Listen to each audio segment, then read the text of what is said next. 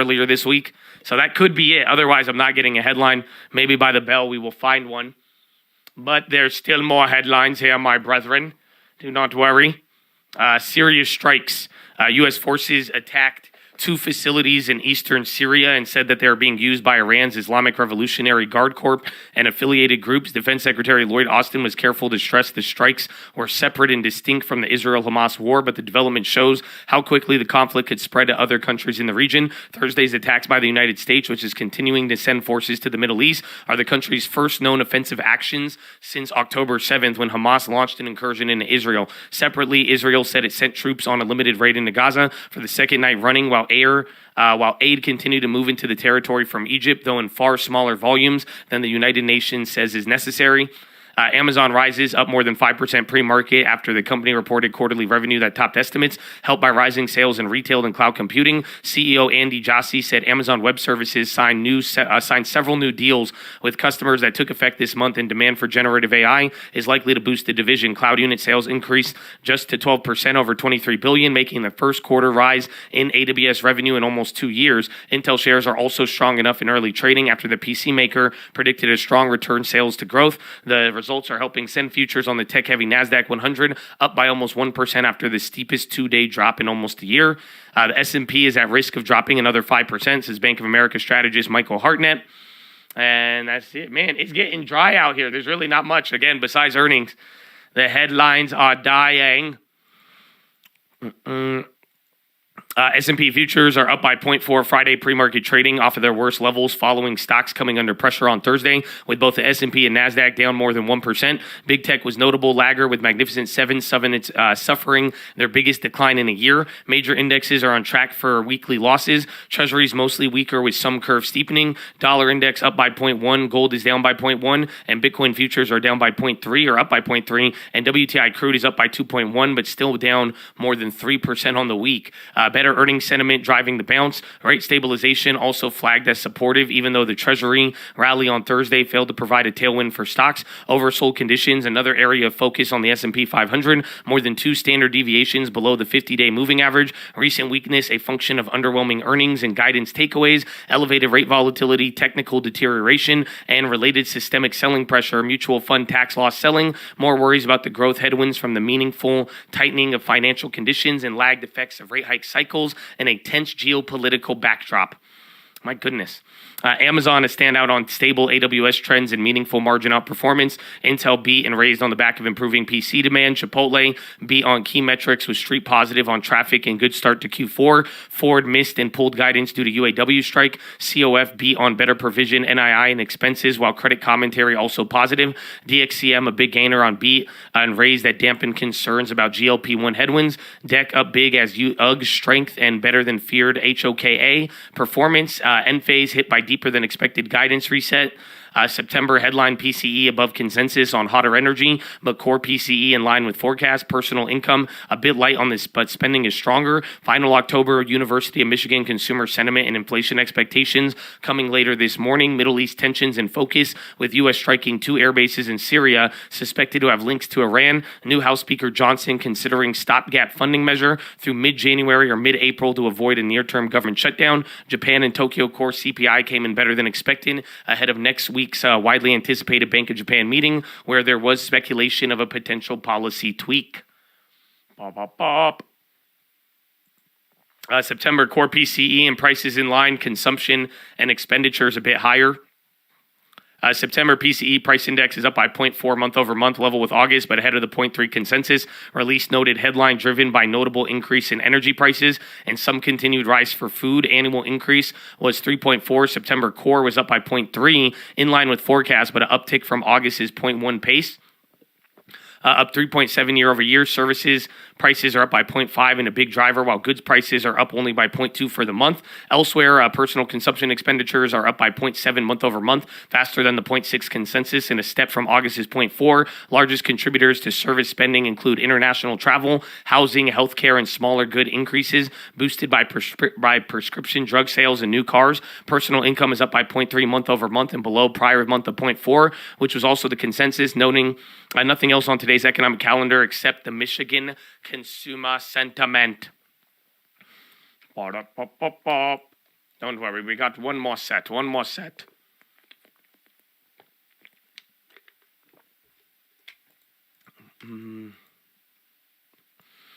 Japan Tokyo CPI for October accelerates and overshoots the street consensus, placing additional pressure on the BOJ ahead of their October 31st meeting. Li Keqiang died less than a year after stepping down as China's premier. The reformer, who later found himself sidelined by Xi Jinping, suffered a heart attack and passed away in the early hours today in Shanghai. He was 68 years old. The U.S. said they launched several strikes on Thursday night on 2 bases in eastern Syria. Russian central bank raised interest rates by 2 percentage points to 15% on Friday, higher than the 14% analysts had predicted, citing high inflation and a weak ruble as it hiked for the fourth consecutive meeting. Berkshire Hathaway faces accusations that it violated the terms of more than $10 billion acquisition of Pilot Traveler Center by changing the accounting method used to value part of the deal. Speaker Johnson suggests passing another interim funding bill, getting the government to mid-January and mid-April to avoid a shutdown. If troops are massed on the Gaza border as described and ready to move, but Israel's political and military leaders are divided about how, when, and even whether to invade, according to 7 senior military officials and 3 Israeli officials. Jamie Dimon confirmed he and his family plan to sell 1 million JP Morgan shares next year for diversification and tax planning purposes. It would be Dimon's first stock sale during his tenure of the company, and PIMCO's Richard Clarida expects the Fed to hike further to fight stubborn inflation, but another increase would be crazy. Nobel laureate Paul Romer said he instead made the case for a cut, saying 2% inflation will be met within a year. Break-even forecast I hold from next week's FOMC meeting. Ba-da-ba-ba-ba.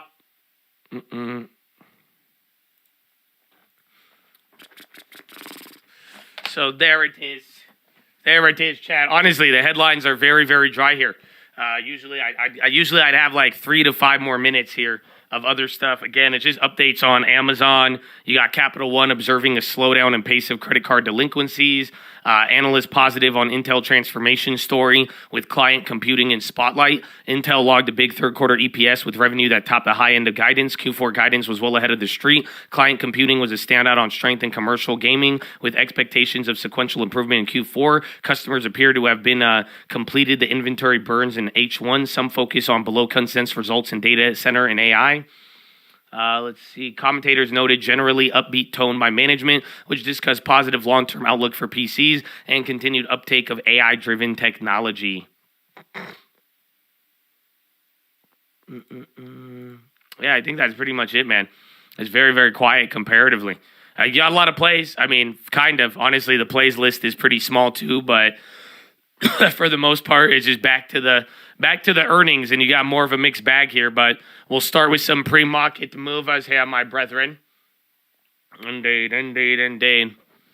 So Dexcom up 16.8% off of earnings. Intel up 7.2% off of earnings. Amazon, they're up 5.1% off of earnings. Roblo up 3.4%. Raymond James initiated a strong buy. Rivian is up by 2.7%. Cantor Fitzgerald. AMD is up by 2.2%. Intel earnings sympathy. XOM is up by 0.7% on earnings. AIRE up 15% on nothing. No headline there. Core COUR up 10% off of earnings. PODD up 9.5%. DXCM sympathy. TNDM Tandem up 7.6%, DXCM sympathy as well. ROIV up 7.2%, Mossy up 5.1%. US ITC issues limited order banning import of certain Apple Watch products.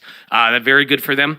100% on APLM, no news. NKGN up 20.4%. PRST 13.5 off of nothing. PPBT up 10.4 off of nothing. REE 7 off of nothing. GAS up 6.9 buyback program increase. FRBN up 5.3 off of nothing. Select Chinese ADRs are all higher.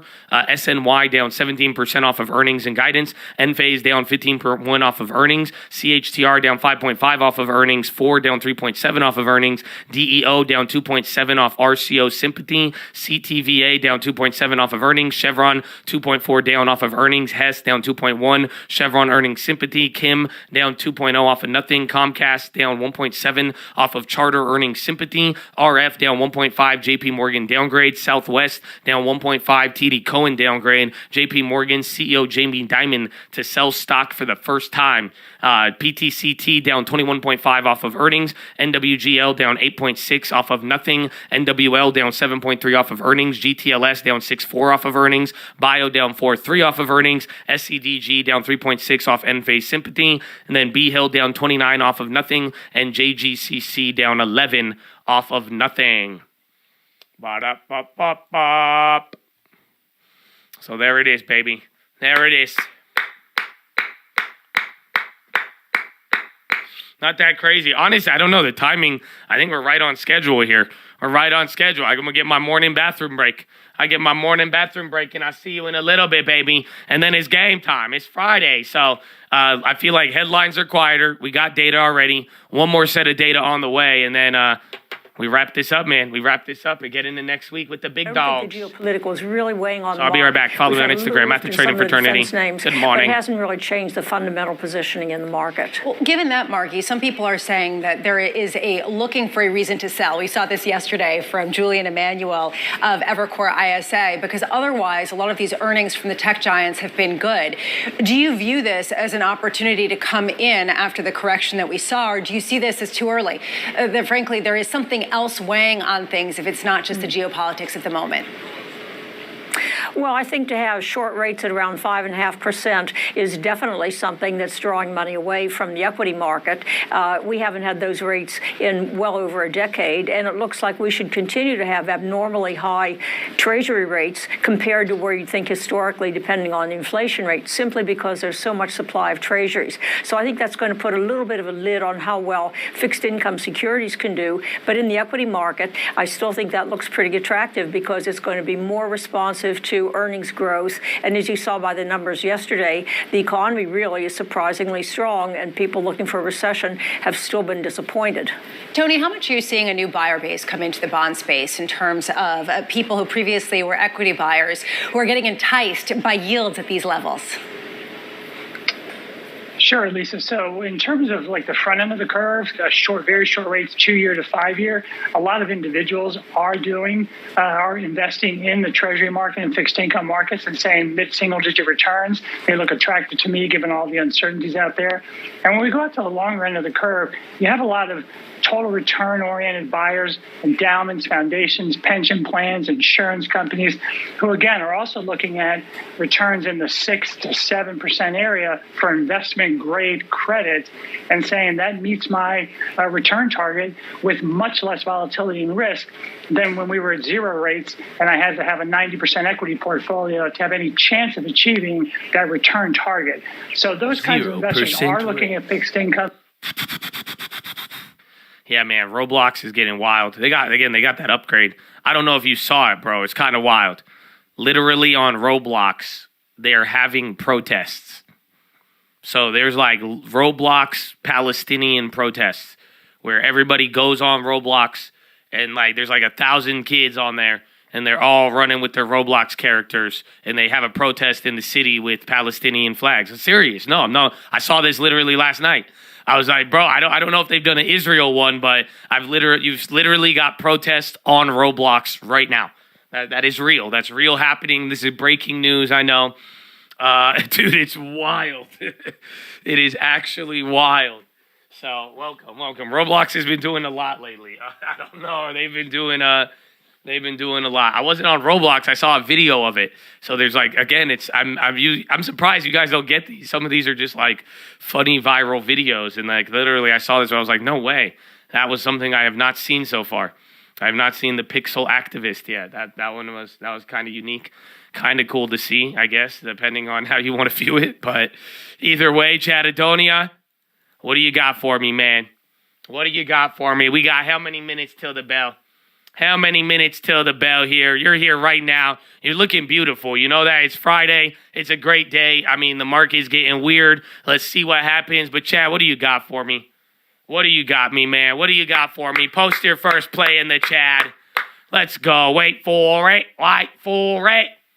Netflix puts 138 JP Morgan. Good morning, Chad. SMCI calls Citi. Abivai long-term a divvy increase. Netflix puts. Law and Tesla. SPY puts. SPXS. Watching QQQ. Grabbing 422 weeklies for next week. SPY puts. Align calls. Almost a Michigan play. No plays, only the long term. Good work, baby. Drive safe. Microsoft Law puts on Amazon. Amazon puts on SPY. Regionals. AMD Law. Mara calls. Long in the Chad. FSLR puts. Callin. MES. Sell the rip. CSPR. Snap. Coin. Buys. Think or down. Disney shares long. HD calls. Greed calls, watching SPY, let's see, watching UWMC, scanner plays, Google calls, NVIDIA puts, grabbing the 422, long term, holding ARC calls, adding MO, Amazon C, ghetto spread, VOO calls, TQQ puts, Enphase puts, SPY calls, Bob Along, Enphase put 575, close Amazon calendar, Metaverse, UWM, Josh calls, UVXY, Amazon calls, SPY, Microsoft calls, Lawn Disney, BTFD, UWMC, ZI, 12.5 put, Lululemon, SPY puts, CRISPR calls, TQQ shares, let's go, TXN calls, NQ gap fill, SPXU puts, UPS puts, bless all of you. SCHD calls, coin calls, closing the USD, JPY short, TLT puts till they stop working, sleep calls, save puts, AMD calls on life, Palantir long, watching CVRX, all in on Tesla 212, R, Roblox long, VYM, gold buys, pump it up, Intel calls, Tesla calls, VYM, IEP, long world peace, Chewington exiting a Amazon call of 123, Uncle calls Amazon, and the final plays. SPY calls, Tesla calls, long DAX, Amazon, and SPY 420 calls. Wow.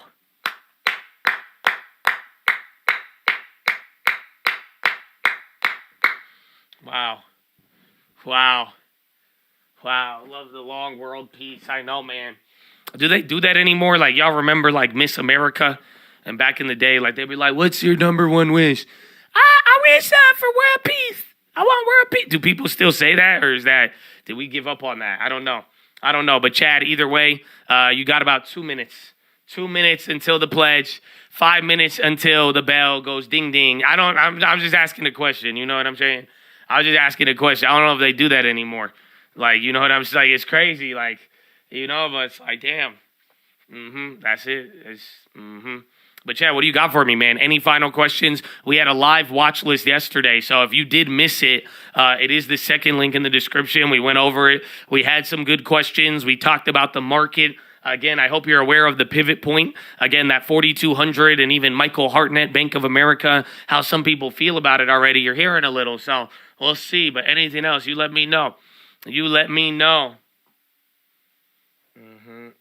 All right. Consumers, everything. I mean, the data came in a little hotter. We're going to get Michigan consumer sentiment. I'd watch for 1 year, 5 year inflation expectations, but I do believe last time we had consumer sentiment, I think it was a big beat or miss, and the reaction was not that big. So even today, a little hotter PCE and personal income, that didn't really surprise anybody too much.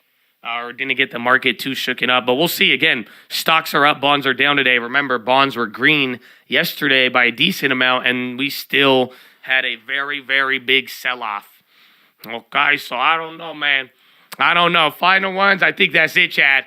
I think that's it. It's game time, ladies and gentlemen. But here at the Cult, before we do anything, before we try to chase a dollar, before we try to enrich ourselves, we must pay homage to a very special group of people that has sacrificed more than most of us ever have and ever will. And I am talking about the veterans of the United States of America. So on behalf of the Cult, the people here, the people not here, I want to give a huge special shout out all the active servicemen, past servicemen, anybody who has served this country and made a sacrifice for anybody other than themselves, man. And that includes the families too that have had to go through it. Veterans, anybody who has served, for real, from the bottom of my heart, and I know many others in here, thank you. We love you, and hopefully we never have to go to war again for all of the sacrifice you guys have given every day so far. So thank you. God bless you. And big shout out to everybody else out there helping out their local communities, man. The doctors, the nurses, the teachers, the firefighters, the police officers, the coaches, the janitors, the nonprofits, the garbage men, people helping out, making things run, bringing smiles and getting everything running smooth. God bless you, and thank you for your service as well, baby. Keep it up, bud. Ladies and gentlemen, please rise. Place your right hand over your heart. Say it with me. I pledge allegiance to the flag of the United States of America, and to the republic for which it stands, one nation, under God, indivisible, with liberty and justice for all, baby. Send it the Jets!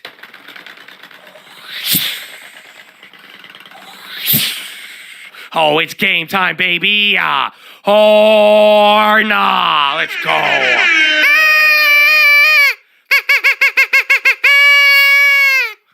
Oh, Chattadonia. Happy Friday. Wake up. Wake up. It's game time. Bonds are down for now. Again, I don't think there was too much data. It was probably the bad European news. Again, we were coming off ECB pause last night or last morning. So there's a lot there. Again, maybe the data will move us here in a little bit, but for the most part, I think this is, like I said, you got two more steps. You get today, you get Monday. By Tuesday, you're going to be responding to bigger data that's moved us over this last quarter. And then it's PAL, and then Apple, and then everybody else, baby. The live wire. I had fun with that. That was, it was kind of easy too. I didn't have to edit it back, but getting to talk with y'all, the live watch list, it was very very exciting. Very exciting. Very, very exciting. So Chad, get ready for it. Like the video. Make sure you guys are subscribed. We got just above 1 minute until the bell. Again, this has been a week where you've watched the markets fall into corrections. People are talking about levels and support levels and this and that and this and that. So just get ready for it, man. This is going to be a wild one. Let's see where we wrap up this week. And it is a Friday, so keep that in mind for the options. Bro, what's going on with Square? That thing is still getting clapped. Again, we don't have any of that.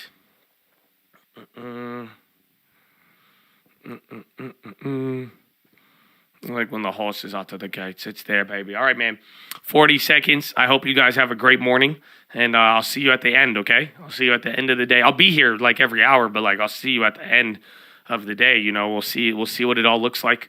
I'll ask you how you feel and everything. You know what I'm saying? What's up, D-Braz? Welcome, baby.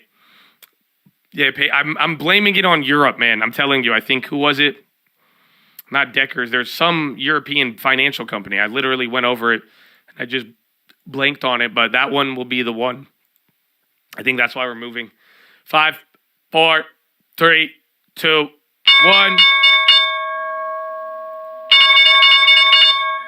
Round 1. Fight. All righty. So let's see again. Square's getting that movement. Just don't forget, though, Amazon and Intel. Those could be the good ones. Intel's still really holding. We want to see, again, let's pretty much watch if this thing Microsoft's. So whatever happens with the market, let's see where we kind of end up here. You're back at 41.54. Remember, this was the lower end of yesterday's range, if we could hold that. But just watch. We will get some downside today. And the question you should be asking is if Amazon and Intel actually go down and give up the gains. That's going to be a big part of all of this. So keep that in mind. Amazon, damn. Where's Microsoft even up? Microsoft's up by $2, 0.75. Apple is up by 0.16. They're barely there. Netflix up by 1.1. Again, they were a lot higher yesterday. Yeah, Roblo got a nice upgrade. Again, watch JP Morgan. That news of Jamie Dimon selling, kind of weird. Again, his first sell in the 10 years that he has been in that position. I think selling from restructuring and risk adjusting is still happening. It could, even to the end of the year, but I also think right now I think there's a lot of supply of many things, from equities to bonds. And then in this environment with a little bit of fear, that doesn't help. Is that Chevron at a 52-week low? Am I tripping? Yeah, what the, dude, Chevron's at a 52-week low? Interesting. I didn't know oil names would drop like that. And you got Oxy holding up. Again, XOM didn't do too bad. You did have Abivai. And again, Abivai earnings can move pretty wild. Sometimes you'll watch it make its move, and then by the end of the day, it goes crazy. Comcast on the high. Again, bonds are still red on the day. Where's the dollar? Dollar is down. Again, still kind of close to 30 and still above the 29.81. And then again, market right now, we're about to get above 41.55. That's the first level. The last level we broke yesterday, that kind of opened up Pandora's box. Disney on the high. Abivi raised their dividend. Disney is in the green.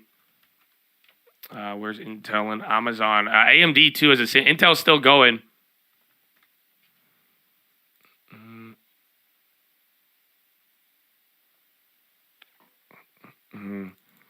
CVX bad earnings. MO was 52-week low yesterday. Yes. Yelp on the high. They're kind of running. I don't know. Sometimes, Yelp is up 2.7. Capital One. Capital One's up 10%. That's actually great. So again, as a financial institution, anything related to that regional stuff. TLT starting to move up. REITs are down today. MP Dub. It's actually kind of holding decent. Again, watch though, if regionals and these banks could hold a bid. Again, Capital One is up. Carry's kind of in the middle. It's weird financials aren't even up after that. Again, it has to be the European stuff. Abivi earnings, I think it was good. I think they raised their profit outlook. Humera sales slowing down, and then Skyrizi and Rinvoq doing what they need to do. Intel's still going. Again, that one now 2% literally in the first 4 minutes. So Intel's still running up already. Again, we haven't even had any sort of market pullback. You got Qualcomm on the high now. Bonds are trying to move with everything as well. Qualcomm's up. Let's see. Tesla 2.2. Microsoft now back to 130. Google and Meta. So Meta's up 2.2. Google's like right at break even. I don't know if that's good or bad. Ford is down 5. EW came up. Yeah, Ford bad news. There's Amazon now 127. Amazon just rocketed up. Again, equities are kind of doing their own thing. I have to take a look at the equal weight right here. Interesting. So equal weight SPY is down versus, again, SPX gapping up because of Amazon and everything else. So that'll be an interesting dynamic.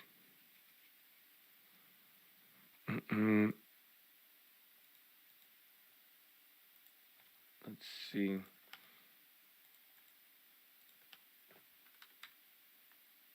Consumer sentiment data, I think, comes out at 7 o'clock. Yeah, so in 30 minutes, 7 o'clock my time, 10 a.m. Eastern. And again, Intel, Amazon, they're leading for now. Who was the other one? Dexcom. That was the killer in the morning. They were up 17, came back down to 11. Again, JP Morgan shares down 1.3. GLD starting to run up here. Again, gold has still been holding this elevated price more or less on every other day.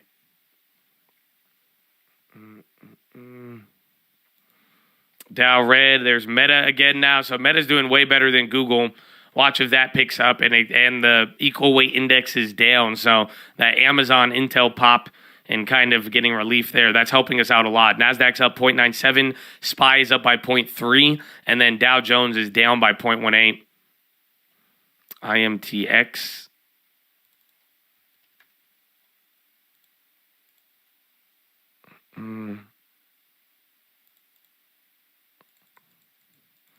Buying Ford. I'd wait a little bit, but at the same time, I think, again, getting back into 10, that's a good price. I mean, again, I don't even think it's only gone this low a couple of times since the run up there. But Ford is kind of, I mean, they're going to have their issues, but like I'm saying, I think that's the lowest we've seen it in a while. Could be a good place to start, but I don't know if that's where it ends. XLP, Staples on the high, MO, KR, Starbucks. SPY near its low of the day for now. Remember, we had a nice little gap up here back to 41.48. Sadly, this is kind of where we flushed, but remember 41.47 or 41.37, and then we will go from there. Ford still kind of flushing a little bit. Disney's on the high. AT&T's running. Yeah, Roblo's still up 4. Glue.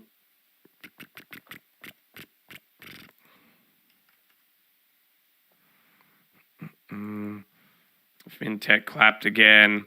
Yeah, Square, again, I think it's off of bad European earnings. I'm blanking on the company. But last time we saw that this week, I mean, it was the same logic.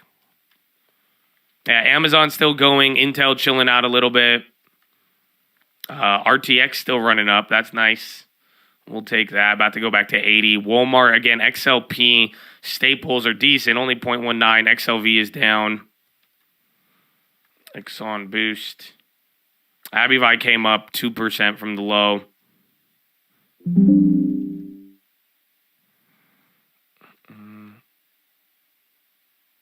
NVIDIA. I like Intel, but everything's holding, and then those out of the money.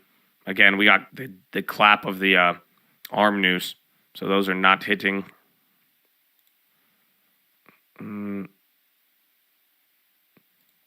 PayPal bounce, IWM melting. IWM's down by 0.01. We'll see if that could catch up. Again, Dow's the one that's bad here. SPY doesn't have that much support, though. And realistically, I mean, this is just that little tech bounce, but we'll see. Hopefully, everybody else could either catch up. Otherwise, if tech gives up by middle of the day, I mean, we might go a little lower, unfortunately. But tech has, 1%. We'll take it. We'll take it and see how long it lasts. Again, data here in like 22 minutes.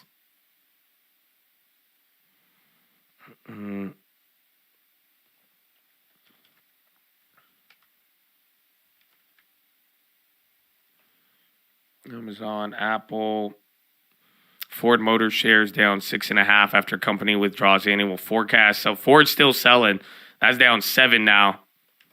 Again, watch out if JP Morgan and banks keep going. This one's interesting because, again, Capital One up 10%, and you're not really seeing that reflected on any of those indexes. Microsoft's trying to work its way up. Google, my goodness.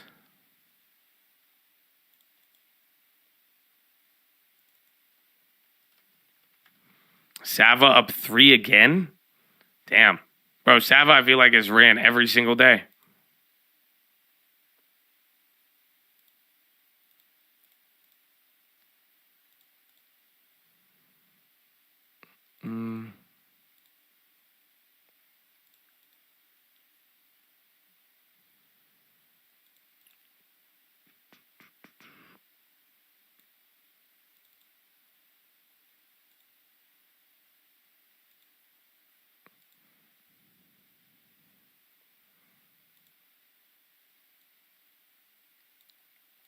Sava presented?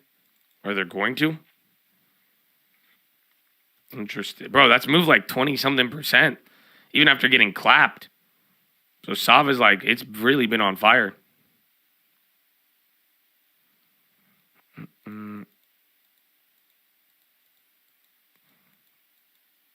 Airbnb near your cost. What price would you add?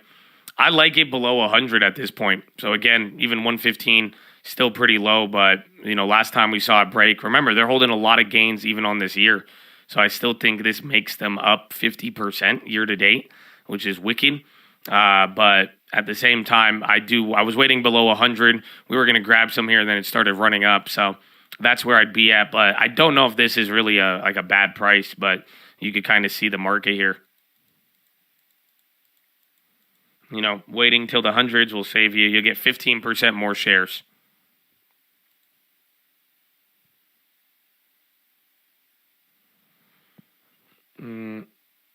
Intel's still holding. SPY's coming down now. So, again, SPY's only up by 0.18. Dow's still red.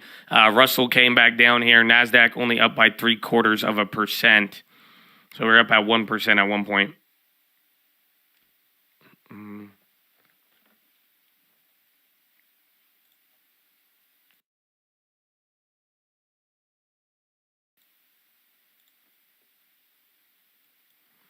CVX is getting pummeled. I'm surprised CVX is at a 52-week low. I guess it just, the oil names didn't move much, but if you get clobbered like that, that's it. It just took them all out. All right, you're breaking down a little bit more. Again, your big tech isn't doing too bad. If you had good earnings, they're up. And remember, there's still like 10 or so bad earnings that we went over.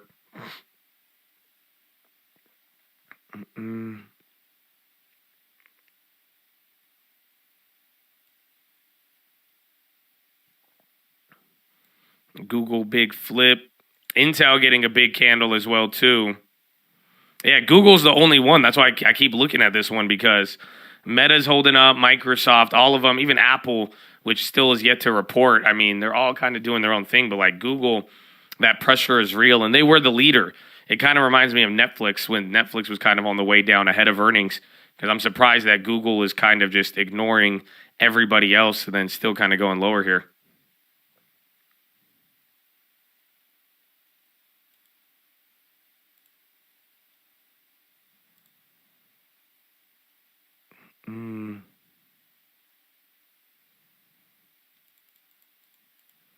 Was there data?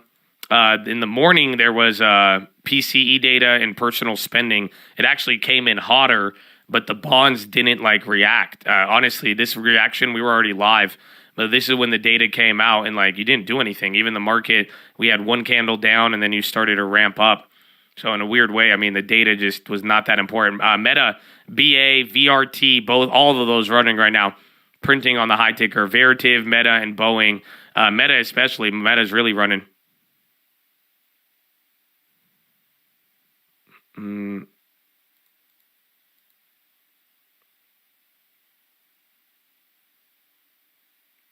Let's see. I think Google's still Meta, big candles up. Google, big candles down. You might even be getting a little bit of rotate out of there. That's what I was saying. Watch out for. I think we pop at yesterday's close. Yeah, if we fill the gap, we'll see. Amazon's running now back to 41.42. Remember, 41.37, literally where we closed. I mean, that is the level more or less.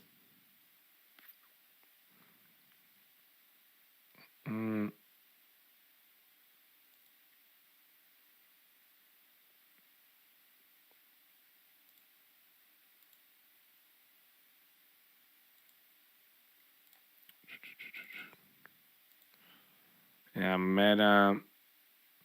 Google's off. Google's an interesting one. Again, I remember playing it earlier in the, what's it called? I mean, when it first had that drop. Remember after the AI blunder? And it gets in these moods. But like I'm saying here, just with even Meta going up and some of the other ones, it's kind of interesting to see. You're really ignoring all of that. UUP dying, TLT up. That's good. Again, UUP or TLT still needs to go a little bit to go green. I mean, it's just holding some of the rally, but if we could get back up there, that would be better than not. But the dollar, I mean, dollar down would be better. Google's still flush in here. So again, dollars is back up to where we opened up yesterday pretty much, or 2 days before that. We need a little bit lower, but that could be a good sign. I would watch the dollar to give you an idea of where we're going. Intel could hit 39. I know, right? But no, I don't know. Intel's doing good, but I think those calls are going to be clapped. I don't know, unless it really wants to go crazy. Meta's still ripping there. So again, a little bit more of a green shoot. JP Morgan down. Yeah, again, that news is weird. Like I'm saying, he has never sold that much. And now Jamie Dimon is selling $141 million. First time ever of any of the shares he's owned. Google is unrelenting now. So again, that one, keep a watch on that. If you could get a bounce, it'd be good. But so far, we just watched Meta and Google just inverse an extra 1%. Amazon's going up now. Again, that's the earnings leading us right here. So 7.6%. That means you've added $200 billion in market cap pretty much from yesterday. And that was that 7% number we were looking at. SPX A50R. I don't know if it works there. I've seen that on TradingView though. The bullish, like and then the BXP 50 or whatever. That's a good one to watch out for. It might show up on TD Ameritrade.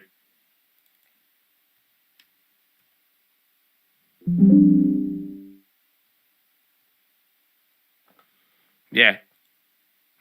You could pull it up here. Companies trading above their 50-day. I need to get the other one. There's the bullish bearish 50. I have an old video on it. That's the one. You really see that. That thing will hook you up. So literally 13% of stocks are trading above their 50-day. Amazon killing. Amazon's doing great. Again, Microsoft now. The only big tech not playing along is literally Google. So Microsoft's now going into the high. Again, Apple may even get some of the pre-earnings run up. But again, Google, that is your only one that is guttered right here now. So Meta, Amazon, Intel. Again, I don't know about NVIDIA actually. NVIDIA is but at least NVIDIA is up 1.5. Like I'm saying, Google is actually down another 1% after like 13% so far in the last couple days.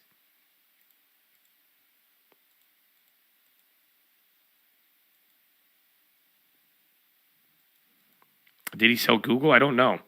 Amazon's starting to get like launchy right now. Again, you're starting to go crazy here. I think we need like 138 would have been double expectations.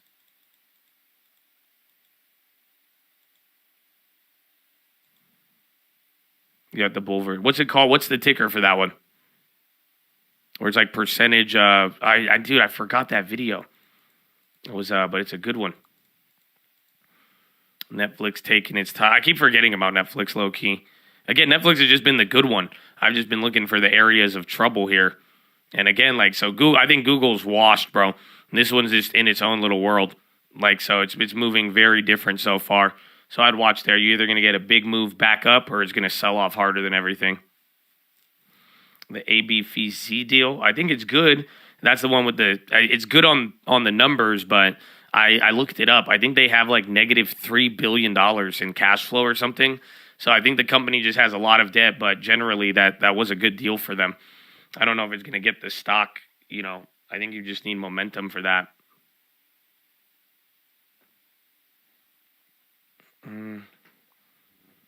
COF still on the high again. Capital One.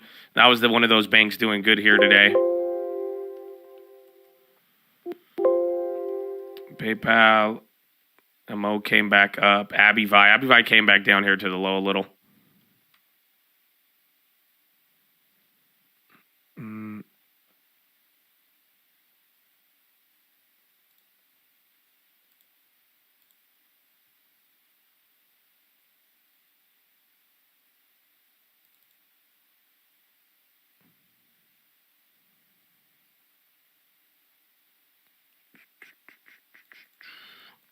Red candles on Friday. Consumer sentiment in 12 minutes. Yes. I mean, right now, though, we're kind of coming back. It just sucks how low we are. That's the only thing. It's like it feels like we're doing so much in a day, but like you're just continuing from here. So watch out now. You're starting to give back up. We're most likely going to fill the gap, and then we're going to have an idea of where everything's at. But even then, once we start getting back to filling the gap, remember, you're back at the danger zones. Like, if we break through here and we can't hold up, I mean, we're looking at 41.17. So we do have data here right around the corner. But for the most part, you've already given up now almost half of the rally in the morning. At least the SPY has in NASDAQ, just under half. O'Reilly on the high. Yeah, Abivai raised the dividend. They do it every time this year. So I think for the last like 4 or 5 years now, we've held it every end of the year. You got a divvy raise. So not only have we got to compound the divvies, they've been raising how much we get paid out on each one, man. It's beautiful. It's beautiful. Oh, O'Reilly. Market hates you. What? Japan's life insurers to boost JGB buying, but wary of policy shift. Intel shares last up 11.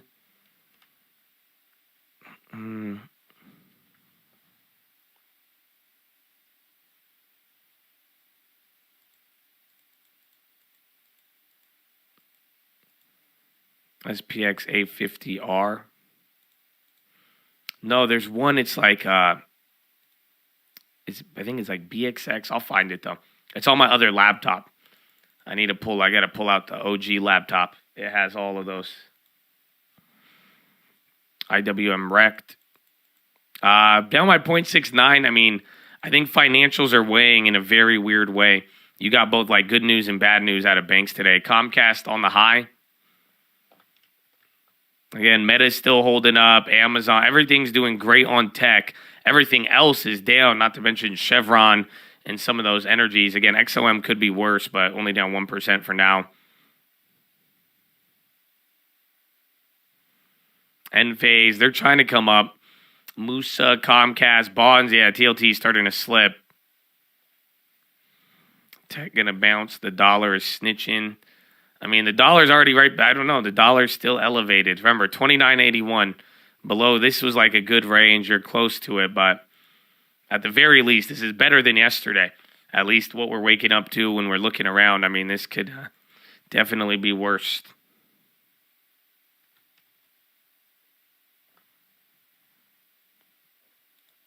Eight minutes till data. So again, the data that comes out, it's going to be Michigan consumer sentiment. There's 5-year expectations, 1-year expectations. That's all you really got to be looking at. So 1 year expectations right now are supposed to be 3.8. 5 years supposed to be like 3 to 3.3. Any real, we'll see, real big numbers or not. I mean, the real litmus test, does it move the bonds immediately and does it actually stay there?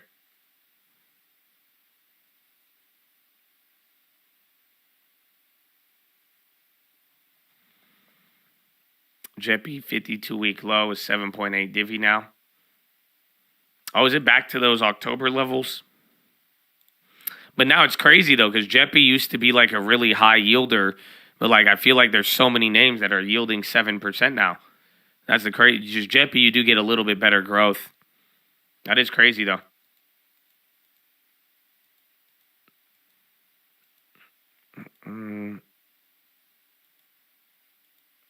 Black Monday looking likely. They said that last Friday, though, unfortunately. So I do think, panic could get really real from here. But, I mean, we've literally, last Friday, I think the exact same thing was said. So I think last Friday was even uglier. When we look at it. Yeah, remember last Friday you were up, then you dipped right below. You never closed below 4,200, though.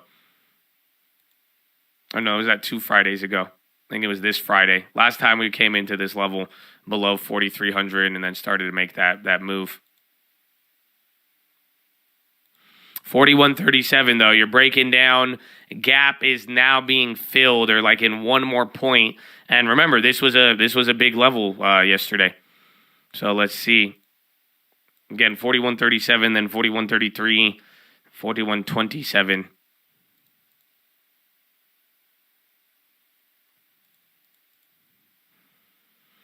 From the most hated rally to the most hated dump. Well, again, all of this, the wildness of this, and then to really look at it, even if we just hug here, who knows? Maybe we just stay pinned on the year. Be kind of funny.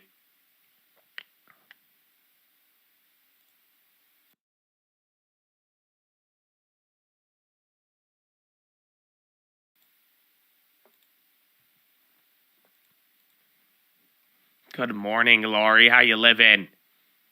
Happy morning. J&J, I do like J&J, actually. Did that come down?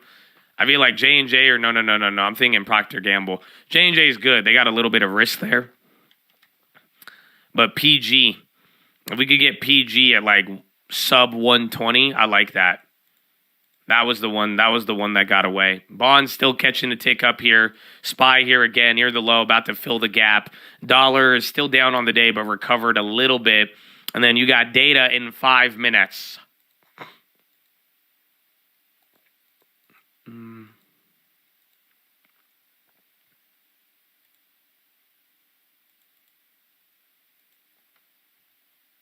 It's not bad. Lots of stocks. You got to pick them. You got to find them, though. Again, that's where the equal weight. And then some individual names are hitting back to October lows. Some are still up, but I definitely I could get behind that. You have to look around. So again, there's 15% of stocks are trading above their 50-day moving average. So that means you got 85% of the market to look for. But also keep in mind, where their prices were at like around this time last year.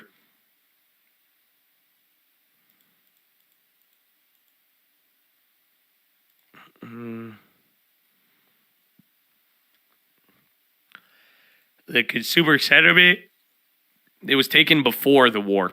They take consumer sentiment at the beginning of the month and then they finalize it at the end. So right now, we already had this number. That's what I'm saying. We kind of already reacted to the preliminary numbers. And then now we're going to get the finalized numbers. But realistically, all that matters with consumer sentiment is those inflation expectations. So we'll see what happens.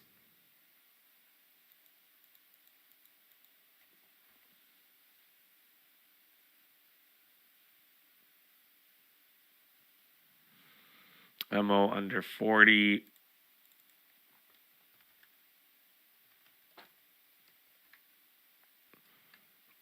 IBRX, that's still going up.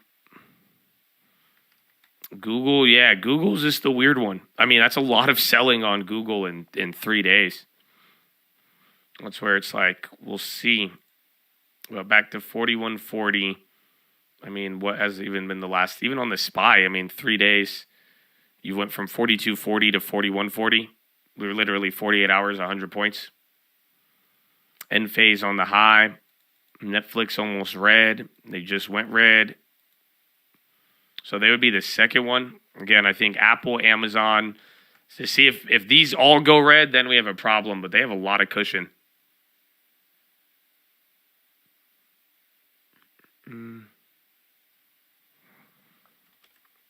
First Solar. They're clapped again. Them, SEDG, and Enphase. All murked off of these. Yeah, Enphase trying to come up, but still down 12 on the day. Oh, where's Honeywell and Whirlpool? Damn, Whirlpool's down another 4 from yesterday. That's insane. So again, the drain, when they start draining, is real. Microsoft on the high, though. So that's actually good to see them have the good report, sell off, and then still be able to catch a bid. Is there a recession here? No, but I hope you guys get it. There's something that happened. You know, Bloomberg is calling for a shallow recession in Q4. There's some people who are worried about a shallow recession approaching, but it should kind of make sense. Again, even like Bill Ackman telling you that risks are a problem. Like, you guys got to think about it. Something happened, especially after the last couple of days. Maybe it changes, but the last 2 days, even today, you had stuff. But there's something really big that makes sense why you would even assume that. Like, where would any recession idea come from? Or just, I want you to think Fed in their policy.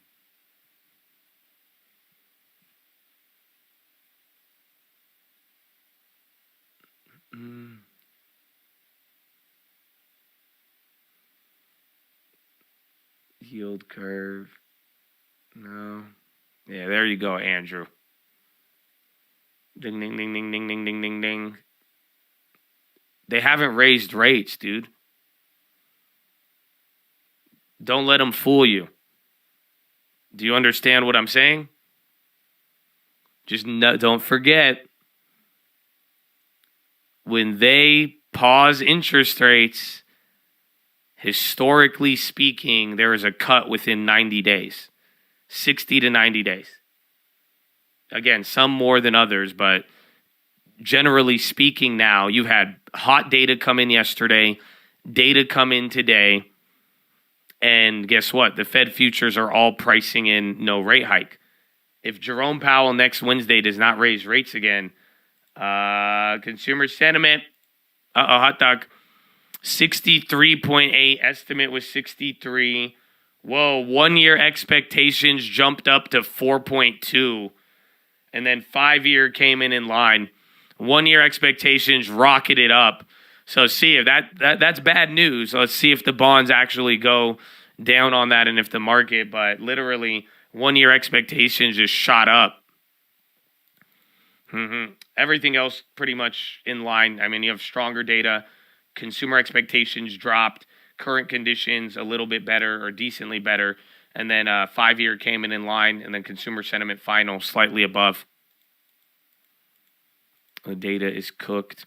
Honestly, go back to what I was just telling you. Just watch the Fed futures. If this doesn't move the odds, it doesn't really matter. That's the funny part.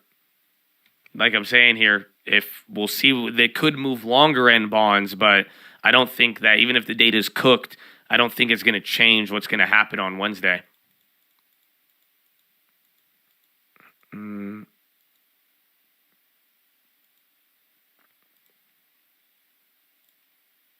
Yep. Fed futures ain't moving. So again, 1 year expectations came in off. Bonds are dumping though a little bit. Let's see what happens here. Again, maybe we get the reverse of yesterday. Remember, bonds did go up yesterday. Market died, but let's see. For the most part, I would say that news is negative so far, but the market has been in a habit of kind of doing its own thing lately. IDF says Israel to increase humanitarian effort in Gaza. Oh, and dollar pop. I didn't look at that. Good call. We're about to hit a new low. You're about to literally go red now on the SPY. So that lasted for, 31 minutes? You got your little 20-point gap up, hit the level, you get 30 minutes here, and now you are back to break even. The gap has now filled, my friend. 41.37 to 41.36. Again, 41.27, and then 41.17.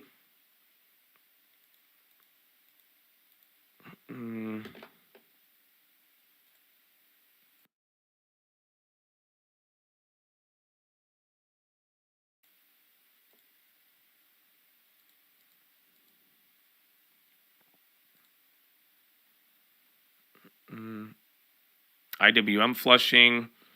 I'm watching to see the bond. I think bonds and dollar. This is going to give us an idea because equities are going to move how they want to compared to yesterday. So I do think though this will give us an idea. This is all that matters, but equities are going to have their, they got a much longer leash to move around. Yeah, data is out. It came in hot. 1 year expectations shot up. Current conditions, that was good, and then expectations dropped as well. But I think 1 year expectations, going up half a basis point when you haven't even had a CPI go up 0.5 month over month, that's a very interesting number. It's usually related to gas prices. So honestly, I think what you're getting is a delay in the gasoline.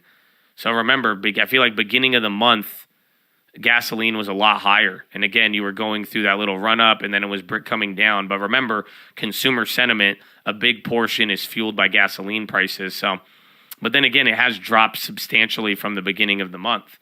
That's where, but I guess it is the same price more or less. So there you go. You're starting to eat up off of it. Like I'm saying, should be bad, but I do think the market has its own little attitude on all of this right now.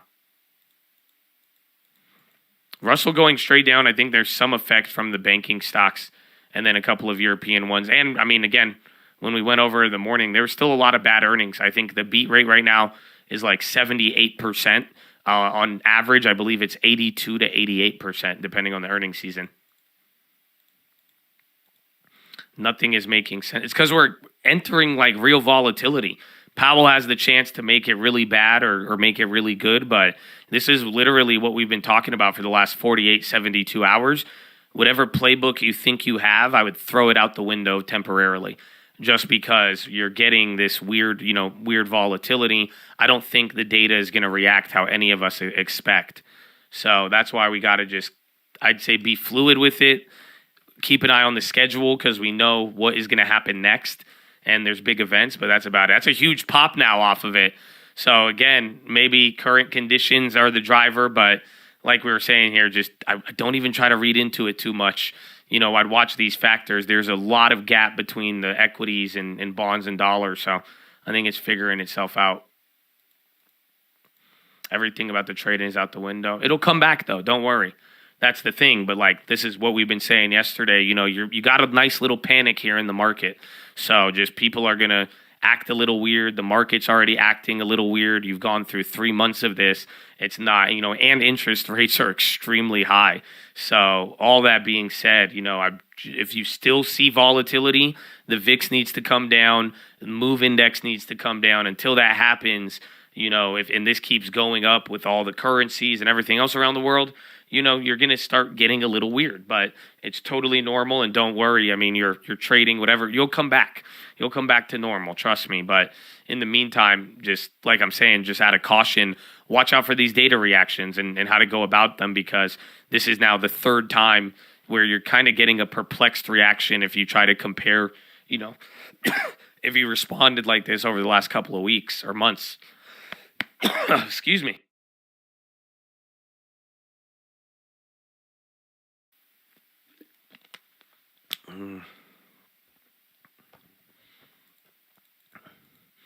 NASDAQ's pumping because Amazon and Intel. Amazon's up $200 billion in market cap right now, I would say. And then Microsoft even lifting them up. The only body hurting right now is Google. And I think Google, they kind of balanced, but still trash comparatively.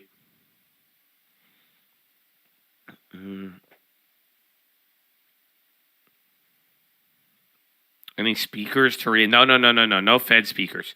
It's a Fed blackout period. Again, that's why even you got Powell on Wednesday, but you didn't even get to hear him. So the thing is, we need to actually, it's just Wednesday. Tuesday, you're going to have the job openings, and Jolt's job openings have been quite the rave so far. So I do think you'll get some action there. Is Outlook running again? Yeah, Netflix and Google are the red ones today. Yeah, Outlook is running. And then Netflix. I mean, Netflix is still the same, though. I've seen a lot of call-outs for 0.15. So, again, I mean, Netflix literally has been the most stable here in the last 2 weeks. Netflix, if it drops below 392, I think you could die if that's the case. But for the most part, again, as far as like affecting the SPY and the equal weight, I do think these names that intraday in the last 2 days are moving more. Meta's came back to normal. Those are going to have a lot more. But I didn't know Outlook was running. There was a drug approval for a muscular dystrophy drug yesterday. And they do wet AMD, but I do think they have something related.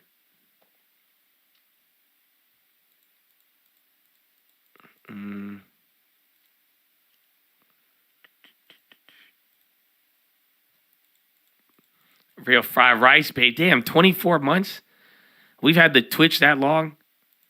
That's crazy. I like Ford, but I also think it's going to have a nice little, journey to find out where it goes. But I do like how it hasn't been that low in a while. JP Morgan selling off more again. That sucks, bro. The day that you actually have good Amazon, good tech, you have bad oil and bad bank news. It looks decent. I mean, let me get you the thing. The breakdown.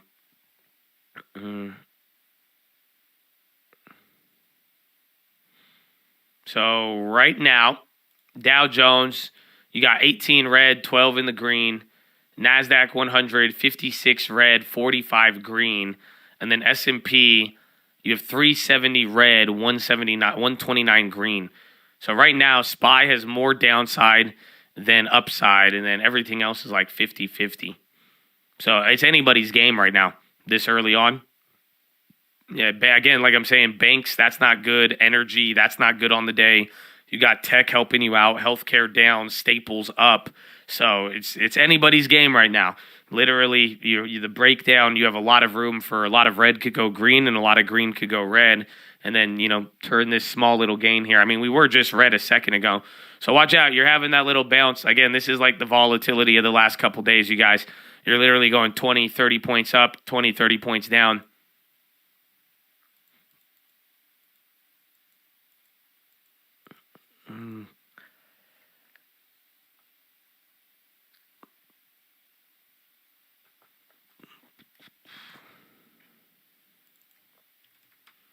Amazon's still up, though. That's the interesting part. The leaders are doing great.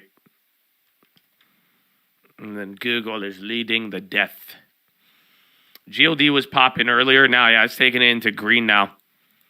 See, gold is interesting, too. This is where, there's been a correlation between gold and the VIX, but the damn gold is held up a lot better. That's the weirdest part about all of it. So they have some, intraday correlation, but, even when the VIX goes down, gold isn't going down. That's been the weird dynamic going on with gold over the last couple of weeks. And then, tied into the fear of all the other stuff we've been dealing with.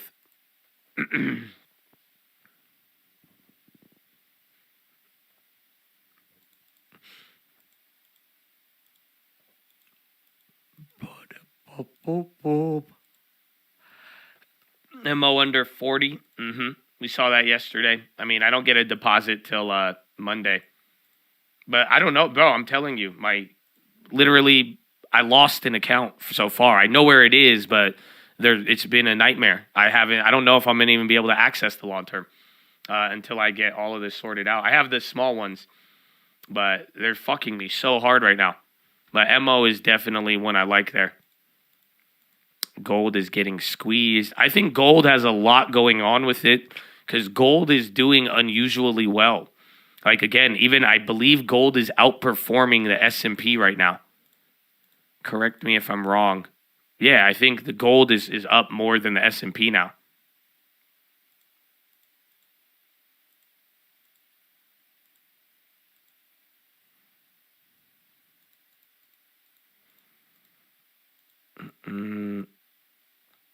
You are very calm. Always. Always, baby. Honestly, and if it gets crazier, I'll get a lot more calmer.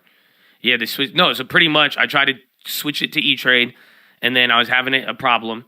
and then I literally I canceled the transfer, and then my account got stuck in between, and they fucked me. And now I'm like, what do you mean? And now TD's telling me E-Trade has to do it. E-Trade's telling me TD has to do it. And then like I see it in one account. I have access to it, but then they're just screwing me over with it. So unfortunately, I just have to figure it out. I got to keep calling them in. They're telling me to wait 2 days at a time, and then they lie to me and they don't do anything. But yeah, no one wants to do. I did. I put them all on the phone together and everything, bro. It's in purgatory. I can recover it. It's not going to be an issue, but unfortunately, it's just going to slow me down. I'm like, you guys are stupid.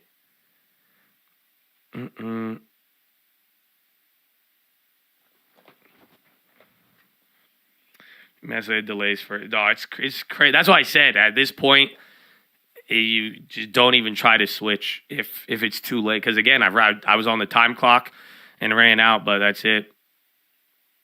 It's just annoying.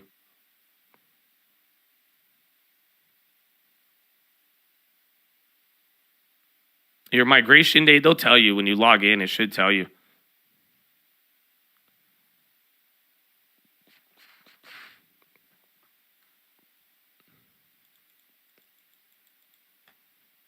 All right, man. SPY's still holding up, but watch out, literally one candle up or down. I mean, we can move pretty quick.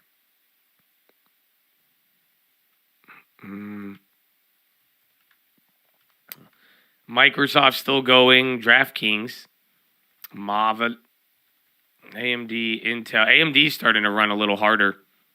Again, Intel, AMD both doing good, but Intel almost 11%.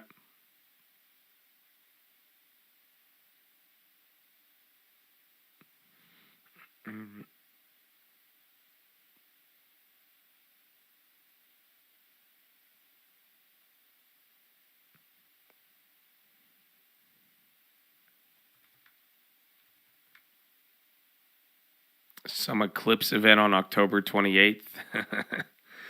That's what was it called? The Poots window. That's what Chad was asking about a couple days. Well, honestly, I've heard about it a lot, but I don't know if you're the same one. Someone in the Twitch would ask about it, but we'll see. I mean, you're either going to find out or not. You have a couple of days. It's either this next couple of days are going to be really awful. Whoa. Was that real? That was that. No, that was fake. That was crazy. But otherwise, we're going to find out.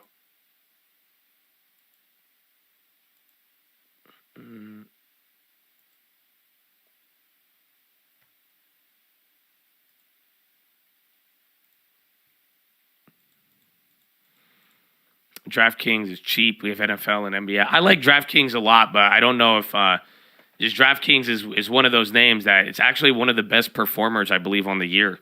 You know that? DraftKings is like top 10 stocks, I think. Literally $10 to 26. I mean, it's holding up and doing good. Their earnings hasn't been bad, so I like them. But the problem is, I don't know about getting in on these prices. That's where some of the OG prices are, and you could still kind of get affected by it. But for the most part, I do like. I would take it at a little bit lower if possible. Otherwise, just ride the wave. But we have it. We're in it. DraftKings has overtaken FanDuel as number one sports book last week. Nice.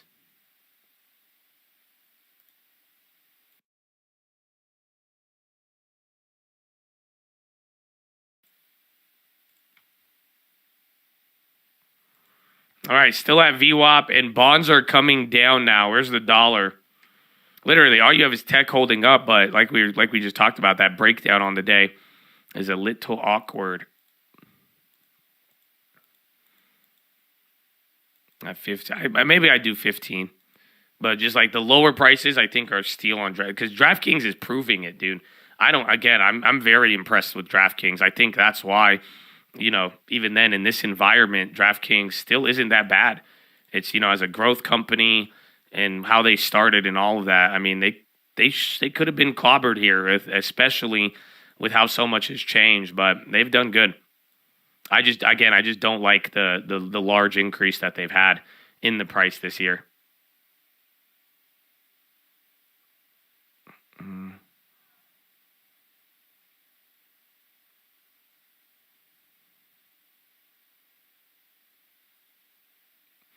I'm an avid sports bettor, extremely bullish for the future. All of my friends are getting into it. Yeah, I feel like it's kind of a hobby, a weird hobby, but yeah, I mean, it's like we said, then we'll find out after the end of this earnings season, but last time last time they were growing more than Robinhood. Like, that's weird. That's so weird. I never would have thought, but now, I mean, it makes a lot of sense, but, you got more daily active users and you're attracting new users and more people on your platform than literally Robinhood, than trading. That's wild to think about. I think the appeal is just much, much larger, and it's good for their future. Again, it's just saying that DraftKings may be a lot more stickier than people thought, even without all the crazy advertising.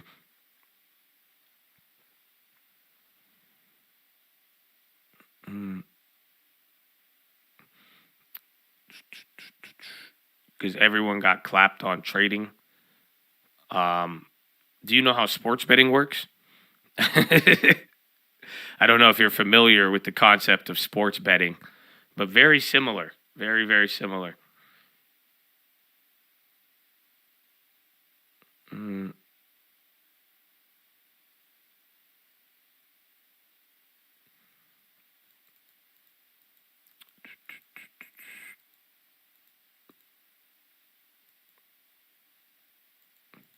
But yeah, that's the thing.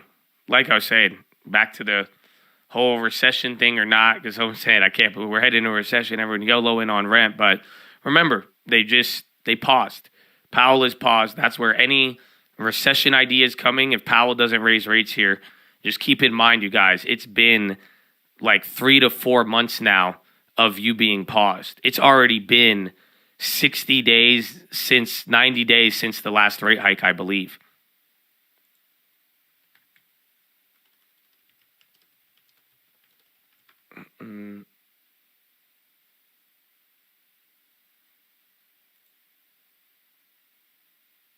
Yeah, September. Oh, damn. Really? No, July. So literally July was the last. They fucked it up. We've had September pause, October pause. Unless that can't. And then, yeah. Now you're about to pause here in November. But that's what I'm trying to say. It's been that much time already. So like that's where people are getting this idea, and now you're watching things crack a little bit, the curve uninverted and all of that. But at the same time, it's just like you literally now, it's been 3 months of pausing. So just don't forget that.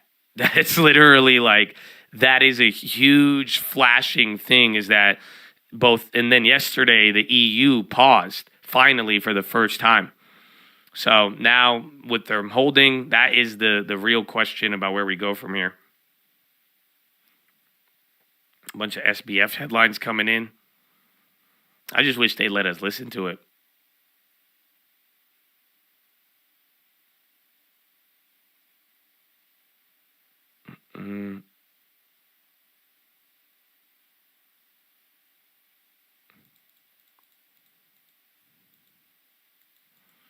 All right.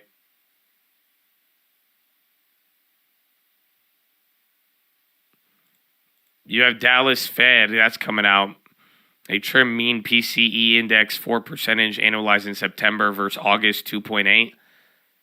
I don't know. Again, I don't think we're going to react to that. But Dallas Fed coming out. U.S. Treasury sanctions 3 primary shareholders in Trend Gaio. Ford down 9% now. Yeah, Ford is getting mollywopped. Is Google still dying? Why is Google coming up? So Google found a way to stay alive here now, and then I think all the rest of the non-tech still going down. Again, XLK is holding up great. XLF on the low, Amazon on the high. So real big cat dog today. I feel like you could feel it because, like, you're watching your big names on the high.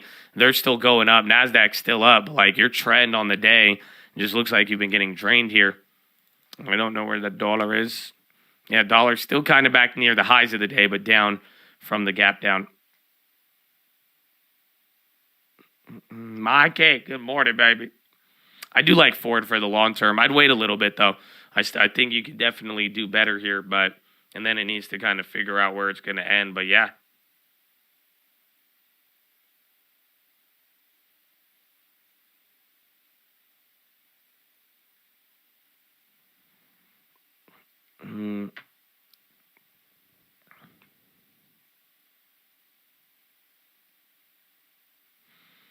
Have you ever heard of a crime series called Frogging?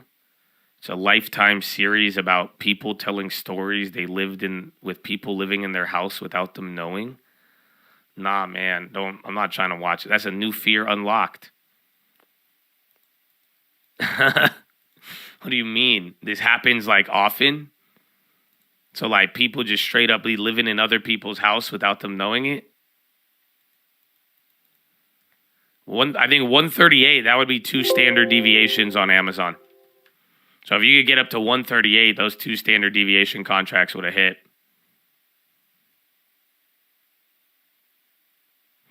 When would be a good time to enter? Once bonds stabilize and once we even like have an idea of the market stabilizing right now. You don't have to wait for like the all clear, but generally speaking, day after the first, attack, let it kind of run through. It's kind of like MO2, but it's going to kind of go through one of these, let it like flush out. And I'm assuming it might catch some other cues from the market.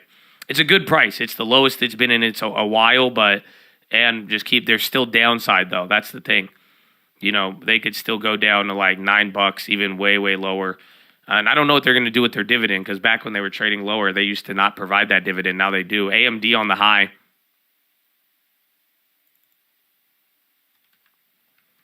Intel.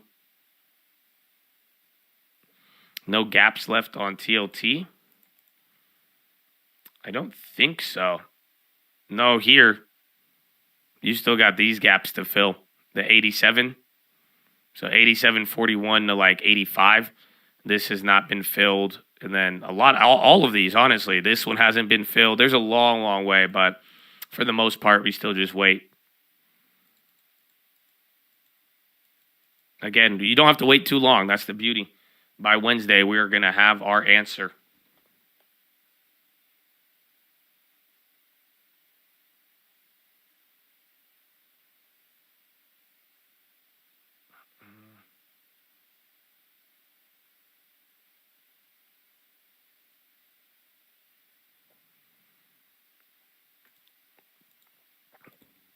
Foot Locker, I mean, decent, but I don't know about the consumer footwear space and all that other stuff.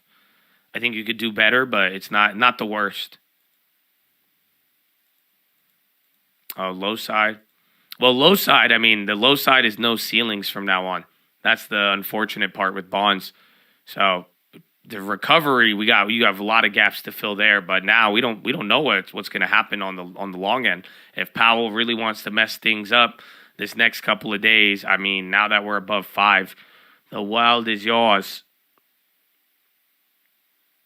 Good divvy plays. I think Altria is really fire right now. Again, it's higher yield or just Bill. Call it a day right now.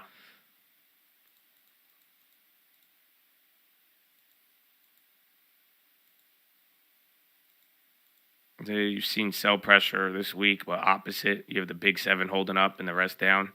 We had 4 days of big 7 going down. Yeah, exactly. That's why it's a very, very interesting setup because you're watching them run and you can feel it. But if you look at this, it looks like we're slowly dying. And then all the macro factors are kind of just not doing much, but they're not making good progress.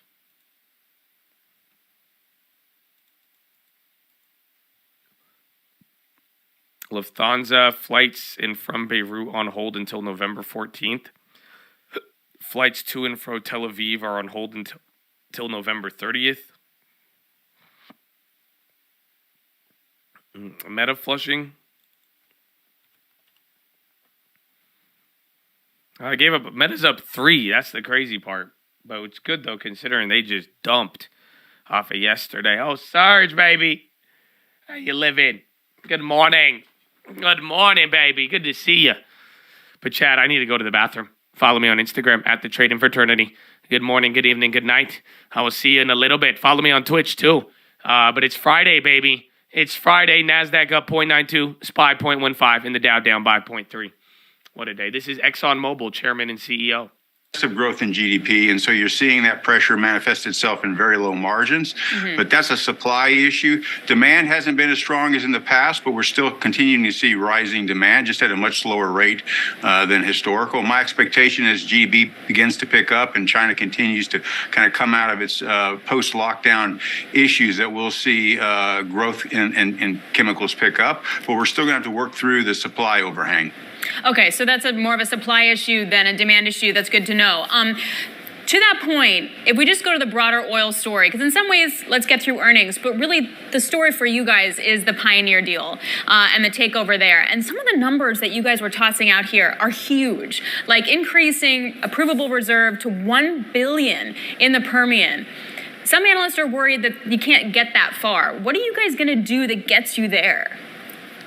Well, what we're going to do is what we're already demonstrated we're capable of doing. So if you go back in time, Alex, we set out a strategy to make sure that we were applying the full weight and force and capabilities of our company into the unconventional space. And that's been a concerted effort to develop technologies to improve recovery. We've been implementing that in the acreage that we've got today in both the Delaware and the Midland. We're seeing very good results. We've demonstrated the ability of those technologies, the techniques, and the development processes that we have in place.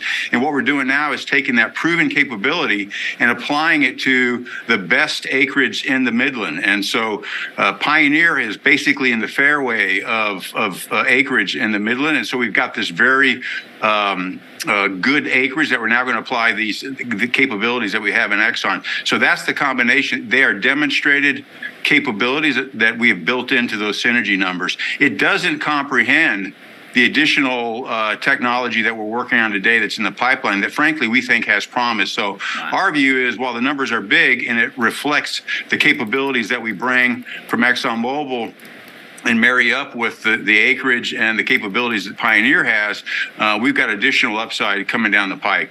Wow. Darren, good morning. It's Guy. You are, to your point, and you're just talking about what is happening here, but I think it goes and speaks to beyond that and what else you're doing. You are proving to be very good at execution, project execution. You're demonstrating that. You've got a new refinery coming on. You are proving to be very good at that.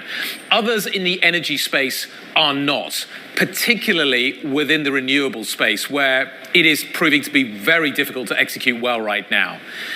Can you just talk to me about how big an advantage that execution story is and how you can leverage that to do more?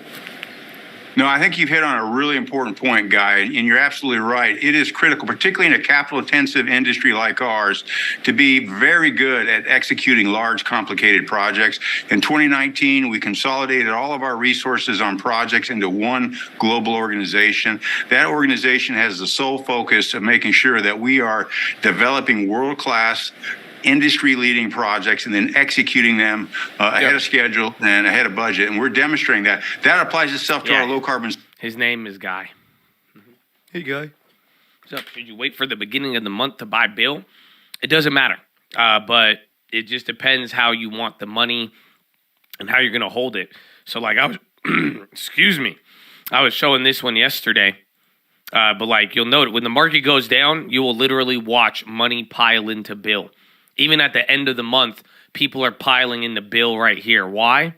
Because if you're pulling out a stock and you want to go just sit it in cash, even at the end of the month, even if it resets, you're going to get the yield back if you want to go and buy something. So you could wait. If you plan on holding and you don't need that cash for a while, you may be better off just getting at the beginning of the month. It's easier, but regardless of where you buy it, if you buy here and it resets, you're going to get the dividend. And then vice versa. If you don't want the dividend, it'll reset, or you don't want to wait now, wait till it resets, don't get the dividend, and then go through the next month.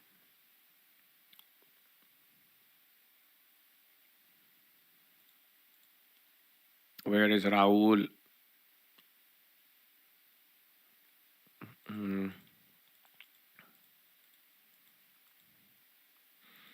You just have to hold it through ex-dividend date. So, I mean, Bill, it's been the thing we talked about a lot this year. So I'm hoping you guys get familiar with it. But it's it's all the same. You know, the ex-dividend, you either hold before or after.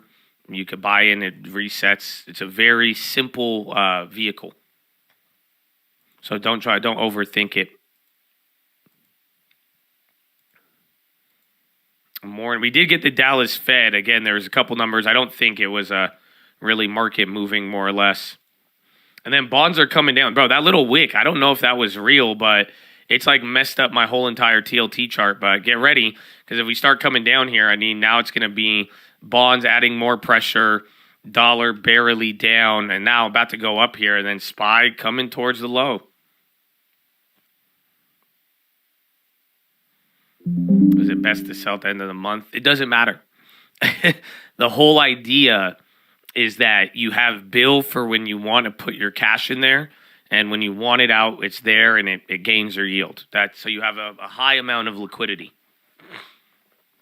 So the general idea is you put your money in there, you're going to get a return back, either daily through the increase in price or the dividend. Even if you buy at the end of the month and it resets, you're going to lose on the equity value, but then you're going to get paid back in the dividend. So no matter what, it'll just balance out. Yeah, I've been holding it all. Bill has been my best thing. Bill saved my fucking life. Honestly, but even then it's just like the easiest thing you could do is just get high yield with good liquidity and call it a day. I don't know why the bonds are dumping. Again, maybe it could be that Dallas Fed data, but like I'm saying, I doubt it. But in general, I mean, bonds were already kind of weak on the day. We just saw a little bit of gap between equities, and now I just think they're giving it back up. Maybe more supply.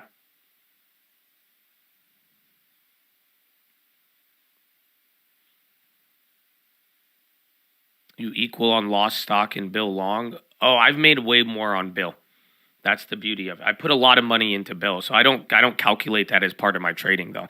But I would be very mad if I didn't have that. If I didn't set my heart on that at the beginning of the year and just collect it on cash, like again, all the Bitcoin money, all that shit, like I would be in a different position. But even then, it's still, Bill is 5%, baby, 5%, 5.5%.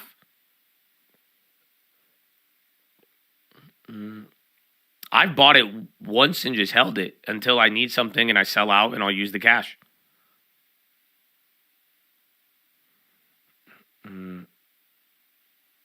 Yeah, Bill didn't really exist back then. Again, this has just been, I made the first video of this on, what's it called? I made the first video on this in March. So, and the logic was that rates have never been this high. You never had the opportunity to get 5% doing nothing. So that's where Bill, got everything. Everything just changed. It used to not be like that for short-term interest rates.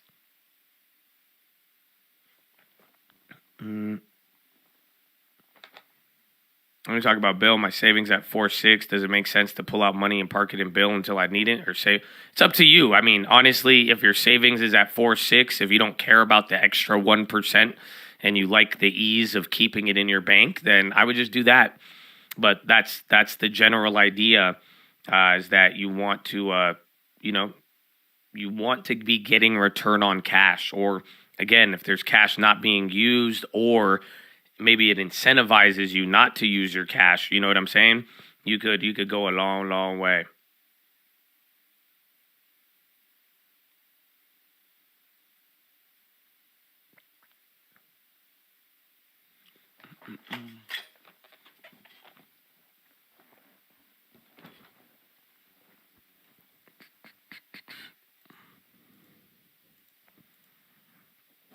SPF denied defrauding FTX customers. Former CEO said he knew basically nothing about digital assets when launching crypto hedge fund Alameda. It would be about 300 more a year. So it's up to you if that 300 a year is worth moving all of the shit, dealing with that or not. But I'm telling you, I do like, what's it called? I do like the aspect of doing nothing. So like if you have a savings account paying that much and you just do nothing, I mean, shit, as long as you're getting that interest rate, like I'm saying, it goes a long, long way. A little pop here again. We're still at 41.46. That's literally bouncing off of the 41.37.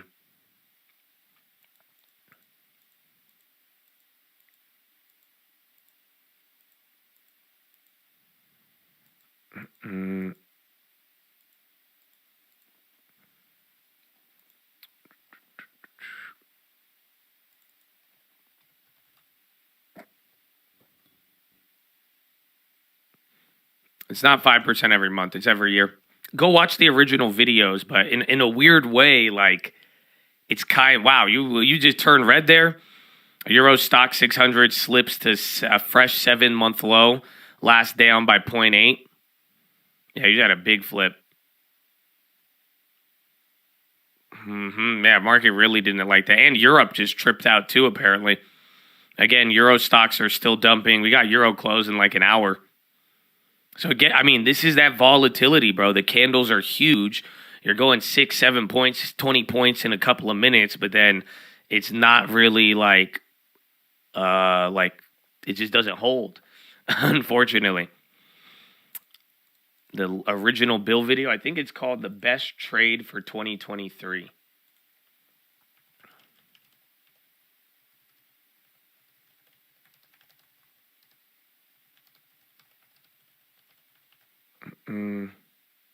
Yeah, the safest investment you can make in 2023.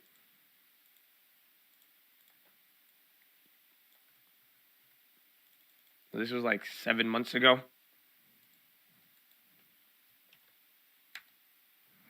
Yeah, there you go. Look at that. You got it, baby.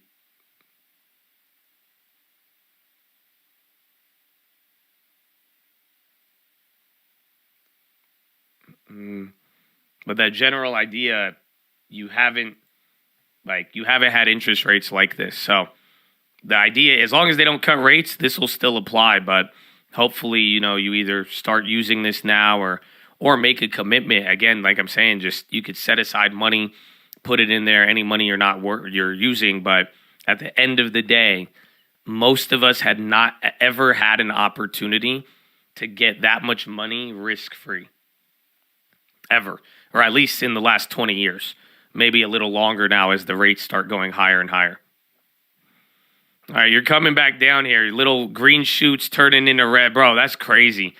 These wishbones are nuts. You've done this like 3 times today. Literal huge pop, huge pop, sell off, huge pop, sell off, huge pop, sell off, huge pop, sell off. And again, this is all within like a couple minute swings.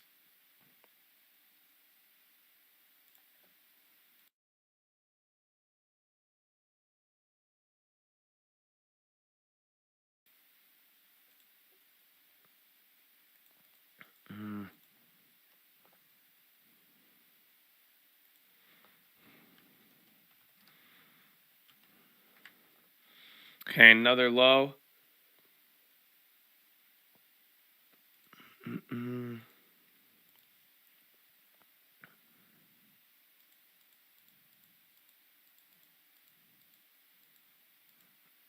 Your prediction is clearing firms pause in November? Damn, son.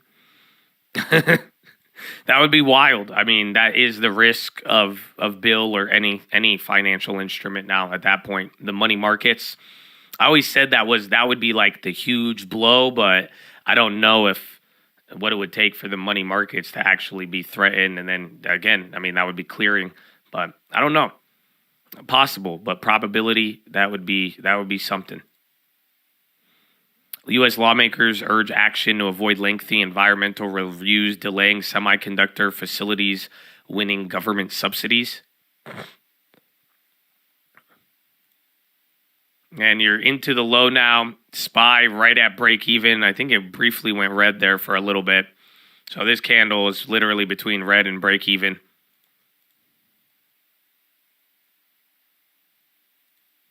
No, the bonds don't work. The whole get to the bonds quickly.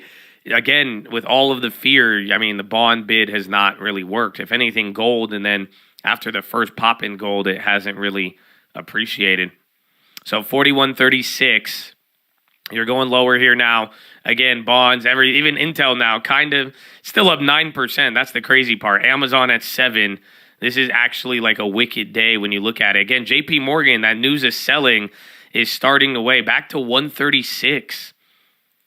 So again, JP Morgan, Jamie Dimon selling out 140 million now, which is, again, the stock's even down like at least 10% there. Oh, this guy's crazy, man. SPY getting clapped. U.S. lawmakers avoid action for environmental delays. Okay, you're flushing now. 41.30. Watch 41.27 and then 41.17. That is it, Chad.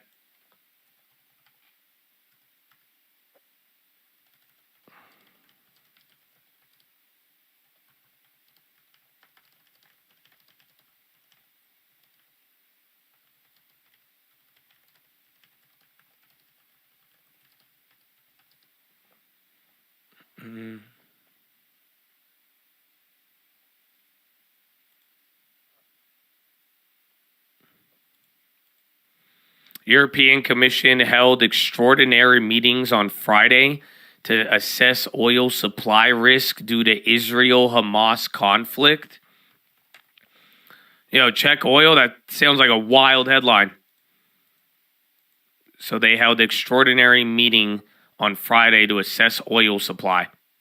So the EU worried about energy if there is a long protracted Europe war. EU's diesel, gasoline supplies are main vulnerability. Crude supplies sufficiently diversified, says EU official.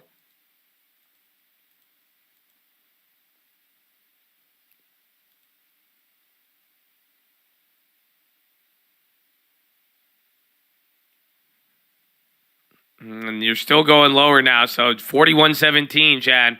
That is the only level we haven't hit. Maybe we'll hit 4,100.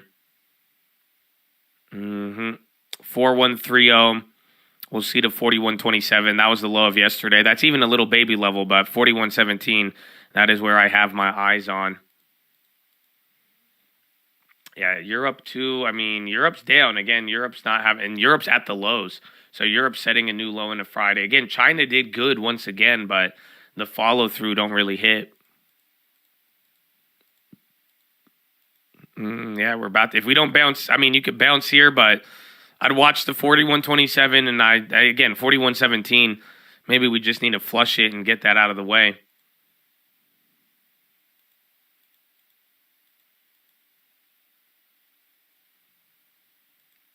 The China plays, watch out. Again, the China rallies won't hold. Again, even BABA was up a lot. K-Web was up a decent amount, but they're giving all of that up now.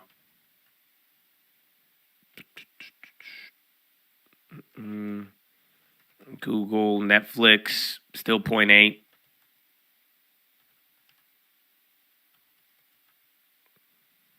IWM trading at 2022 lows is wild. Small caps have been wrecked. And then not to mention the impact of IWM with regionals and how they've been. That's part of it.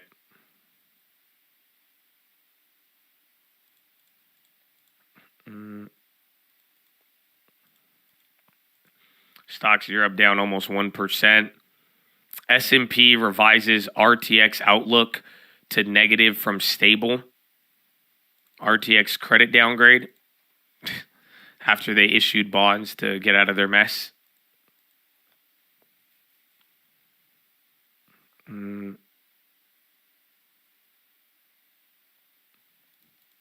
IWM most tied to yields. Yeah, there's a lot of financial exposure on there. That's why I remember IWM during the SVB stuff. You know, you really saw a lot of action there. All right. So see if we could get out of here. I mean, that just, once again, bro, this is a day with Amazon up 7 and a lot of other things moving. So just keep in mind, I mean, tech looks great right now, but you've now gone down 0.5% on the Dow. The VIX is even in the red, ironically. That's the craziest part about all of this, is that you're going into a low. Literally the low of yesterday, VIX was at 21. Now you're at 20. So you still need like everything to flip more or less.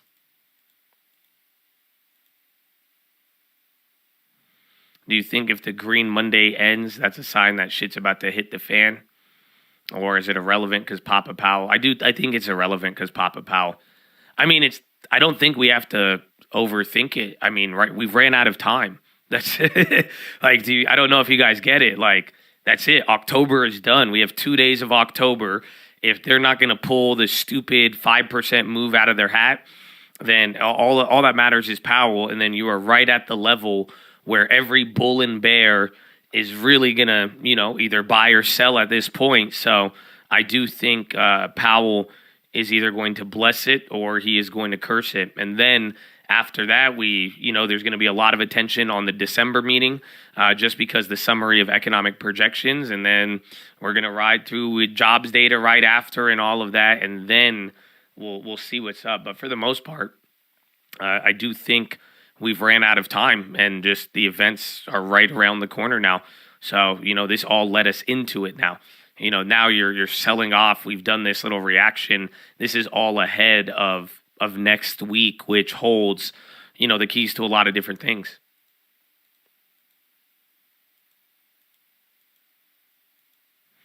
Let's say November 1 comes along, rates are changed. How the market, if he raises rates, we're going to crash. I wouldn't say crash, but like we're gonna go back to like 3,900 probably, if that's the case, or we're gonna go back to maybe where we started the beginning of the year.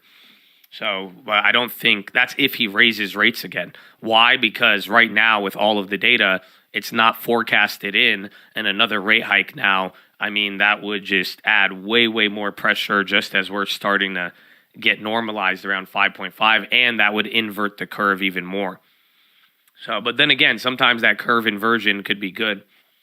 And then I don't even care about rates or not. If he raises, it's going to be a problem. But the real big thing is just his language. That's it. Does he talk about financial conditions? Does he talk about them tightening? Does he talk about long-term yields doing their job? Does he say he's optimistic? Does he come up with that little attitude he had at the beginning of this year? If he's nice and he's dovish and supportive, he's going to bless the end of the year rally, and then everyone's going to, we're going to deal with these problems in the beginning of next year. If not, and he's really worried, they've already paused for 3 months. If he wants to kind of, keep communicating, we still got to raise and this, and, honestly, things don't look good, and he starts talking more negative about it, and even implying, changes to the dot plot even more, then I think we would have a lot of downside to deal with in the market. Yes, if rates go up, the yield on bill will go up too.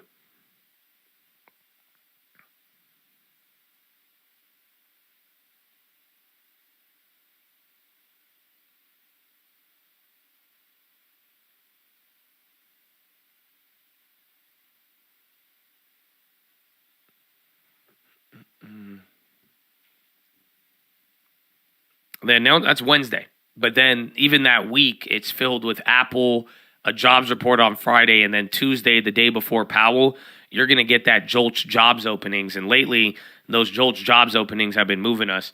All right, you're getting another green shoot. I mean, literally, last time we green shot at this level, it turned around. So 10 points up, 12 points up.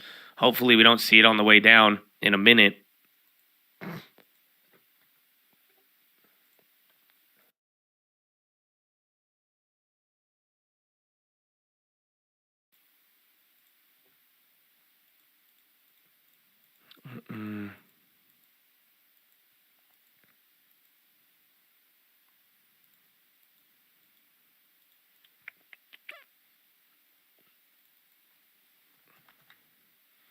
A giant wick. Bro, we've seen a lot of those today. Welcome to Friday, baby. Welcome to Friday.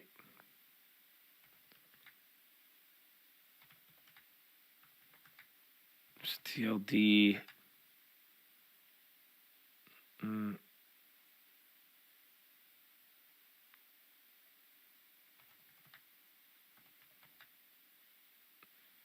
TK. Oh, I forgot about that. What was it? ENR? Endeavor. What's the other one? EDR? Yeah, Endeavor. They're running up still, and TKO. Remember, there was that deal there the other day.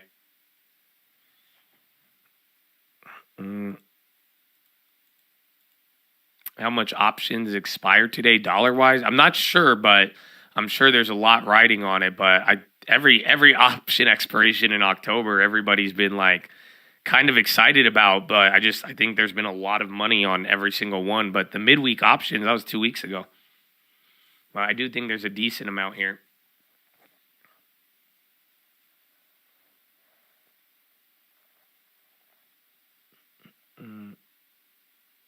And since email, if you did you email tradingforturning@gmail.com or email where you signed up for? But usually you get an email, we'll get that situated. And then check your short codes.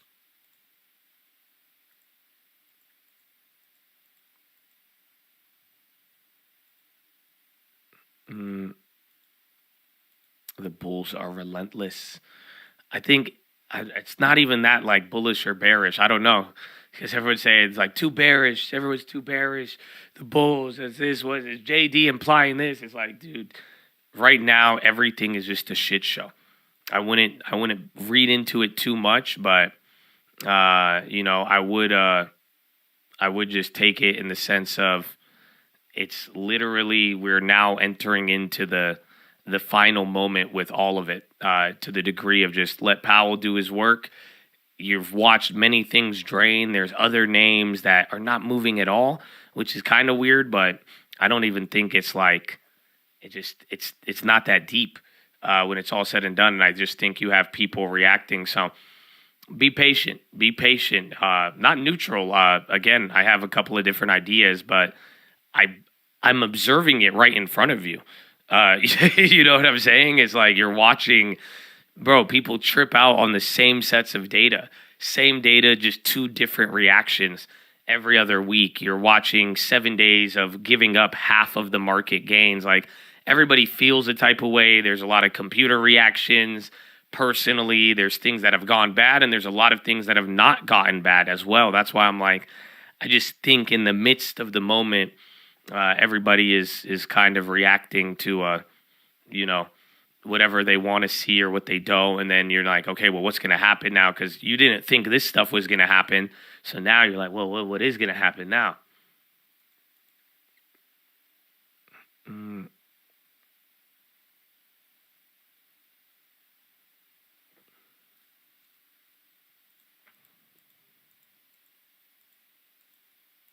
Not the market next week. I think if Powell and Jobs give us something decent, then, we'll go back to responding to those. Otherwise, Apple, Disney, I think they might get treated the same. You just got to have a blowout. Again, even Amazon, they were ready to sell off Amazon just off the growth rate, but then a good pump by CFO and then mixed in with them, we're like, all right, the growth rate stabilized. We'll take it.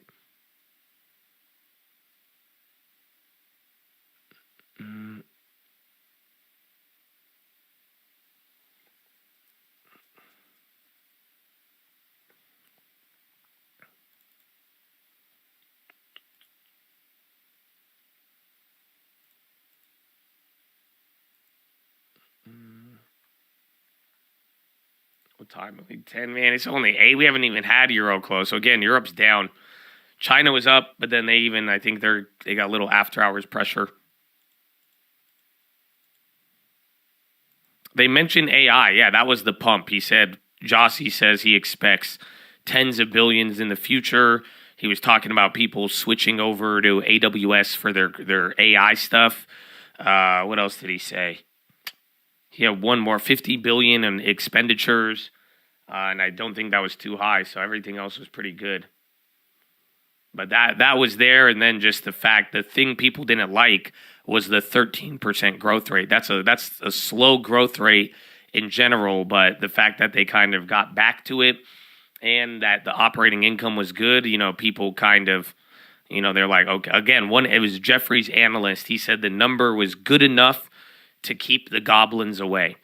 So like legitimately, even with that same report, if that number of AWS came in at like 12 or 11, I think the stock would be down 7% right now.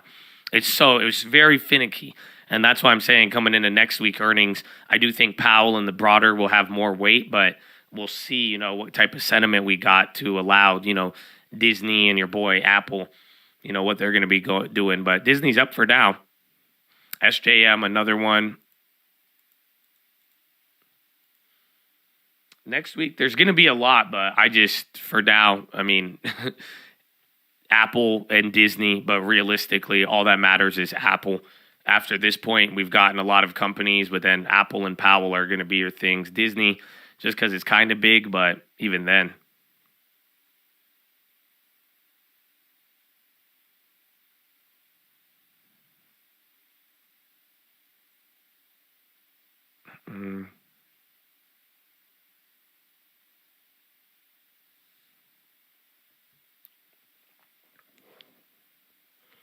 On this channel, since the market sell-off, 2022 was one of the best things. God bless you. Hey, man, that's crazy. In 2022, so you found us in the depth of last year. My goodness. That's awesome. At what point you start to nibble? Are we talking long-term or trade? But both, again, I think there's opportunities on both hands. If you're willing to deal with the risk and the fact that this is just beginning in the sense that we ain't seen shit yet, and either that it gets really worse to the downside or, you get a monster rip and then we have to pretty much kick the can till next year. I think that's going to be your decision there. But if you're okay with taking the downside, but I like a lot of things right here. I was already willing to play some. I'm getting destroyed on the trades, but even for the long term too, we've taken losses if you've added. But long term, I'm much more confident, just because again we've already wasted another year, and that's why I'm saying we wasted another year. It feels like last year we're just not as low on certain names. So the way I'm taking it all in is, this is great. All I see is eventually, I don't know, maybe it keeps selling off for a long time or not, but. We'll see what happens from there.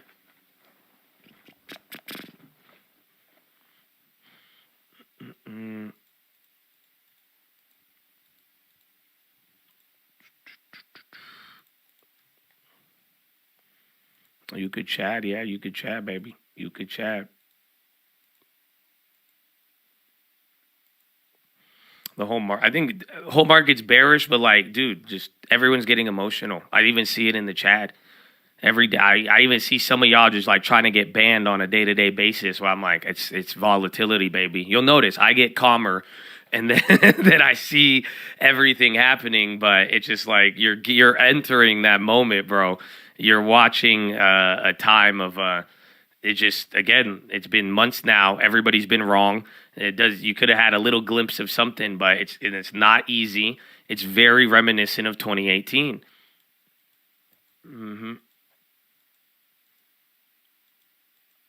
It's getting spicy.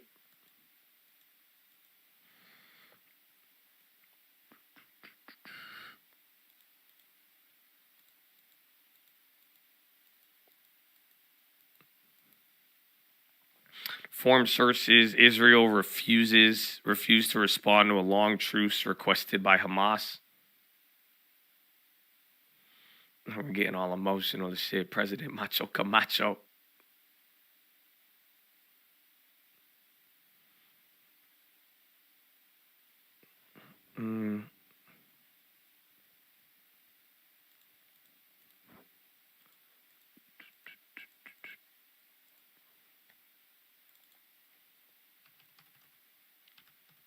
N-Phase 79. So N-Phase even gave up. N-Phase dumping now too. And then TKO and EDR, they're still moving. There's been a lot of weird ones. I don't know. It's showing up today too. That's the crazy part. Even Intel, their chart looks very similar. Just random ass wicks that are holding up. PayPal, I like the company. I don't know about playing it for earnings. I don't know, but maybe either before or after for the long term. But this time, I do think I'm going to probably grab MO. But I do think PayPal's dope. That earnings will be interesting.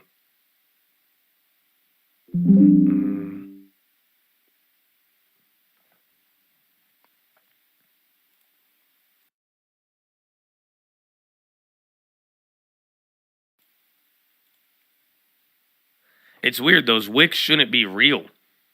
Like the Intel one, I don't think these are real wicks. Like it didn't go up to 39.59. Like I just think it was one of those wick up and then instantly come back down. It's weird. That's why it's weird that they stay there.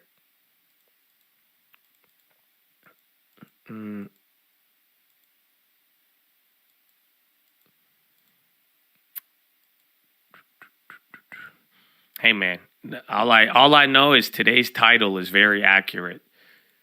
Welcome to the Fearful Friday. It's crashing. It's gonna bounce. It's not crashing. You're crazy. All of a sudden, they all got emotional. It's spooky. Nah, it's good. You need a little bit of uncertainty, but again, this isn't. I would just ride through it, baby. I'd ride through it. The poet's crash window. The stars aligned, the moon aligned, the sun was eclipsed, and now the market crashes. Yeah, man, that'd be a good trailer. That'd be a good trailer.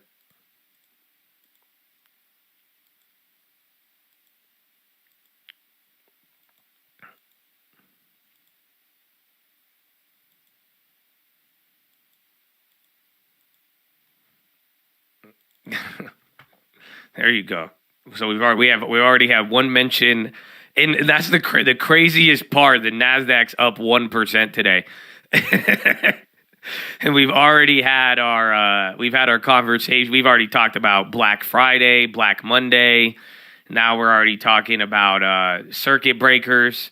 So I'm just Fearful Friday, baby. We talk about the solar lunar eclipse. Oh my gosh.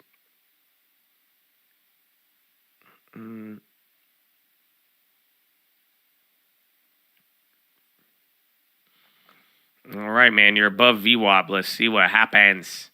This is still pretty weak. I mean, you're really just barely above. I don't know. 41.47 is a weird ass price point. I think 41.37, but we're trading above it. Yeah, Google's just a crazy one.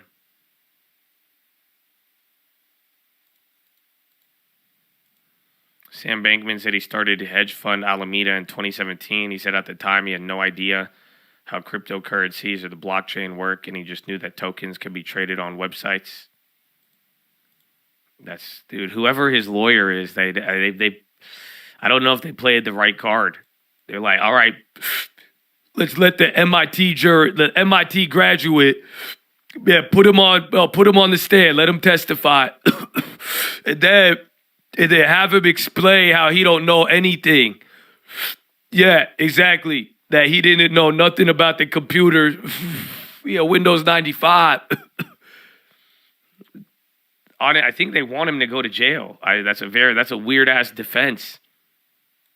I would have just been like, hey man, I was pretending to be a vegan for like 2 years and it fucked up my head and like I just didn't, and then I started doing a lot of drugs and then I don't know anymore. That's it. That's what I would have said if I was him. I wouldn't have said, I said I was educated. I went to MIT and I made mistakes. The hoes and the drugs. I don't know if you've seen Caroline, very tempting. So that's it, man. That's it. And I just would have said, I said, sorry. Lord, that's a wild defense statement, dude. He's just like, he said, no crypto, sorry, I don't know English. The 2017, no crypto, I don't know. Sorry, no, I don't know. I don't know. Sorry, I don't know. Crypto, website, all I know, website, sorry, no. That's all he did. That's like, I don't know if that's going to work. Microsoft, all right, you're going a little higher. I'm traumatized, I think, alongside everybody else. We'll see if we don't get another 10, 20-point candle down there. But a couple of things moving. NVIDIA didn't flush further. Amazon's still kicking it. Again, NASDAQ is up 1% right now. That's the irony of all of the feelings today.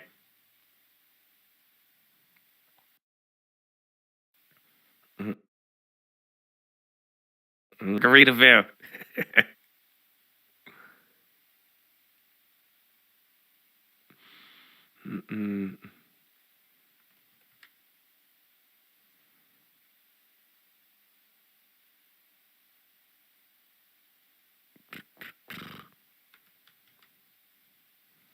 Had to choose that between that or insanity. I feel like I would have been down with the insanity plea for Sam, because like it would make sense, and I would honestly, and I'd feel a little bit bad for him, and I would be more like, you know what I'm saying, like versus you realize this guy just robbed everybody and is trying to act like he didn't so he could come back.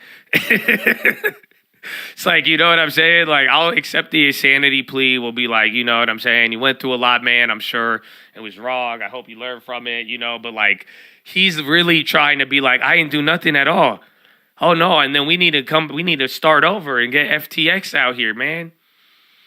I know.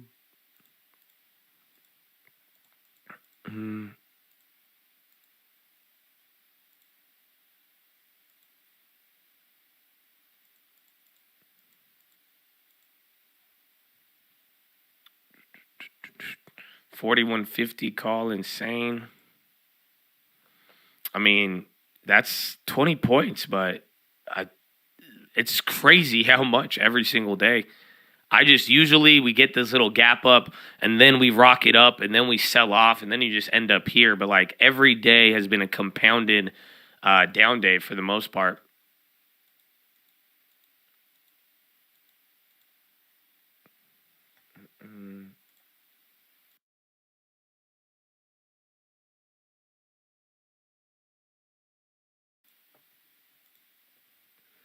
Sam trial, nail, and coffin. Yeah, but wait. They're going to give him like 60 days of prison time. I think it's okay. We forgive you. No, I think it's supposed to be a 10-year minimum or 20, but I still don't even know. We'll find out.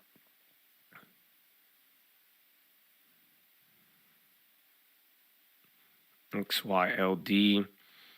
Everything's really scattered right now. Let's get a double check on the breakdown. You got Dow Jones, 18 red, 12 green.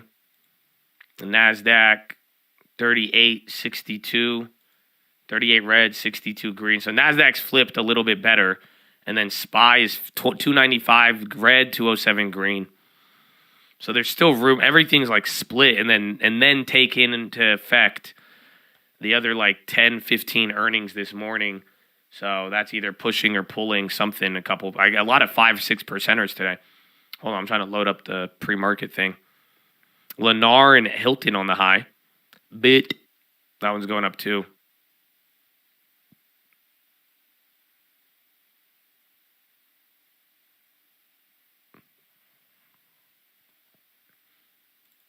So, like, think about it. Not only, like, you have this breakdown of the market, but these are all good earnings, and then these are all the bad earnings, from Ford to Enphase to Sanofi, Charter down 5, and then all, again, Comcast reacting, and then the JP Morgans. And then, again, we've moved even more since the market opened.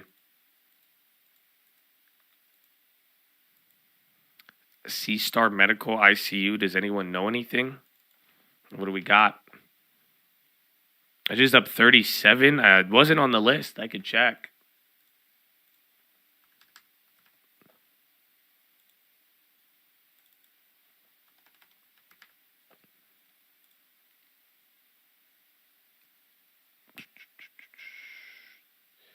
Nope, nothing. I mean, they had a S&P revised their outlook to negative on October 17th. Adobe's still kind of running from the AI hype, and I don't think their last earnings was bad. I got to double check. Booking, Uber, why is Uber running here now? Maybe even check Lyft. They're down. But you are getting back to opening candle, Chad. That means you are holding your gap up now. You have a baby gap up, not really that big, but see if we get above 41.55. You have yet to been hit with with Raul after a jump, so we'll see.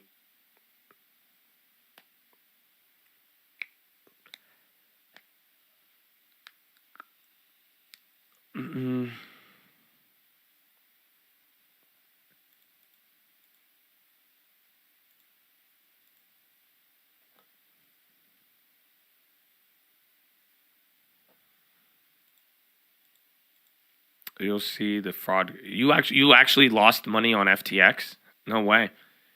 The only people I knew who lost money were like foreign people. That was the weird part about all of it. Because I was just like, in a weird way, you didn't have like, there wasn't that many Americans who were like, I got cleaned out. Really? Are you in America? Or are you guys in like the UK? Because again, I knew people like overseas who just got murdered by it, but I was like, damn. And then after the first like week, 2 weeks, you just stopped hearing. Are you Tom Brady? You lost 5K with FTX in Texas here. You were staking stuff, so technically yes. No way. I had $10 on FTX.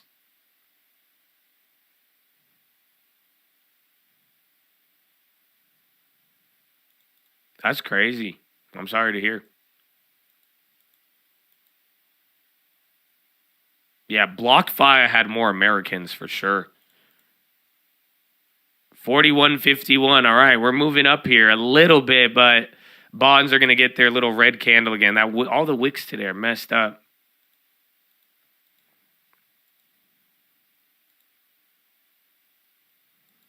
More Abby vibe. Wait till it goes a little lower. It does this like every earnings. But that 130 price isn't too bad. I was looking at it last time. But then if it goes down and it flushes, I would love Abby vibe. Make our life easier. If we could get more Abby vibe at like a way cheaper price and it just flushes with everything, that might be a little bit better. Voyager and BlockFi crushed me. Voyager got, dude, yeah. Isn't it crazy how I forgot there was like 6 of them? That's the, we're talking FT. I forgot there was Voyager, there was BlockFi. Wasn't there one more? And then there was like Luna. That was just a coin.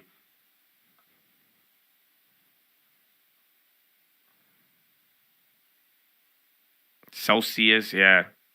Dude, the wick thing, I don't know what's happening. I see it on the bonds.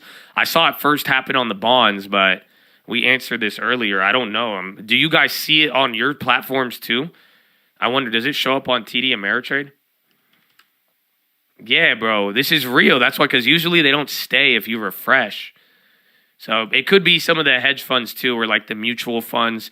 Again, there's some people closing out for tax losses now on mutual funds, as well as some people for the end of the quarter, end of the month. That's wild, though. These are real then. What the fuck? Maybe the index is broken again, like the beginning of the week. No, this has to be something else. It could be a T-trade or something, a block trade, or just it's a glitch that happened like the beginning of the year. No, if I see it on E-Trade and TD Ameritrade, and then if it stays after refreshing, that's usually like, there you go. That's so weird.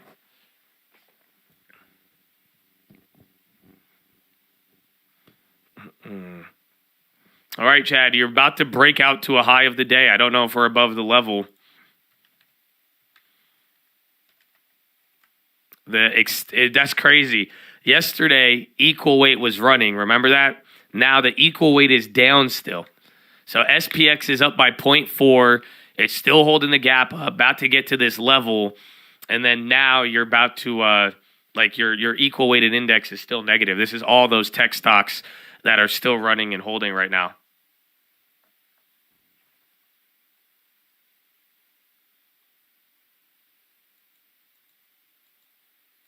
No way.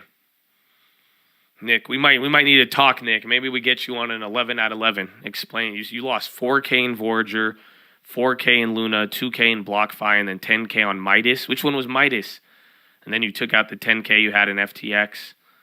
I lost to bankruptcies, not bad trades. Yeah, that sucks, man. That's why I'm like, bro, I don't get how we've looked past so much of this shit in crypto over this. It's only been 12 months, maybe 18 months. But it feels so weird that, again, crypto and even this case right now, and we still don't even know why all of these things or anything.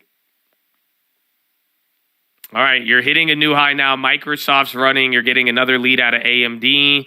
I mean, this, again, all day today, you've been playing with your emotions up and down. You're right back up this level. I mean, this was a very low point at one point yesterday.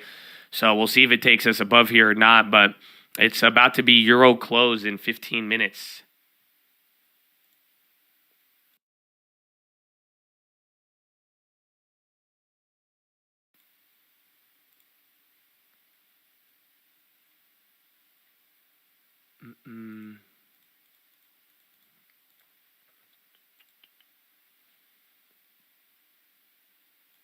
All right, I need to go pee.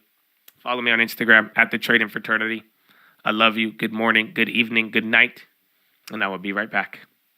So maybe that's an element of the punitive nature of equity investors, is there are better alternatives with less risk in a world where we have so little visibility. Is there a macro read from the earnings story as well that we should take on board as bond investors potentially, that actually things are rolling over and maybe now is the time to nudge slowly down the curve and maybe take on a little bit more duration risk?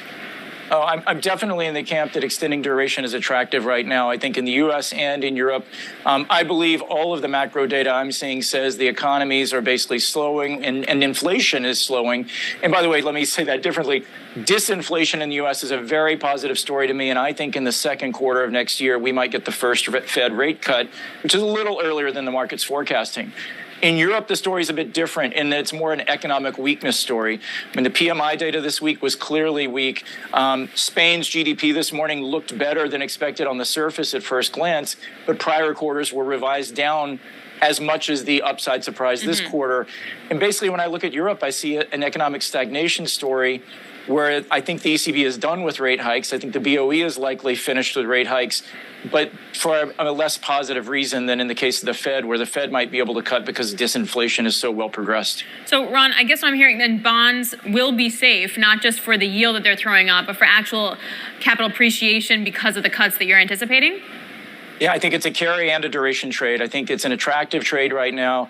I look at U.S. 10-year yields at 485, and I think that's a great opportunity. It's a bit less attractive at the lower yields, say, for bonds, but I do think extending duration across Europe and the U.S. is the right call on the fixed income side.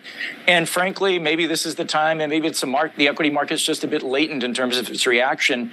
As I mentioned before, I've been surprised we haven't seen more capital flows out of risky assets into lower risk assets, given that trade-off of yield versus valuations and equities. Yeah. All right, Ron, thanks a lot. We really appreciate it. Ron Temple of Lazard. Maybe that's what Guy's saying, that equity investors, they're becoming a little more pessimistic. It's interesting. It's a big deal. There's another great story in the terminal today talking about meme investors now moving into bond indexes. Yeah, I did love this story. That was really interesting. So forget GameStop, go buy bonds. Yeah. It doesn't feel very safe, though. Maybe not, but I think but the fact that mindset... They just said meme stock investors are going to buy bonds? Oh, man.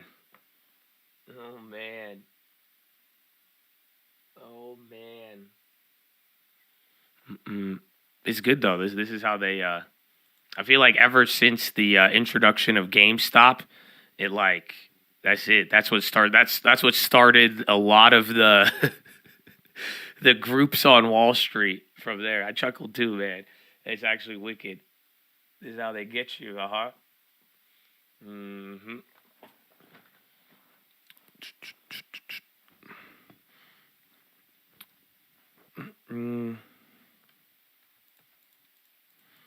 We all became boomers in the end. History in the making. Bro, it's wild. Very, very wild. Yeah, bond vigilantes. They said I don't think I've ever heard that. Meme stock investors are buying bonds. That's how they're going to communicate retail buying. I mean, it makes sense. TLT was a wild trade, but we're going back to it. We're going back to it.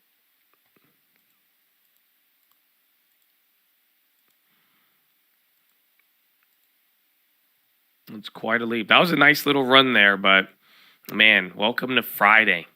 Welcome to Friday. How much have we moved? 41.30 to 41.57, 56. It's only 30 points or 26 points, top to bottom.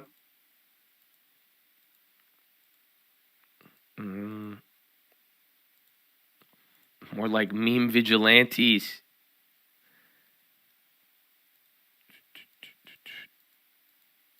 TLT presents again. Are you going to go in with 500?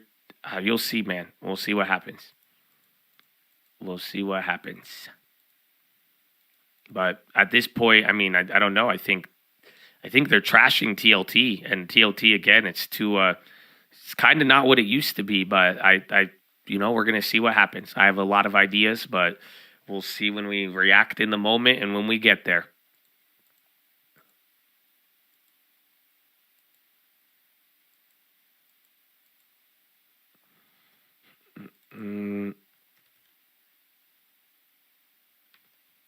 Yeah, Tesla's, dude, these wicks are real. NVIDIA is starting to come up here pretty aggressively.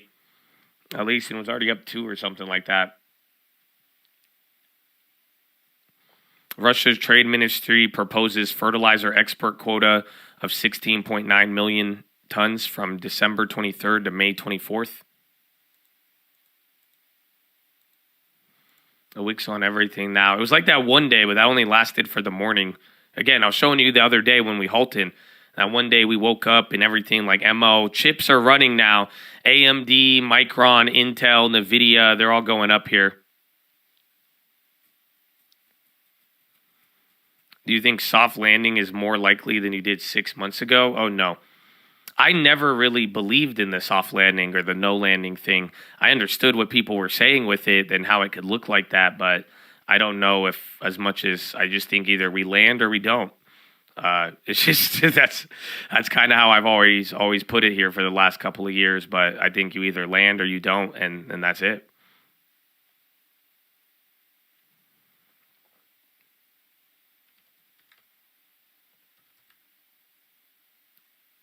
Hess is on the high again. They were down.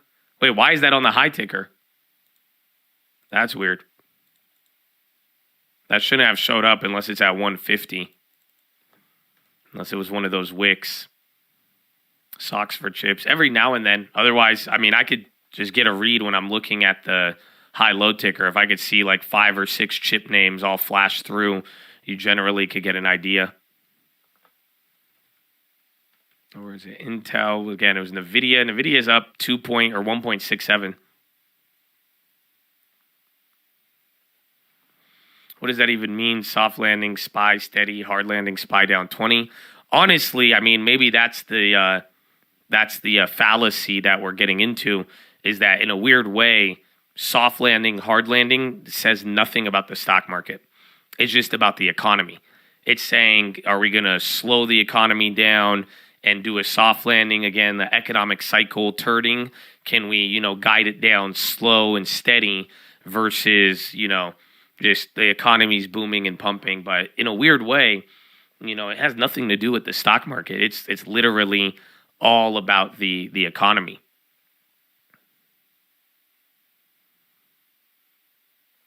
Enphase had the worst numbers. All of the solar did.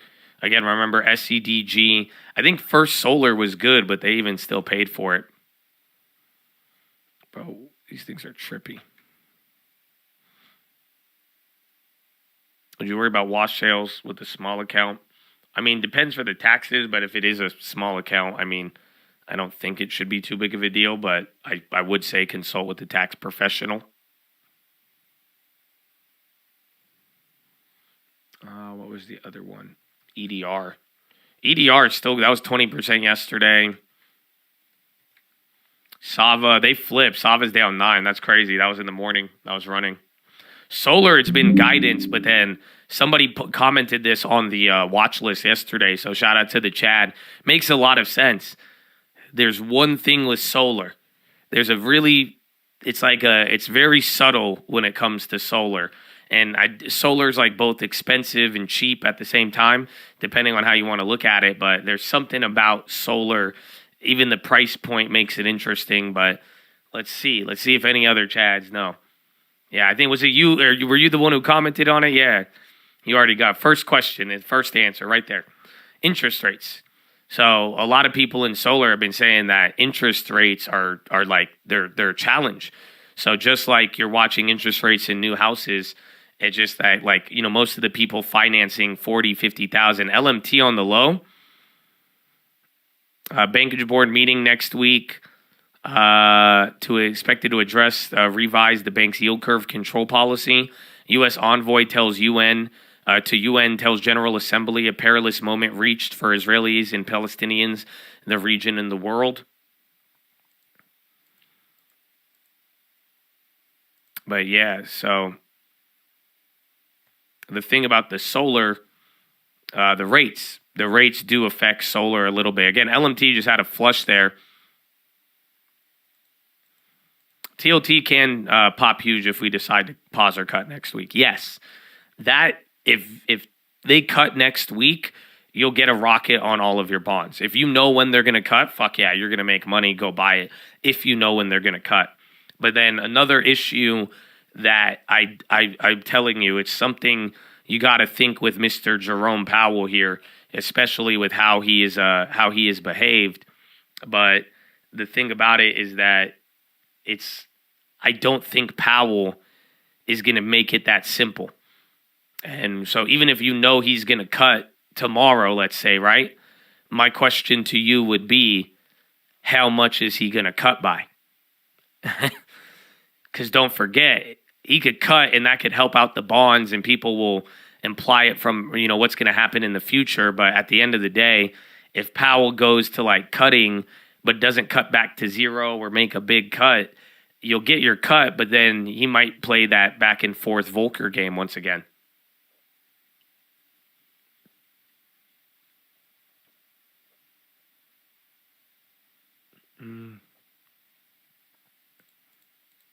You kill it in California, selling solar 1.75 PPW. Beat that, reps. Sir, I don't know what that means, but it sounds good.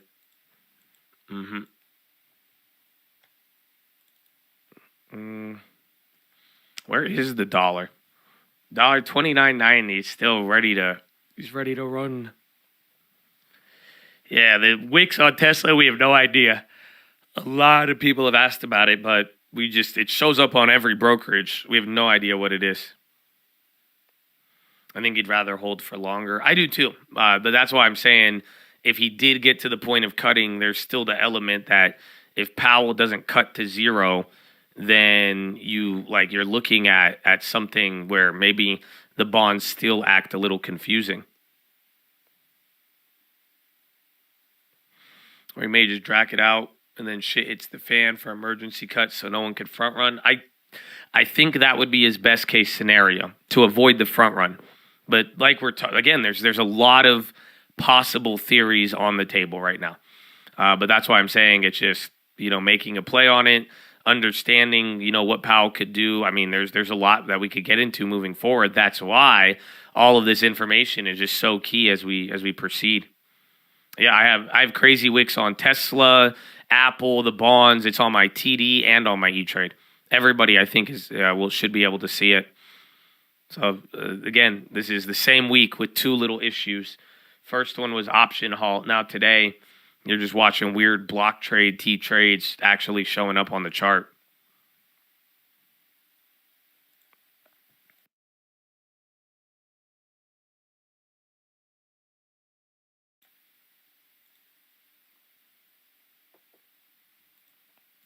Flash crash. I think right now the only way we flash crash is if the markets hold up like this, maybe even get a bounce, and then rates just plummet once again, even for like the real yield, the gap between the real yield and NASDAQ gets worse, and then even the currency. But it would just all depend. It would all, again, I mean, literally the last 2 weeks, everyone's been calling for a Black Monday or a Black Friday type beat. So, I mean, it all depends on how this plays out, but hopefully you guys have been, keeping count of what the market is really reacting to. Exercising does not show up on the graph, no. I think it gets reflected in open interest afterwards. That's it. Because it's not volume, and then if you exercise, it would just lower the OI. I was hyped. You followed me back on Instagram. Are you sure it was the real Josh? Either way, I love you. But if he start DMing you for like crypto and shit, don't fall for it.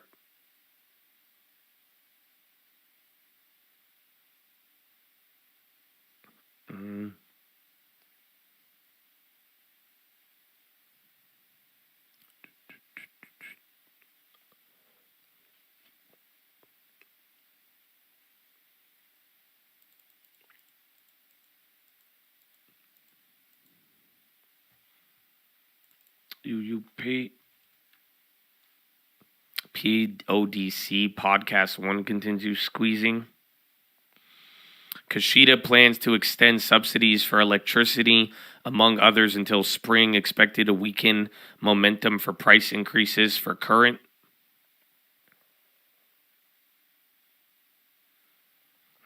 All right, man, you're going back down. Here's your reds.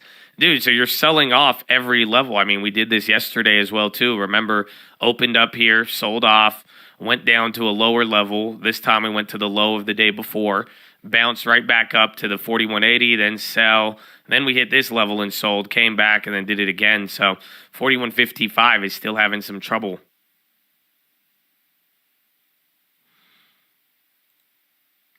Oil, there was one other headline on oil today. It's crazy because oil's up, but it's still down on the week.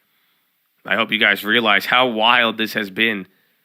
So literally oil opened up at 87.90 on Friday almost, and then you're down to 83. So you've had multiple 2-3% days in oil, and you're still ending negative on the week. KRE Big Wick. What? Justin Abercrombie and Fitch was just accused in a lawsuit for allowing its previous CEO, Mike Jeffries, to run a sex trafficking operation for years. Yeah, regionals are dying now. So again, you got that little bounce, a little bit of, calm you down for a second, but you're right back now to where you were at in the morning.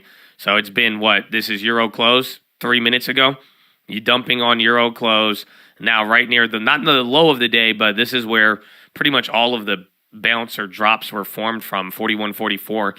Again, 41.37 is the next level.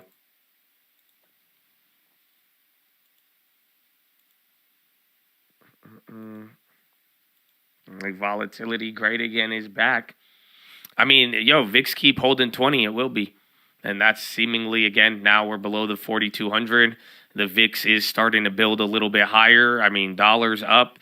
You don't have the fear bid in bond yet. That's the thing that's missing, but I don't think you need it. Oh, I forgot. Nightbot is automatically designed to get rid of your comments that say sex, because the sex bots, if you remember.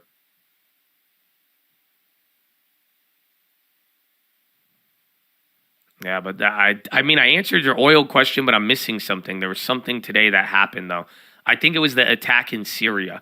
We attacked the Syrian bases, but and then there's one more Israel thing, and then earnings, XOM and Chevron earnings.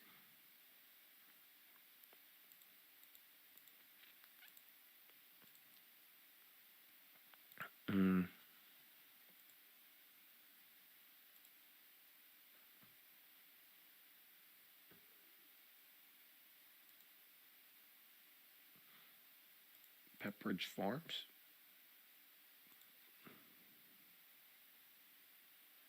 All right, man. Back below VWAP. Again, some foreign earnings coming in now, but 41.43 still, just a little bit below.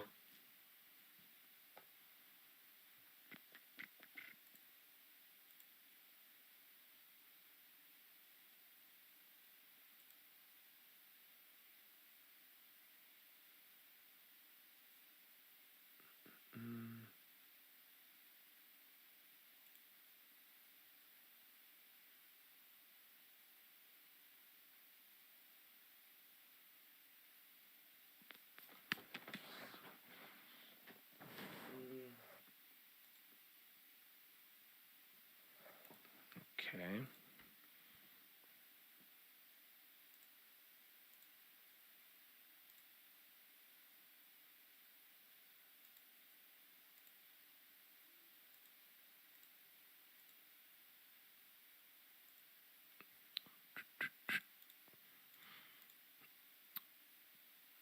What was it? Do you guys know?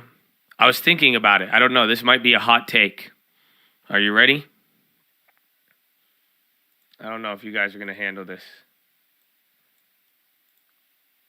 But Mark Zuckerberg, so far, has spent about $50 billion on the metaverse.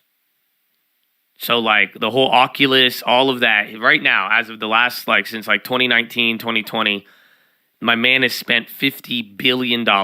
Gone. Literally $50 billion just out the door. So, and again, people were worried about him spending. You guys remember all of that, right? So, like, think about it. Think about it. My hot take is that maybe it wasn't that bad. Because I've seen Disney spend $50 billion and get nothing out of it. I've seen Elon spend $40 billion on Twitter, and God knows what's happening. But at the same time, I was like, it seems like it was still a shit ton of money, but at least they have something to show for it that he still may get lucky on. You know what I'm saying? Where it's like, at least they got like a product, even Apple's copying it, but for the most part, it's like, at least they got something. I was like, it could have been worse. Hate to be that guy. Mm-hmm.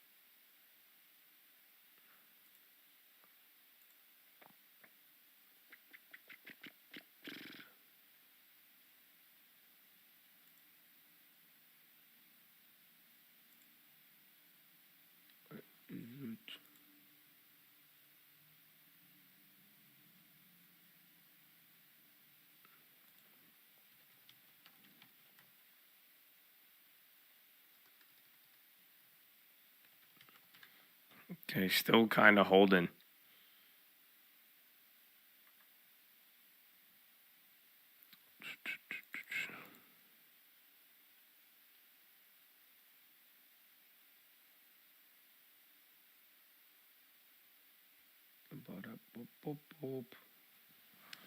Hold on, I'm checking something.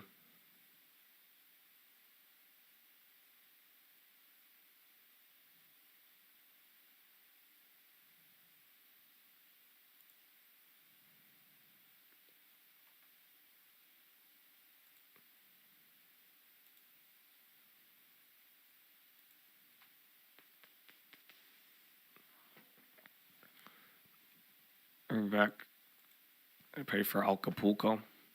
Is that from the hurricane? I hope everything is good. I only found out about that yesterday. And yo, did they get the guy? Did they get the guy in Maine yet or no? That was mind-blowing.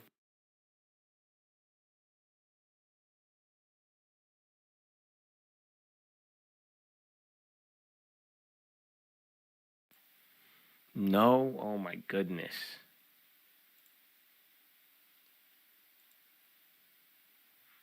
That's actually kind of crazy.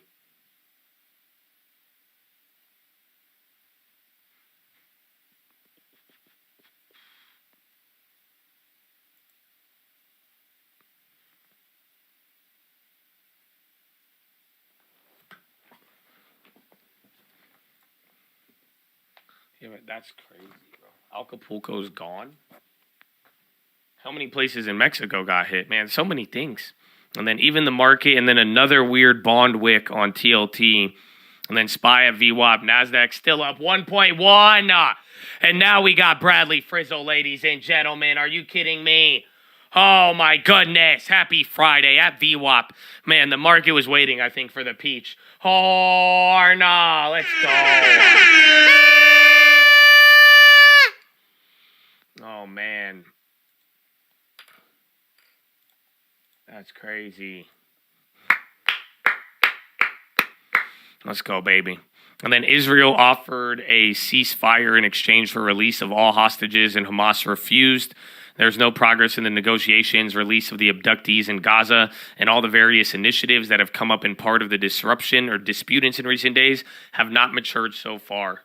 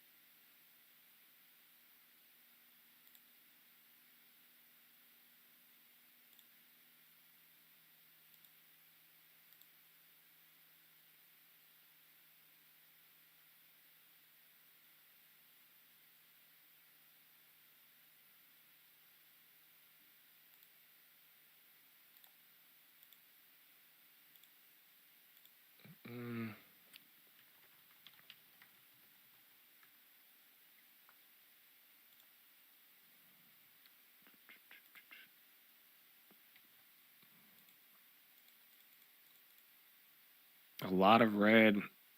It's just, man, we spent half of the morning down. Maybe, I don't know if this is like a quarter of the morning, quarter down, a quarter up.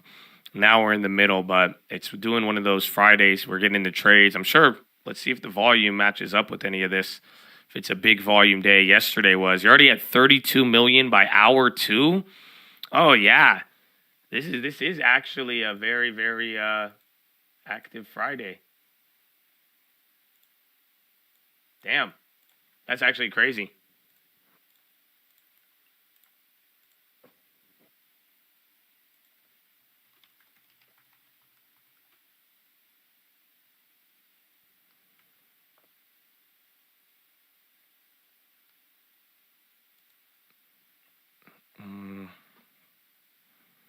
I have no idea.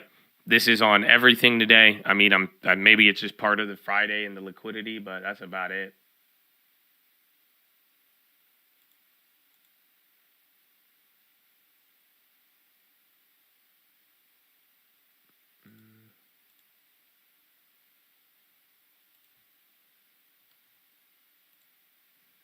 EU close. I mean, it just happened here. 15 minutes. You know, we had that little quick sell-off. Now we're here. Europe was decent in the morning, and then they ended up hitting a 7-month low. China was good, but we don't have any of that follow-through. But other than that, we're chilling.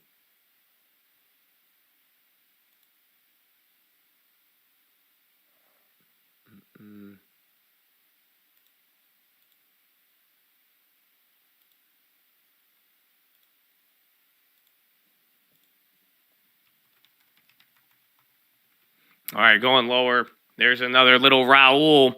So SPY might even go red right here. Again, you're leading into that. NASDAQ's still up 1%. Honestly, the NASDAQ's still higher off of this. So last time we were going into any of these lows, the NASDAQ actually dropped with us. So this time around, you're watching the SPY go down, but more things are holding. And then those regionals are still dumping. And then even Apple down. Google did its little thing. What about Meta? And then Intel's given up at least 2% from the high. Amazon's still just leading. My goodness. Again, you're breaking down now. This is where you were. This was like your second or third low of the day around like 10 a.m.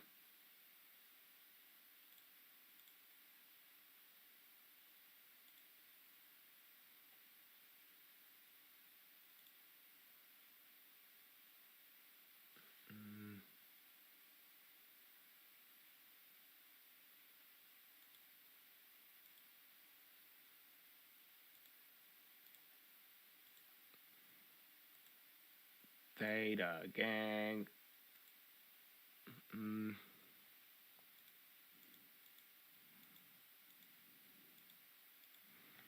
All right, going down even more. So, Chad, that trauma was much warranted. We've done this, again, a couple times. Every bounce would sell off. Longer drop here, longer run up here, and now just equal and opposite reactions. 41.40. So, again, this is kind of the gulag of yesterday. Remember, 41.37. A lot of support there. I'm still kind of eyeing out if we're going to do 41.17 or not. And then 41.07.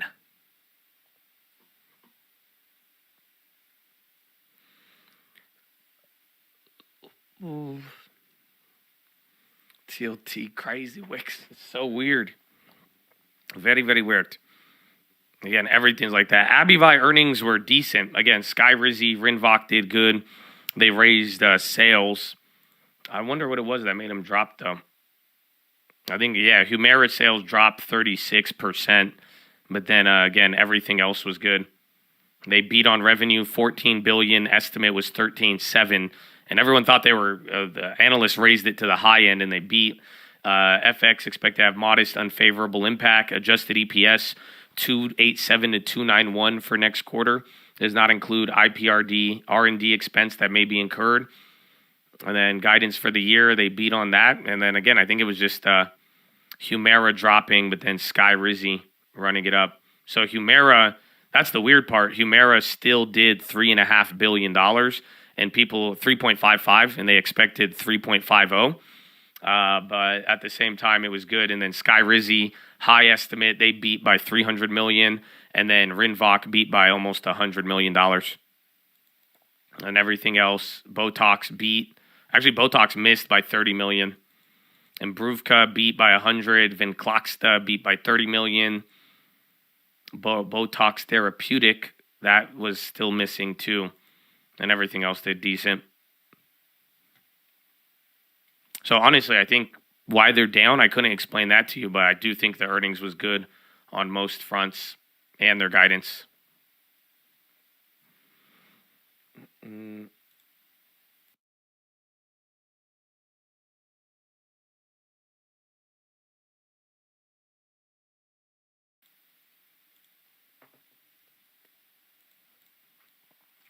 It sucks because it's hard to read TLT today with the wicks.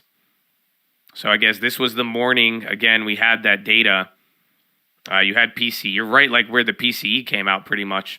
So we were looking good, but these wicks, it changes the scale of the day. You don't really see it as well. Like it looks like this was a little rally here, but all day TLT has been red.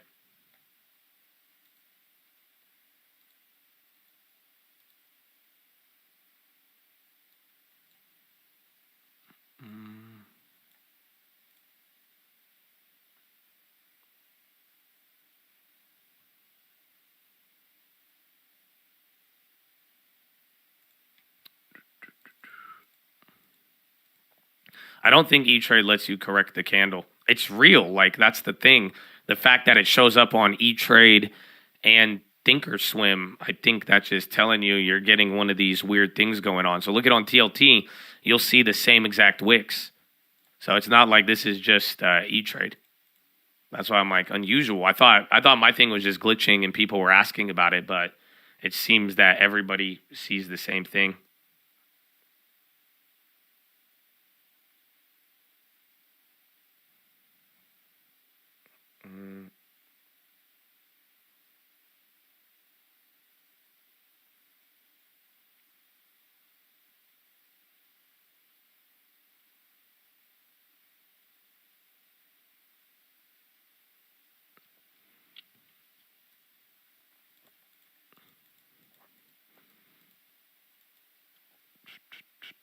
What in the nothing board? I mean, I don't know. It's it's both like it feels like nothing's going on, but given how the last couple days and even the last couple hours have traded, I still feel like there's a weird anticipation. So it is kind of like a nothing burger, but like you don't know. You're one candle away from just or it's one candle away from rally. Oh my God, it's crazy. You know, so, man, it's a interesting-ass day here. Welcome to Friday, baby. On the fearful Friday after a week of entering correction territory. Listening at the gym, that's good. It's good. I don't mind some stability. I mean, it's a double-edged sword. Just like when the bonds get stability. Remember, we said stability is the new rally.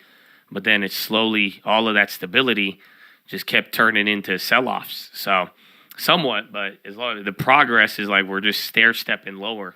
It feels stable, but then when we take a step back, we're like, what? How did we get here? What in the nothing burger? But even then, we don't have much data here for the rest of the day. You now have Europe closed. Let them like fully wrap it up, but we'll get into that. Get into our Friday. I mean, you might get a couple of headlines, I feel like, and we'll see what oil does. But other than that, even oil's going up 1% right now. Novartis filed a complaint against Takeda to determine if former Novartis employee improperly disseminated trade secrets.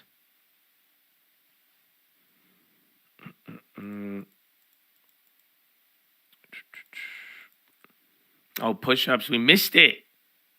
I'm down to get a stretch in. I won't give you guys the breakdown. I'm going to stand up, tell you to get your ass and do a push-up. And then we'll do some at 9:30. Now we're like right in the middle. A long day.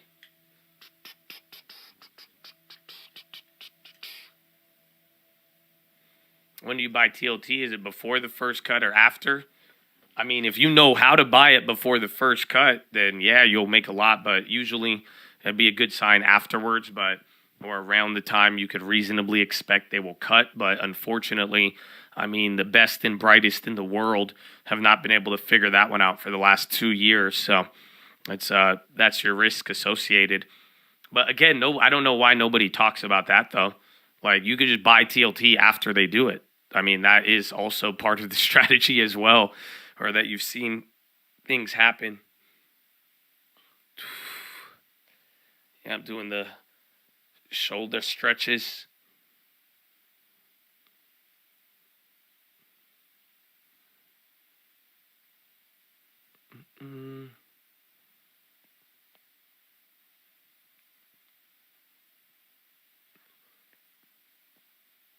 Is Netflix broken?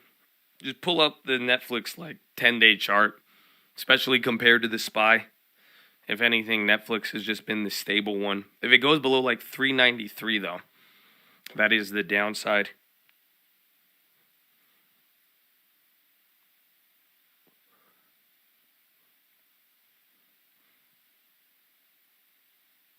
Oh, my goodness.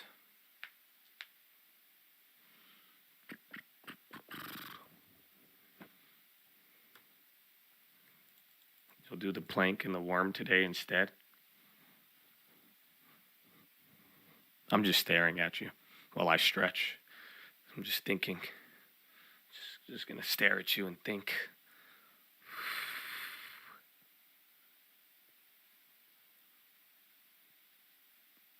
Thanks for hooking up with Car Real Estate, Josh. I hope we're going to get you in the game, baby. And again, congrats on the inspector stuff. How many push-ups? As many. I'm doing my shoulder stretches. I do a little shoulder circuit.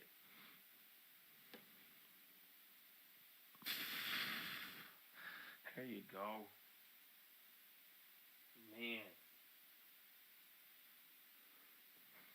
That's good. I did chest yesterday, though.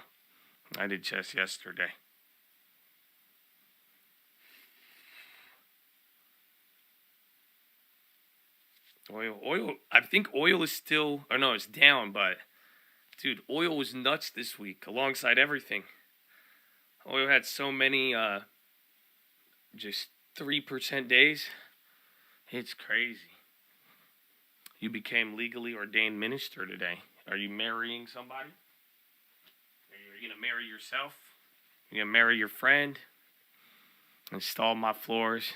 Did 600 squats. Good workout. I didn't think about that. Do you cut it yourself? Because I see them do it all the time, and I always wanted to do it. Oh. I watched that thing. I did not. No. I was driving yesterday, but yesterday was fucked. I was all over the place. I was on the phone for 2 hours in the fucking car. I was on the phone for 2 hours. And on one of the calls, bro, they put me on hold. And I was literally sitting there, and I was like, okay, I'm going to go to the gym. And I said, if they don't answer by the time I'm at the gym, I have to end this. And then I did. It was bad.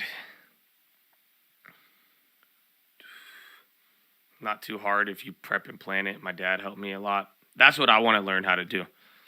Cutting tile and cutting wood. Because that, I feel like I could do floors myself, but the cutting for the corners and all that, that's just where it gets tricky. I did chest tries yesterday. I got resistance bands in my hands. I'm doing the back muscles now, baby. That was a little push-up pregame.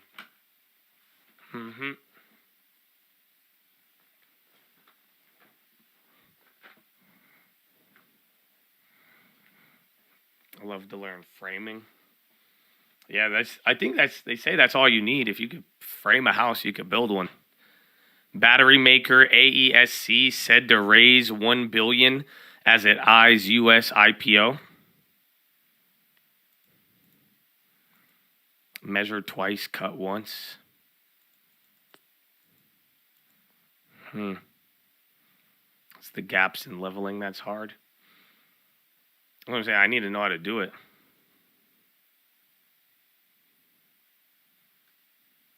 You got to give Weeble some props. You got a small account. And I had my rad stuff, and I called They had a person clear English and helped a ton. It's good. I respect good customer service. Like right now, E-Trade, I don't know, TD Ameritrade, they're still kind of to blame, but at the same time, E-Trade, I love E-Trade with how long I've used them, but I'm telling you, the last thing you want is a customer service issue with E-Trade. I think that's their weakness. E-Trade is just fucking crazy bad on customer service. TD Ameritrade, they're good. I've never used Webull, but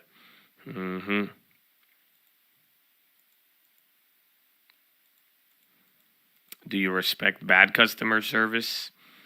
Depends what it is. But like usually, sometimes I don't think customer service matters in certain areas, but usually with like finance and banking, if I have my money with them, then yeah, I don't. If you have bad customer service, I kind of want to leave E-Trade after dealing with this, but now I'm like, I have so many commitments with them. That's the only issue. You have nothing but bad, or you have nothing but good with E-Trade? Yeah, I don't know. Usually it's been good, but I don't like... TD Ameritrade's the only one I've never had an issue with. I even asked them, I was like, you guys aren't leaving me then if I do stay with Schwab?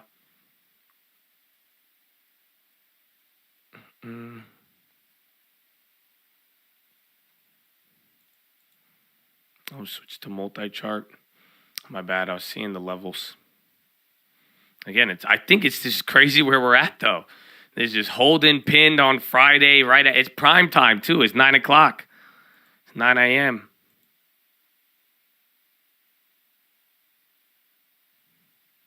E-Trade sent the police to my house after you called about corporate action fees that cost more than the shares I owned. Are you sure they sent the police to your house?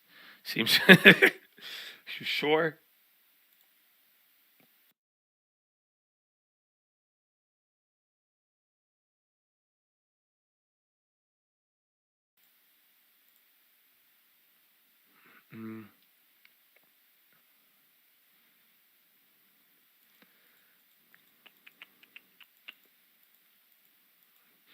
That's a movie. Why did Schwab buy? They said the service team is going to Schwab, but yeah, it's just... I don't know why Schwab had to buy them. Hopefully it works out.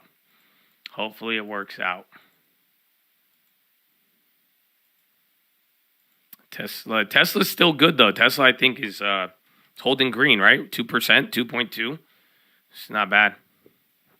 Well, you could keep the platform if you just make the Schwab account. They'll let you keep it. So you don't have to really get out of that. Note Chad's or portfolio breakdown today.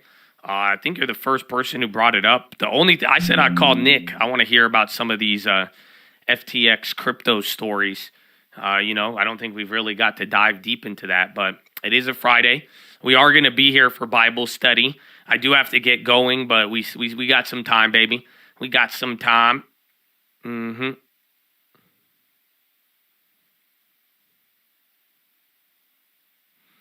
Lost 5K in FTX. Oh, man. I think Nick had the craziest story, but talked about a lot. But I don't know. I don't have anything planned. Again, we don't even know if this day is going to be, right now it seems like a nothing burger, but like I'm saying, I mean, we're a couple seconds away from going nuts or going crazy.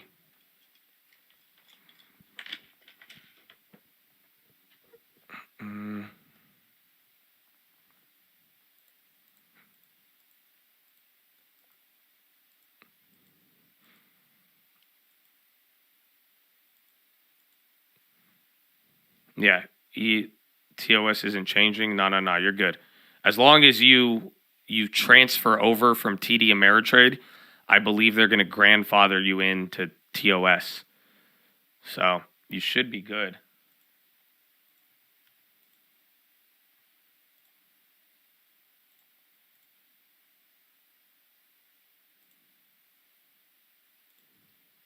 All right, another little red here.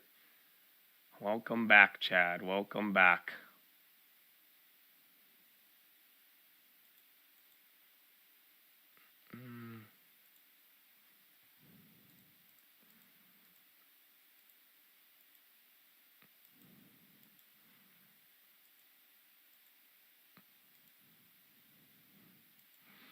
It tops my loss, but 2K seemed a lot at the time.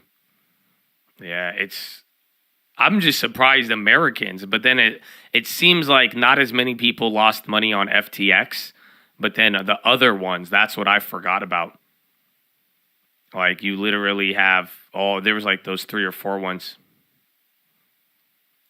The Tasty account, no, I closed that years ago. Once I realized it was like E-Trade again, or not E-Trade, Robinhood, the fills and then the customer service, I just got over it. So I said, I'm out. Thank you. Have a wonderful life.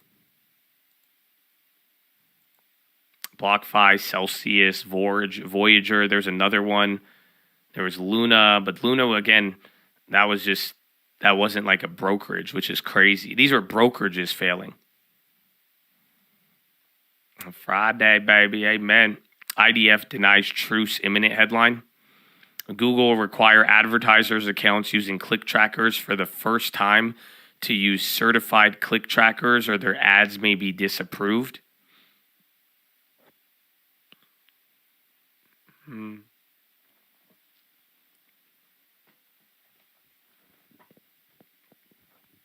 Kraken, I don't think, did Kraken get clapped?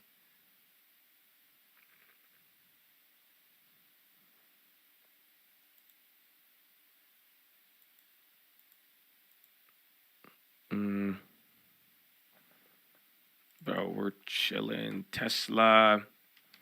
JP Morgan, they finally caught a floor to a degree. Yo, Google is in the green now. Look at that. Young Google. Young googly woogly.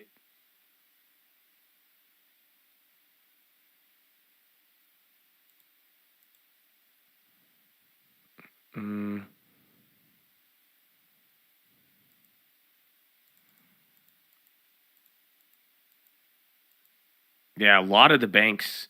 That's the thing. The banks haven't said anything bad except hey guys, some of their Doc earnings, here. but I'm going to do another quick video is, for you guys. You know, were they you able go to setup up withstand here. that last 3 You go months of rate? So application far, the settings, earnings don't say anything and then bad, you go but to or not too bad, just a couple orders. failed. I'm But sorry, that is system. the real X system. factor, because And then financials Thinkorswim have been actually again defaults, I alongside the think, to REITs this and moderate everything else max attached to delay, the 3 yield. seconds. You definitely want to change that. So change that to real time, no delay. So make sure that's changed. Hit apply settings. Go back to your setup. And AMD. And then the other place you want to AMD's change it still coming up. is under active AMD's trader. up 3.7. You want for Wicked your day, man. active trader Again, order most of submission your rate leaders, limit to SPY's be still back to green 0. by a quarter. Forget what it You defaults have to a lot there. of green in Just the make sure market. that There's that's even a like 0. 50-50 on the SPY, but And this then is one all other about thing that the you can do NASDAQ and those is, tech stocks.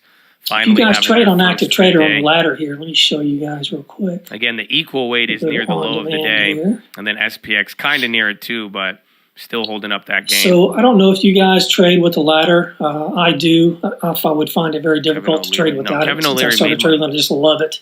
Again, I think Kevin So O'Leary you can actually click on an walked away order. like Just 15, click in 20 here, million, like to I believe. buy. You know, That's however how many much they shares, paid him 500 to tell shares, you to let's say. use You them. can click in here, right? And you click right there, and it's going to bring up this box. Xavier, your baby, I hope you confirmation living good box too, you have to man. send. Well, that's obviously Working on not them very B&Bs. fast. So you Hopefully can click the doing good. auto send here. I'm going to show you guys another option that I think is better than the right your buying order.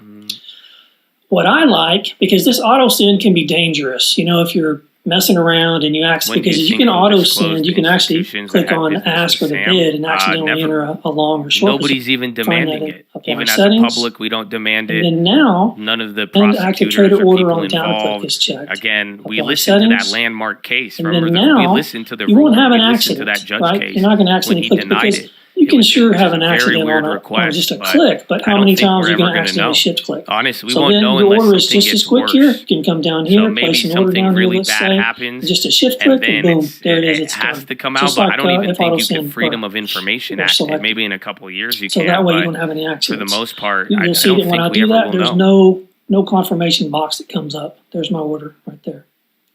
So just a shift click, and boom, there it is. It's done.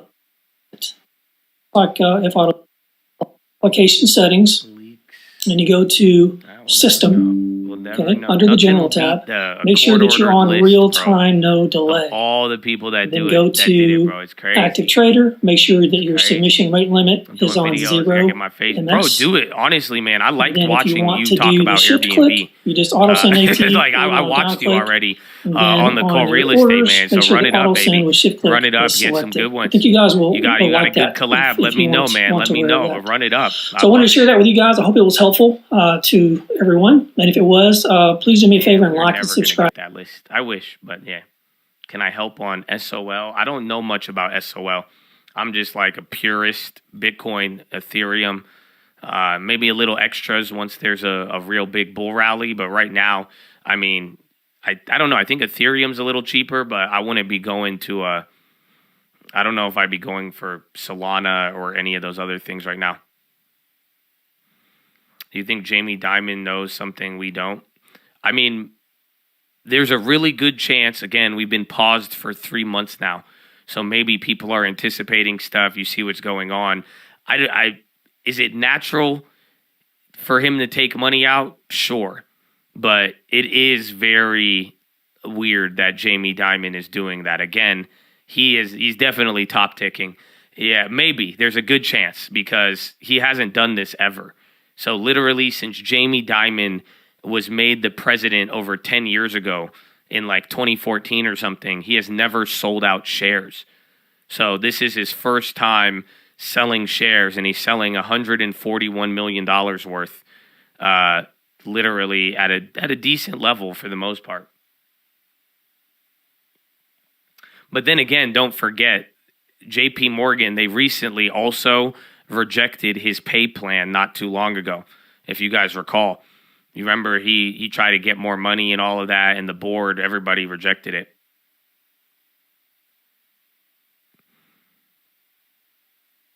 Think about it. He could take $140 million, roll it into bonds, and get over 5% locked in. He could, but also too, I think his stock. Remember, it pays a dividend as well. So I'm assuming his shares are at a very low price, but I don't think he can get. I think he's probably holding cash. I don't know if he's going to go buy bonds as much as cash, but again, the fact that he's actually doing it, the thing that stands out is that you've had what's it called? You haven't had him done this in a while or ever, I think.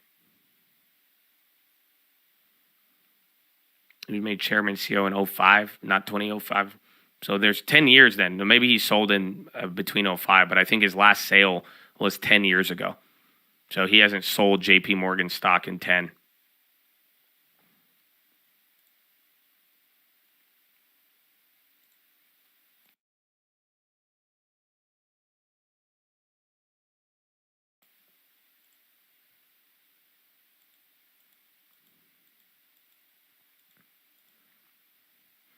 That's less than 10% of his stock in JPM.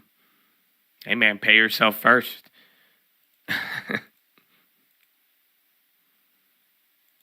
Oh, maybe. Maybe it's, what's it called?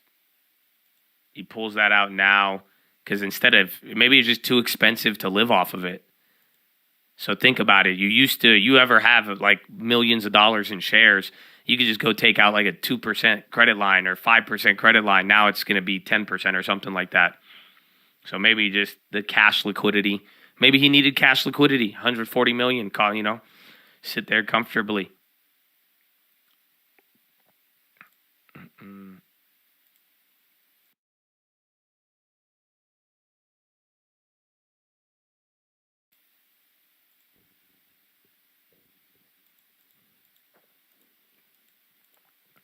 What is this spy? We're pinned, baby.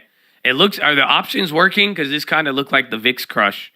But, no, they're moving. Kinda. I'm at least seeing movement. That's Airbnb.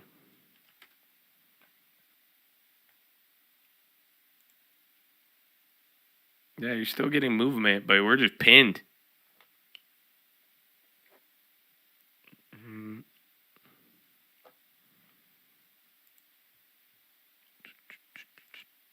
1998 on the VIX.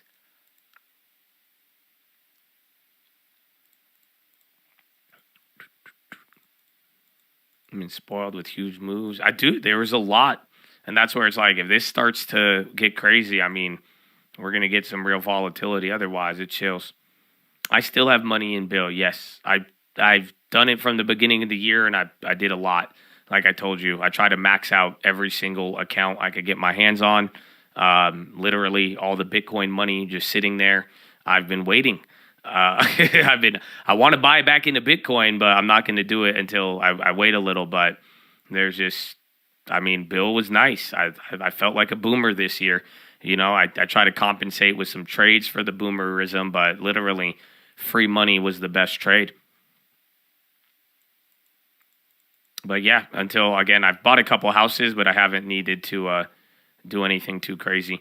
So it's like, again, if I want to buy stocks or anything else, I'll use the Bill. But for the most part, it's been nice. Like I told you guys, you know, I built a real estate career aiming for like 5 to 10% on real estate, you know. So that's why I just like, if you could get 5% now on free, then there you go.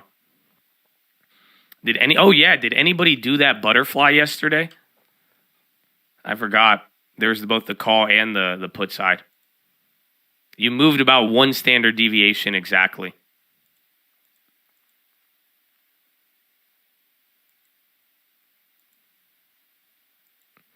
When did people stop saying stonks?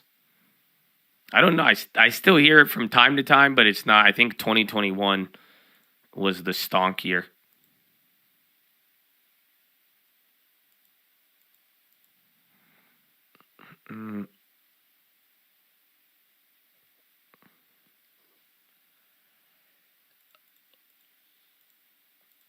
People affording homes, because a lot of people, what's it called? You know, they their rental payments or their housing payments are fixed. At least 40 to 60% of Americans, I think 40, they have about all fixed payments, fixed or no payment at all. So it's just like, that's how people are affording it. I mean, the crazy part has been rent.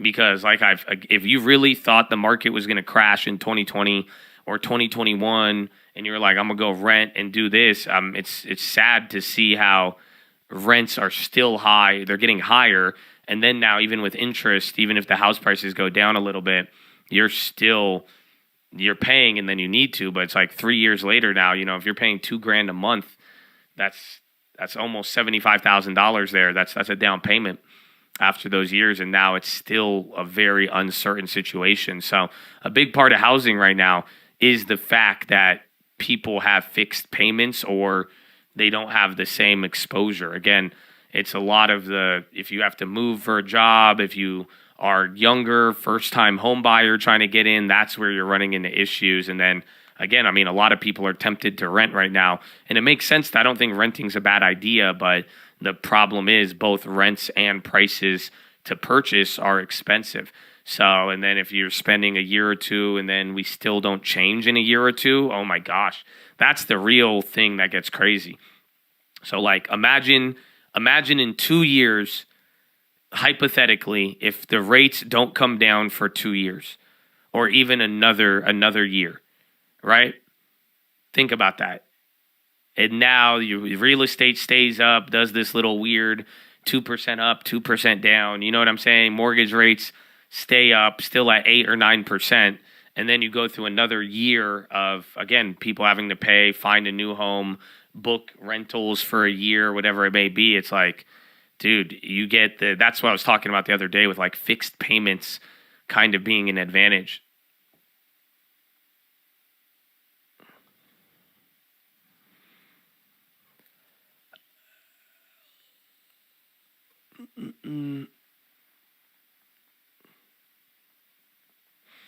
Explain federal home loans and being 100% levered in federal home loan agreements. I honestly think there's a dope PBS documentary on this, but I would say, well, why? Why are you asking? What does it apply to? You know, again, we're talking real estate, the federal home loans, and how that plays out. That's just government backed. And then again, their agency and what they do, you know, that's existed from, I think, the 30s. Again, FHA goes back like way, way back, and a lot of people don't know that. But a lot of those are, again, part of the home buying programs and how they used to insure them back in the day. As like the federal home loans and the federal programs for housings expanded, people weren't buying houses until they happened because, again, the idea of a government-backed loan is crazy.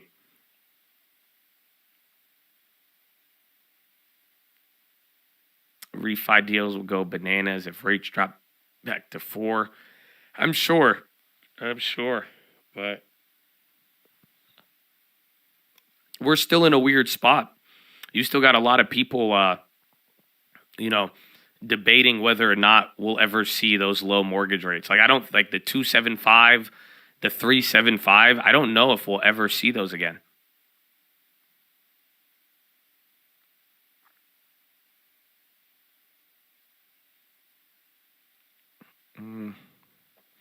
PayPal, I like for the long term. Again, a lot of people have asked about PayPal and MO.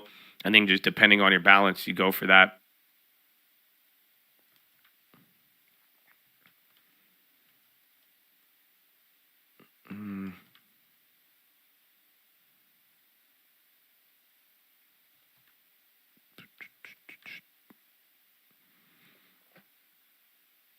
Meet Kevin calling for 185 in 10 years. That would be nice.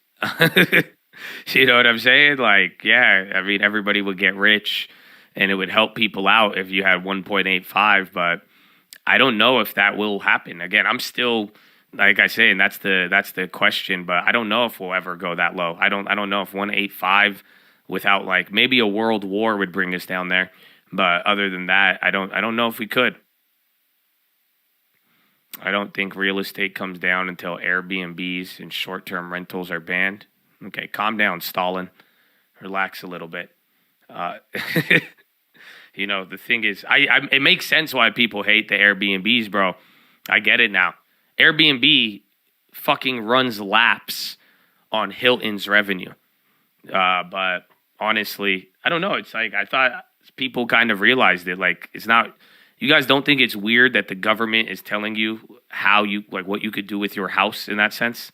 Like, at this point, like, you guys, it's weird that there's consumer support to help a monopoly of hotels. It's very weird. I get it, though. I mean, not all Airbnbs are good.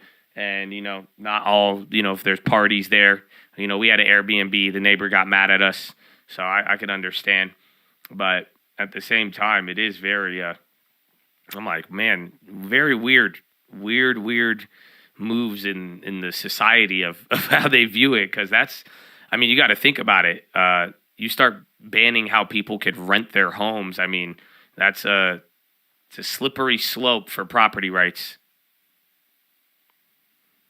Airbnbs. Well, somebody has rules. I mean, that's for them. But I'm saying, like, in general, I don't, and even then, going back to the point, I don't know if banning Airbnbs will solve the problem.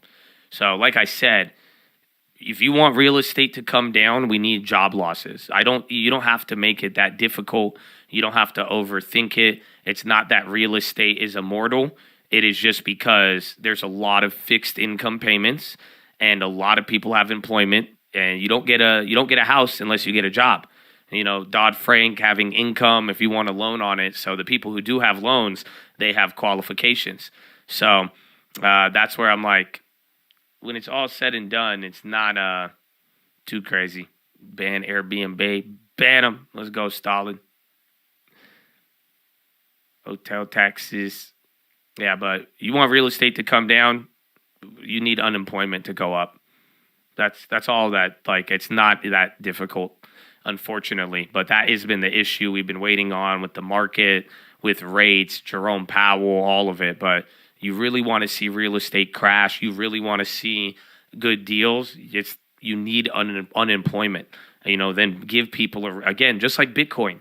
You guys don't remember what Bitcoin motherfuckers did not want to sell it. Stop it. That's the thing. Time moves slow. We've only seen a couple of years, depending on your experience level, but it's just like, don't ever forget, the eras and periods that things change, but it's like, think about it. It's very, very big. People lose their jobs just like Bitcoin. Remember, everybody wanted Bitcoin. The difference was Bitcoin dropped for other reasons. But at the same time, that's why I'm like, come on. You got to really, really think about it. It's just the minute people want to care about it, if they need the money, they will sell it. If the prices go down, they will sell it. So that's the whole logic with this, with real estate and jobs.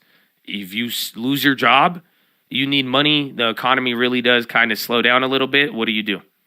You're like, okay, maybe I'll downsize, sell my house, take $100,000, whatever it is, right? And then what happens though? It takes time. You need the money quick. You're willing to sell it a little cheaper. And then now your neighbor, guess what? Your neighbor, he might not need the money.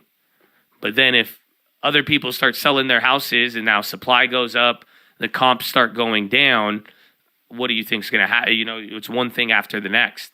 So we need supply in real estate. That's what I've been trying to say for a long time. And until the jobs market is weaker, I don't think you're going to get that domino effect of supply in real estate, because right now people don't even want to move because they can't replace their home, even at that interest rate. All right, back to 4138, key level again, 4137.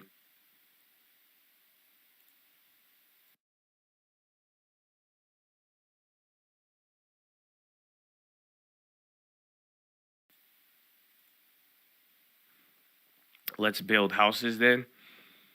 Yeah, but we'd want to do it hopefully at a better time because, again, everything's still expensive.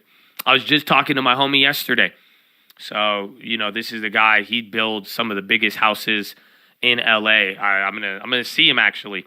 But we're talking about it, but even then the land is so expensive now. The items are still expensive, so you could do them, but your cost, your break even is it's not there. He has cheap materials. That's why he has factories. This guy has factories all over the world, and that's what he's been working on the last couple years, is his own sourcing of materials to get them super cheap. But he's just, again, because I told him, I said, this guy, I'm like, you're building my dream home, bro. But he's telling me though, he's like, if you're down to pay that much, like, fuck yeah, do it. But it is expensive right now. That's why, like, even some of the home builders, they were doing good. They're kind of coming down now, but with the rates high, and if they're building, and if people's demand is changing, you got to watch out for that. Yeah, you could now. I saw the Nikki B, bro. That Nikki B Instagram reel. I didn't know until I saw it. In California, they're now letting you sell your additional unit as a condo. So if you have like a little fucking house in your backyard, you could literally sell it as a condo. It's wild. So then you could even put them on like a HOA too. You can make sure that they don't like kill you. But yeah, you could sell them your ADU as a condo. Wild, bro. Does he build ADUs? My boy, he does, but he won't do them. He builds like fat ass houses. And then like projects. But I have a guy who does ADUs. I was gonna do one. I have one property. I don't know if it's worth it. I have a property and it just has a huge lot, and it's in a HOA, but the HOA said I could do it because of the law. And then, man, we're flushing a little bit here, 4135. But pretty much it would cost me like $250,000 to make an ADU, a little baby 2-story ADU with like a kitchen, upstairs, and like 2 bedrooms. It would cost me $250,000, but they're saying I could sell it instantly for $550,000, $575,000. But then I'm like, if I built it in my backyard, like, I don't know how that's gonna play out. But it's pretty expensive though. That's not like, that's putting $250,000 for a structure. Netflix, are they selling below the 30? 398 below 400. Again, 393. Watch if that breaks. That will be the next one. You're not licensed yet? You'll design it though? Maybe if it's good, we could always, you design it and just have somebody else sign off on it who's licensed if they approve.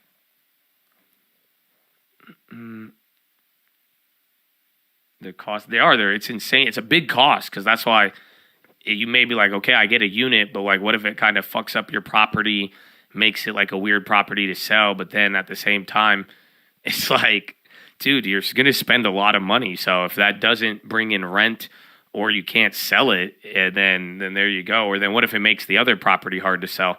Those are some of the unforeseens.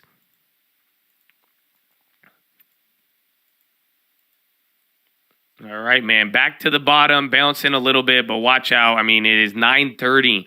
That's crazy. It's still so early, Chad. Yeah, it doesn't make sense. I think if you're going to live on the property, use it, you got family, it may be well worth it. Like some of you got older kids, and that motherfucker does not want to get a long-term or work, then I would then build an ADU, let him live in the backyard, sell it to yourself as a condo maybe, help him build up his credit, and then you could go from there. But ladies and gentlemen, boys and girls, the market's at a low. We're about to enter into 9:30 here. Get your ass up.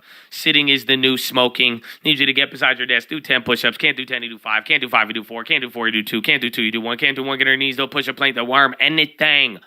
But get the body moving. Then optometrist recommendations. Stare at object 10, 20, 30 feet away. Go blink, blink, blink, blink, blink, blink, blink, blink, blink, blink. Blink, blink, blink, blink, blink, blink, blink, blink, blink, blink, blink, blink. Oh, man. Oof. And chest to the sun, flex the core, tuck the hips in. Oh, and boom, baby, looking good. There you go. Relax the jaw. Breathe in really deep. Breathe out with your tongue out. Go. There you go. Why not just keep it how it is? Yeah, well, again, I had this thing like 4 months ago, but I'm not building the ADU. I don't know. I'm worried about I just think it would be harder to sell the main property. So if I built an ADU and tried to sell it as a condo, I'm worried that it would make my main property less appealable. So then the $1 million of the first property goes down because I try to squeeze out more money and put in somebody in the backyard. So it just gets weird.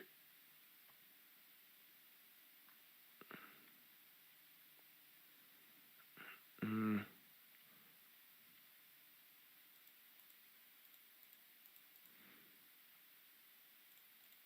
41.36. You're right below the level. Oh, lurking bear, baby. God bless you. Happy Friday. Are you lurking? How do you feel about the market, lurking bear? I feel like this is your your habitat. Or no.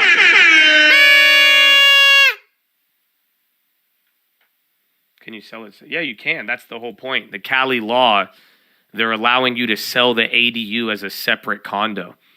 I don't know how it's going to work with like the metering and all of that, but that's the whole idea. So Cali, it's stupid though, bro. Remember, I don't know if you guys heard about it 3 years ago.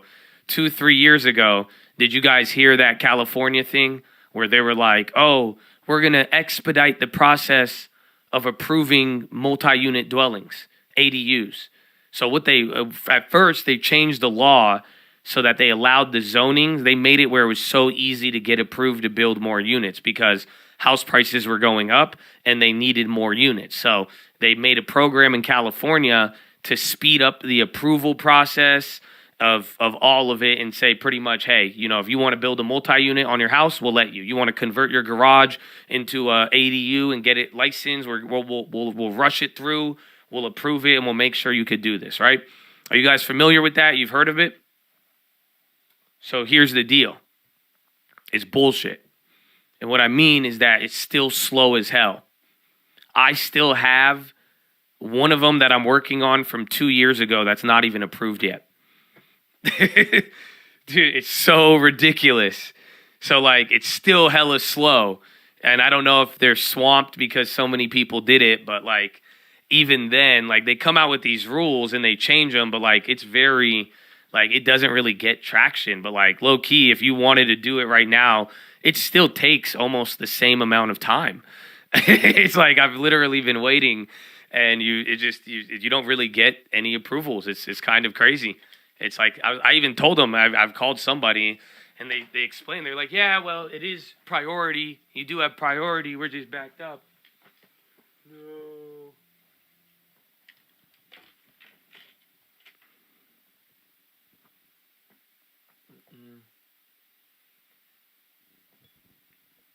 Yeah, it's more tax money, but it's just slow though. That's the thing that sucks.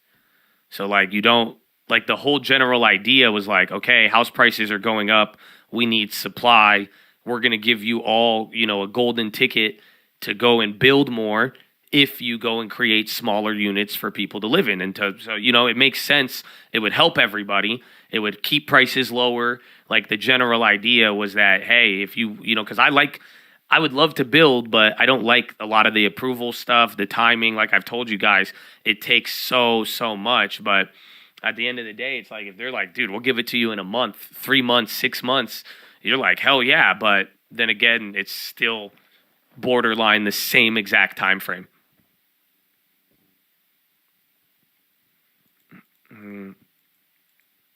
You could build a 2-story ADU, I think, as long as you get it all approved. All communications to Gaza seem to be cut off amid heavy Israeli bombardment tonight.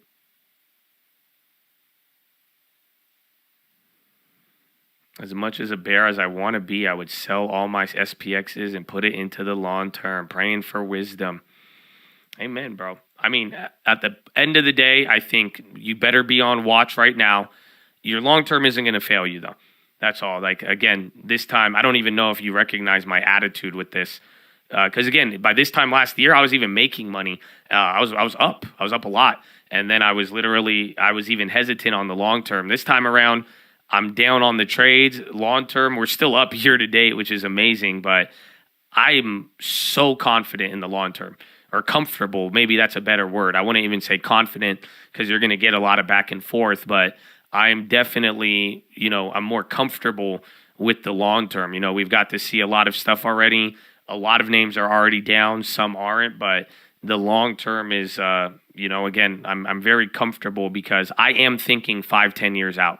All I'm thinking of is all of the dividends that I'm getting now, all of the growth that we're able to add to. But I'm thinking of the moments that I've witnessed. So let me put this to you in another way.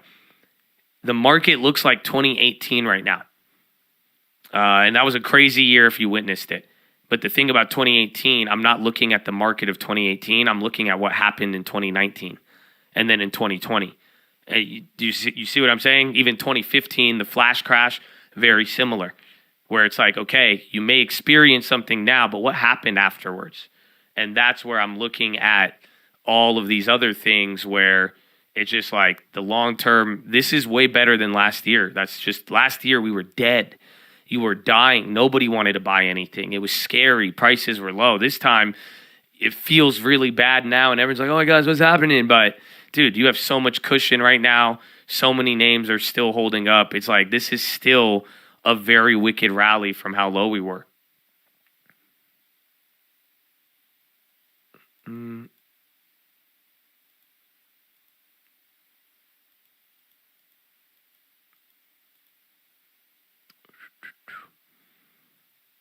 And everything. I mean, we bought a lot too. We didn't know what we were doing though. So you see what I'm saying? That's why I hope this time around you know what you're doing because you lived through it already.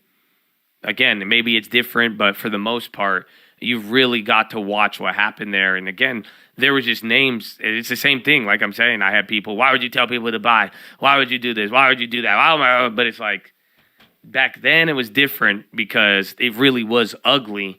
But then you literally watched what happened with all of that. So it's a very good lesson. But in general, just think whatever happens with rates, the market, we do plan to hold this for a long time and add and compound and make it big. So that is something to keep in mind of where you go. So that being said, I am comfortable, very, very comfortable with the long term.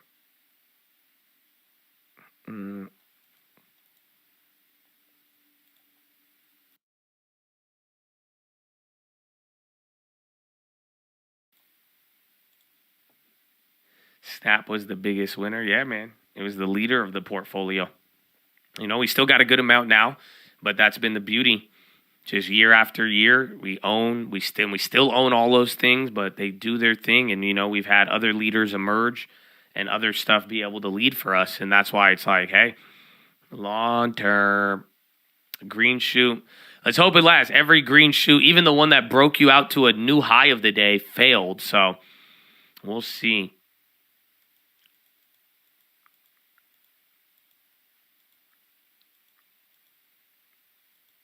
We V then back to it could happen.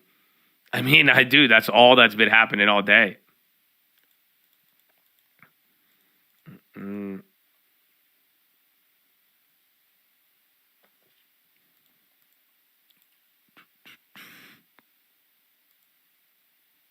Where is it? Where's Google? I can't believe Google came back after that horrific morning, but they're even in the green now. Meta's up by 3 still. Again, it's so weird looking at the NASDAQ up 1%, and then you just look at how the market in bonds look today. It looks like today would be really ugly in that sense, but nope. I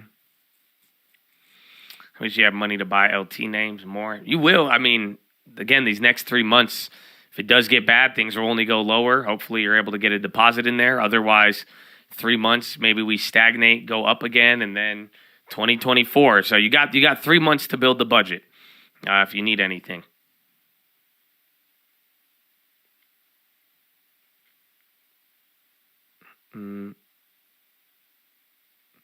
Fingers crossed for a green Monday. I don't know, though. Someone said that earlier. If Monday shits on us, is that a sign? But remember, it's been about 13 Mondays in a row.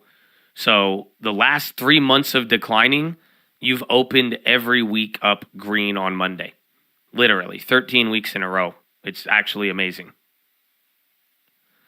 What time we add Bill? I'm going to get rid of Bill when I'm ready to buy Bitcoin, essentially. If that makes any sense. Otherwise, when they cut rates is when I will leave out of Bill. Once, interest rates no longer provide me, what they provided our forefathers, then I will go back to leaving. But pretty much once my dollar starts getting weak, then I'm going to back out of the dollar and then try to put it towards assets. But as of now, I like a mix of both. Again, this stagflation, recession, who knows? But, it seems like a little bit of everything. Good diversification will go a long way, and cash is part of that.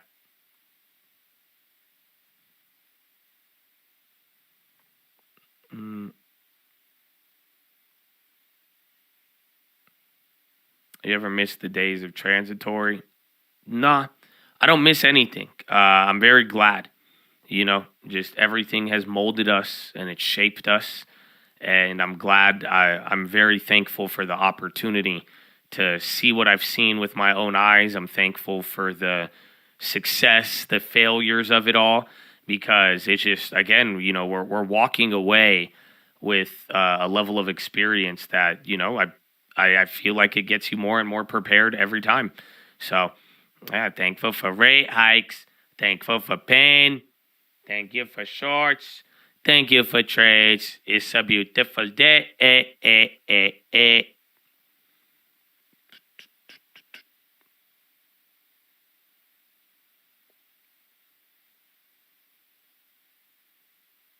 You sent the USD transfer. You got scammed, bro. We already told you earlier. Don't fall for that shit, man. Come on. It was either that or you're trolling. But, yeah, I don't know if that was you in the morning, but we said that's not me, bro.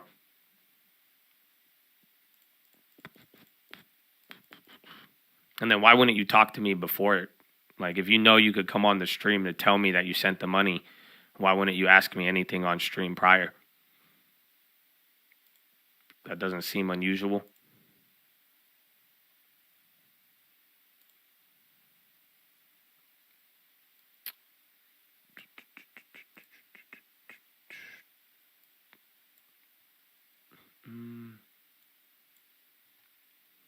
Thank you for sunshine. Thank you for rain.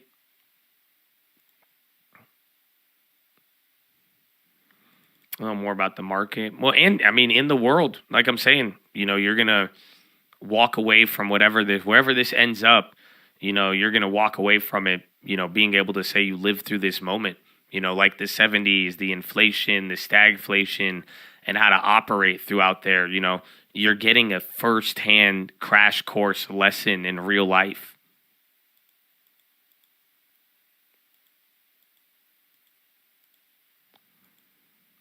Wayfair on the high. Our bonds going lower. So TLT is starting to dump right now.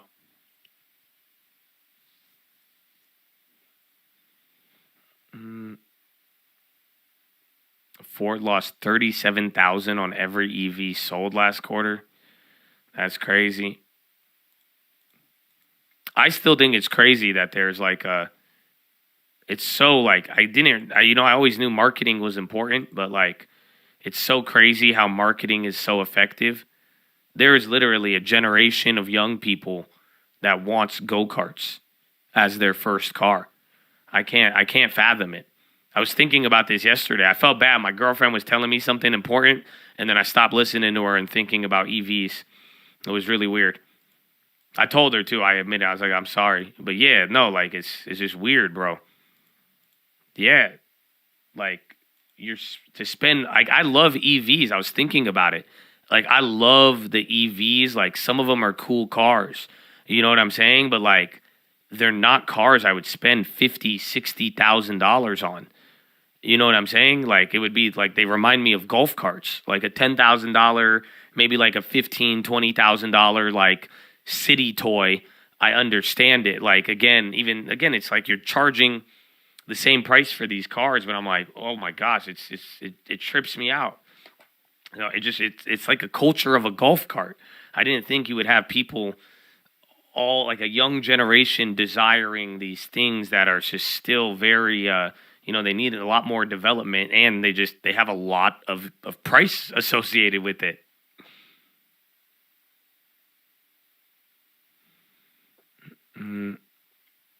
Yeah, Israel cuts off communication from Gaza Strip. That's getting confirmed. They launched the most violent attack since the beginning of the war. Sources Al Arabia. Seeing how much these golf carts are now? No. For really? I swear I saw a used one for like $8K on OfferUp or something. That's wild. That's just one reason why you don't have Tesla in your long term. I like Tesla, again, and it's just like, did I not buy Tesla at $20? You're right. I missed out on it. I'm an idiot.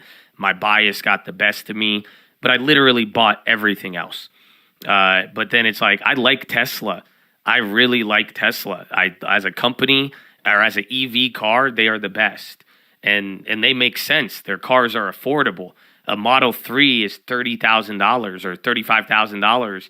It's like, it's actually like efficient. I think their valuation is too much, but it's in general though, I think it's amazing that there's categories of people who are, between the ages of 16 and 21, and their primary choice of a vehicle would be an EV. And you're literally watching these EV companies, everybody except Tesla is making all of these EVs just to lose money on them.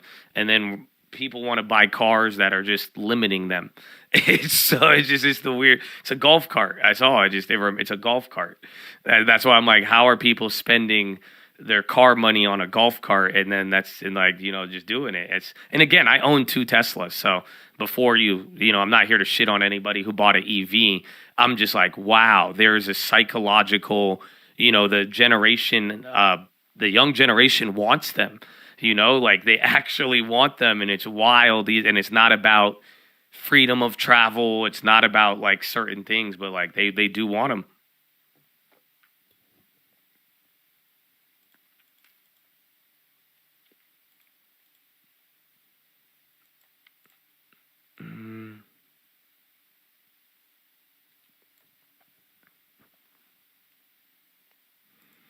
It'll save you gas. It's just sick technology. Charging times are no problem. Yeah, but there's a lot of, it's still very immature. And I don't mean as like your personality, but like literally the EV is just the charging networks. Unless you live in like a big city, it's very difficult. Again, even if you want to try to go somewhere, still very difficult. It was minimal maintenance for me. Yeah, the no gas, I could get behind that. I don't think I've ever maintained the Tesla, now that I think about it. That thing is kind of like low-key bulletproof.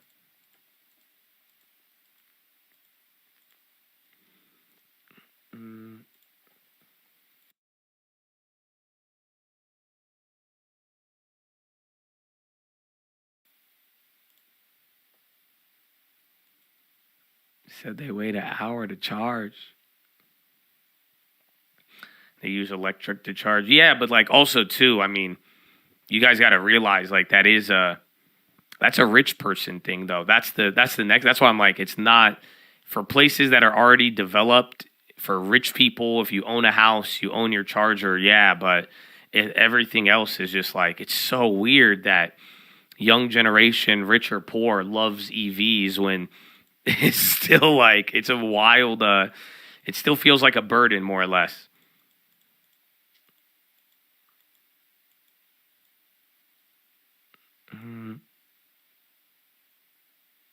Well, you just need more chargers. That's it. Again, I think if we stick to it down the road, it'll be dope. But as of now, I'm still like, man, that's expensive. That's it. I want it. I would love to get so many EVs, but I'm like, I can't do it.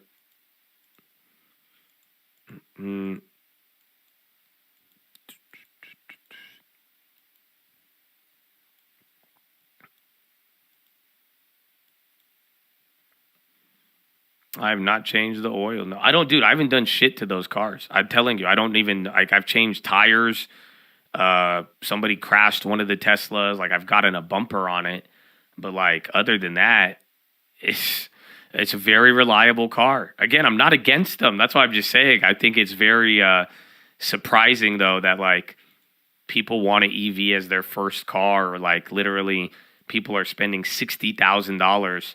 And it just, again, like, you got to charge and you can't even, like, drive it to LA or anywhere. I mean, you can, but it takes you 4 hours. I have an order for the Cybertruck. I'm going to get one.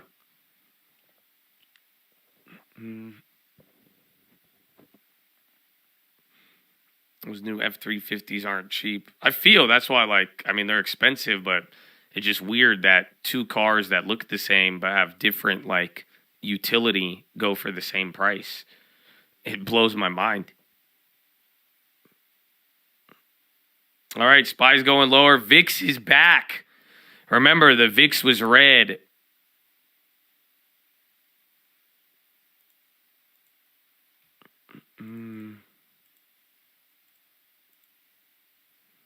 VIX to 2040. Yeah, VIX is rocketing. There it is, Chad. Welcome to Friday. It's not even 10 o'clock yet. 10 minutes now.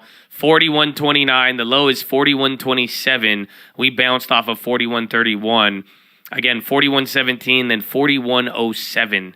I think it's 4,007.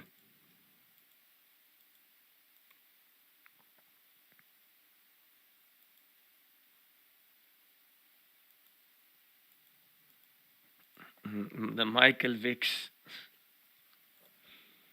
We're not, no, we're not. We're in death land. It's not even no man's land. It's literally every level from here. I mean, we start to go again, 41.17, then 41.07, then 4,100 below.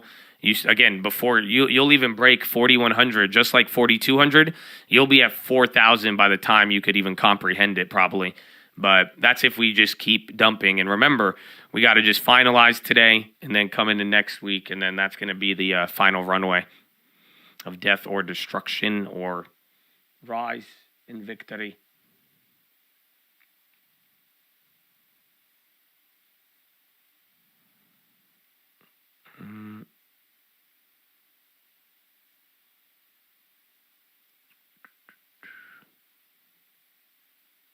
Same weight, same tax write-off, better car and resale. I think that is subjective. But in some instances, I can agree with you. In others, I would say it's batshit insane. So, I feel.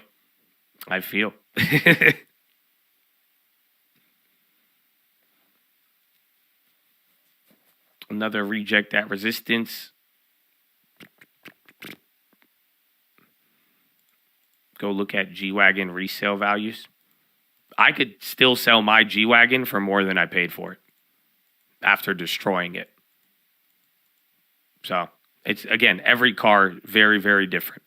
But like I'm saying, I can agree with you in some instances, but others, it does not make any sense.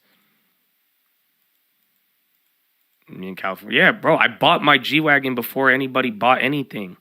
I'm in California. I got and I paid it at MSRP. I had one of the first G-Wagons out. So again, dude, my purchase price on my G-Wagon is very low. And then they had all the premiums, and then prices came down, and then it's there. Again, I got my Teslas before everything else. That's why there's a lot of things you could play the game with. But that's why I'm just saying, though, I agree with you in some instances. Other ones, I really don't. And there's the auto market now, the options people have. It's very interesting what people are rationally choosing.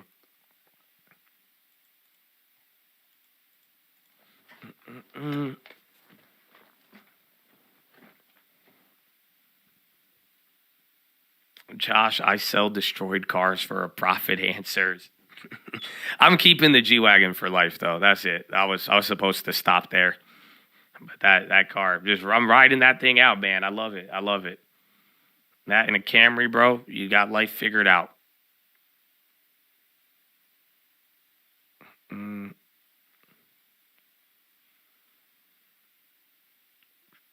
Your homie sold his Range Rover for $20K less than he paid.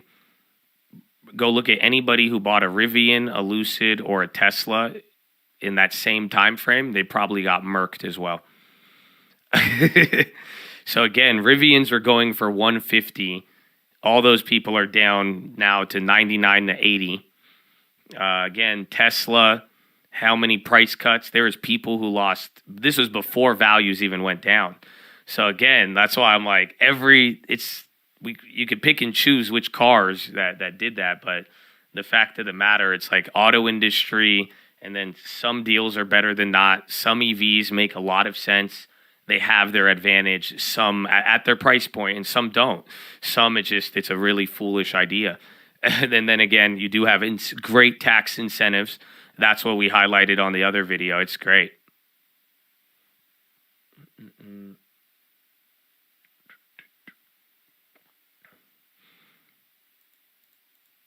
What's ITCI? Decent pop up 2.5. First thing we've seen kind of run all day. Palestinian Jawal mobile provider says no mobile phone service or internet in Gaza due to heavy bombardment. All right, man. You're getting war headlines in the background, but I honestly think this is just some fearful Friday effery. And now you're 41.29. You are breaking yesterday's low here very, very shortly if we go any lower. Intel Green. It sucks. It doesn't.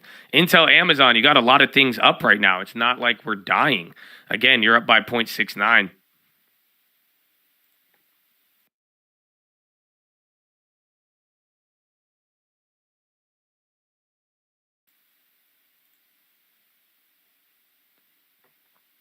Manifesting that G-Wagon, baby. 39 months in. Thanks for all you do, baby.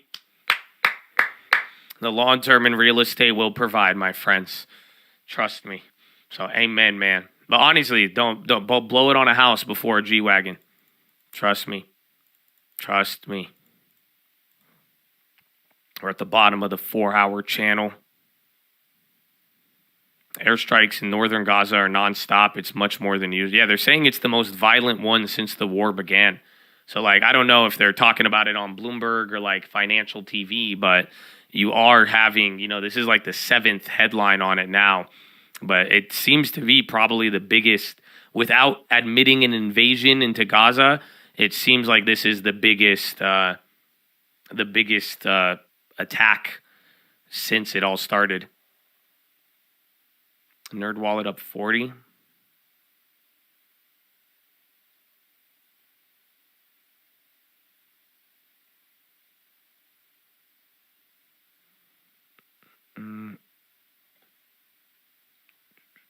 It's good. At least it's 10 now. We still have so much time. It's weird. This day's going to fly by the end of it, but even that morning was slow, bro. So it's 10. You're going to have an hour to make one move down. If you're going to keep going down, 1 hour to recover it, and then you're going to just finalize it in the last hour.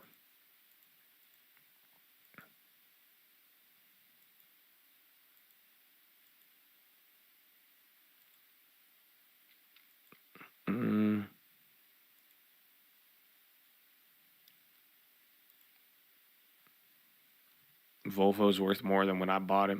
Yeah, some cars are still, a lot of cars are like that if you got in on it early. If you were buying cars, though, before some of the prices came, like in the middle of the hype, everybody got murked.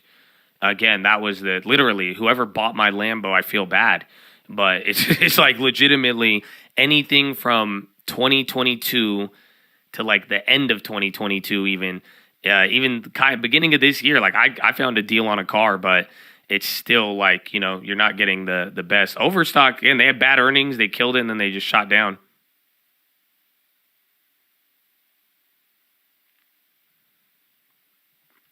Yeah, cars appreciating was wild, but we are normalizing that trend. Yeah, UVX, well, again, it was red all day, and like we were saying, if that calms down, that could be good. That's that weird tech effect, but at the same time, building a higher and higher base here, it starts to get wicked again.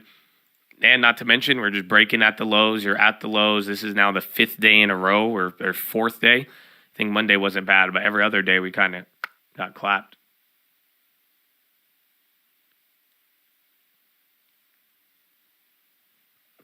All right, another flush, UVXY high. Remember, bonds led the way on this whole little drop here.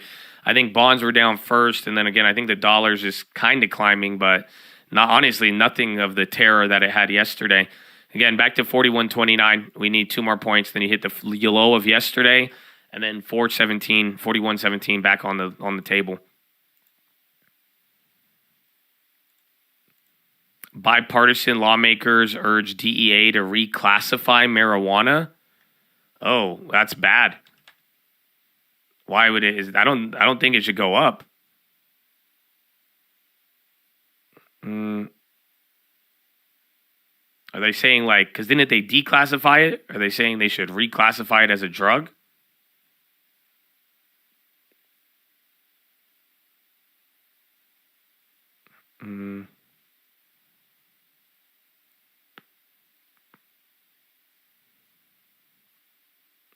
Congress tech. What do you mean? You got your boy, you got Jesus man, bro. I still can't believe they elected that dude. That's so funny. I'm telling you, you guys rejected everybody else, and then you wound up with Jesus. I don't think he's Jesus like Christ, but he's already like, I'm getting rid of ESG funded.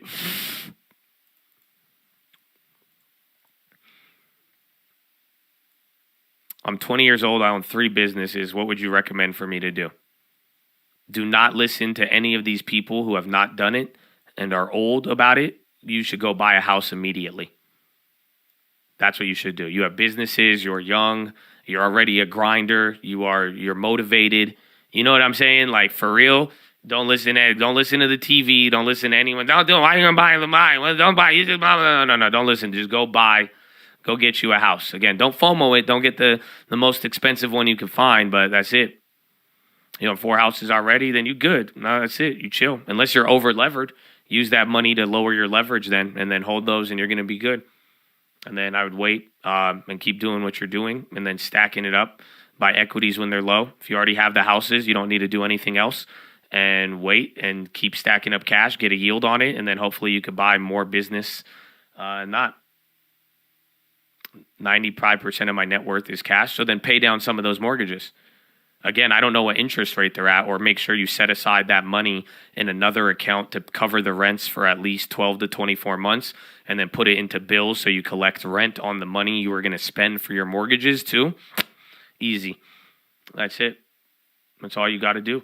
Honestly, if that's what you're doing already, then I would run with it. Everything else, now you gotta survive the next 10 years. Being young and having money and assets, you got to make it through, and hopefully you don't drop the ball or get into drugs or hoes. What else? I don't know, a couple of other things, but besides that, yeah.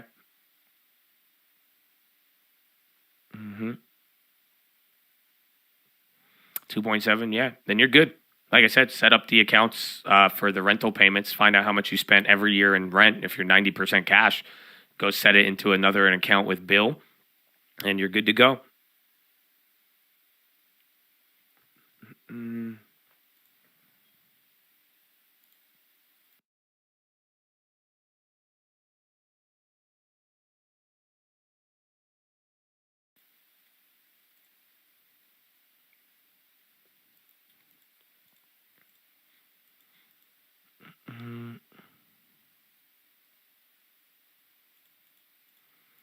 is buying 100 shares of Tesla and selling premium worth it.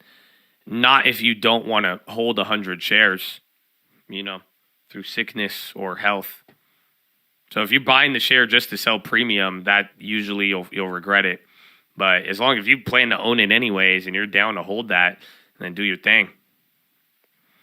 250K cash sitting around with it, what would you do? I'd put it into Bill or a high savings account, and then I would look for a house at a good price, or that could cash flow better than Bill.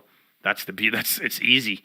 I'm telling you, if you could go find an Indiana house or somewhere that pays out more than Bill would, then boom, now you could just turn it into that if you'd like. But I do like real estate. Otherwise, I would sit with cash and get yield on it until there's a lot better buying opportunities in the market. And you could even scale in a little bit. There's some names right now that aren't really, again, they're literally at multi-year, decade lows. So, just depending on how you want to go about it.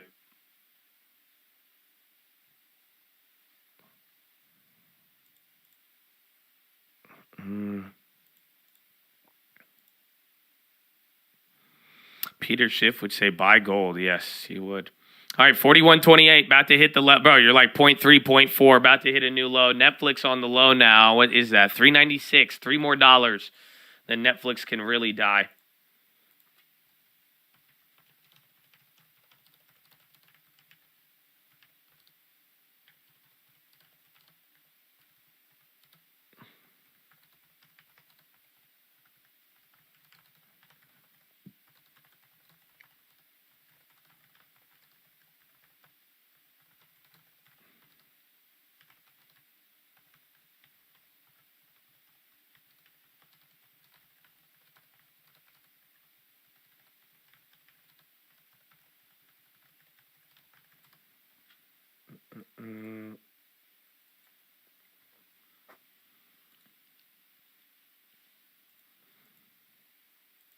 All right, 4-1 there. You just flushed it. So 41.17 now, next spot, then 41.07. Again, headlines are slow. This is just all off of, I think, the broader fear of the last couple of days and everything else that we're going. You're getting Baker Hughes rig count. That was fed. Bro, this level, again, there's no respect. That's what I said was the theme of the week. Not one level of respect. You hit the levels, you go directly to the level, hold it for a little bit, go above it, and then boom, no respect. Do the same thing. You've done that 4 or 5 times now, just on this whole entire week. So, again, 41.22. You're probably going to go to 41.17. I don't think there's a reason to stop. If we can't hold 4,100, you got like 2 baby spots, but it's going to dance a little bit in there, and then 4,000, 4,080 or 4,097, I believe. But then even then, I was saying just you could really quickly just get through all of that here. So again, 4,100s, but like your spots in here, just take a look after 4,100. This ain't like a good spot. You know what I'm saying? You don't really get real support till like 39.70 again. That is the issue with all of this right here. So 4119 though, there you go. You're flushing.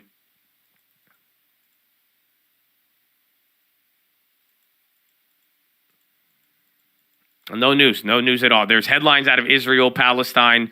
They're bombing Gaza, but I don't know. I don't think that's what's causing this. Again, you're going to probably hear about it over the weekend, but for the most part, I do think this is just straight up the broader fear of what we've had. Again, right ever since closing below 4,200, like we said, that is that pivot point, and it's been unrelenting right now.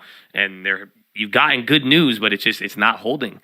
Again, Amazon is up 7. This is on the day the NASDAQ was up 1%. Now it's starting to slip, but you're actually getting, now Apple's going red. All these names that have a lot of juice, they're flipping. Love on the high. LOVE, Love Sack. This one's weird. Again, market's dying. This thing's up. It's not loading. It's at 1520. It might be halted. Regionals clapped. Very odd. Again, Lovesack is still running up 5%. Dude, regionals were up. Or no. That was Capital One. That's still up, but damn.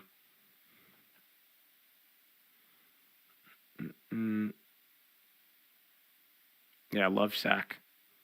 They're running. I don't have any news on that. Press release, they announced new heroes. No, that's old.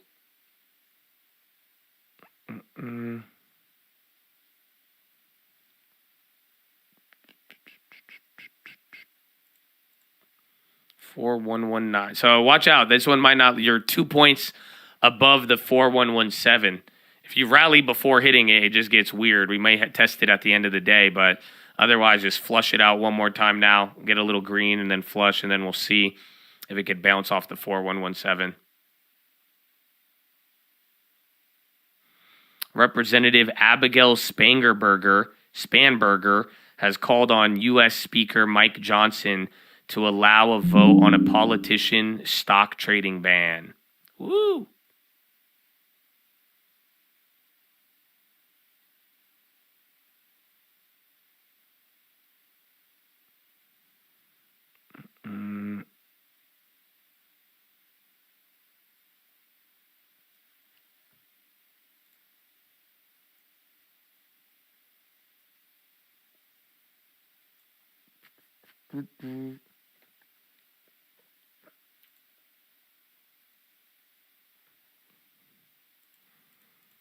UUP. Oh, I thought love was UUP. I was like, oh shit. Yeah, dollar weighted all day, but still red. But like we said, after that carnage yesterday, the dollar was a menace.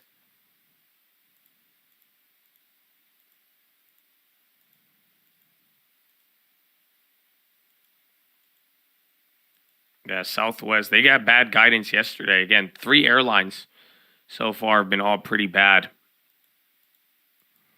Again, in UPS, they gave their warning yesterday.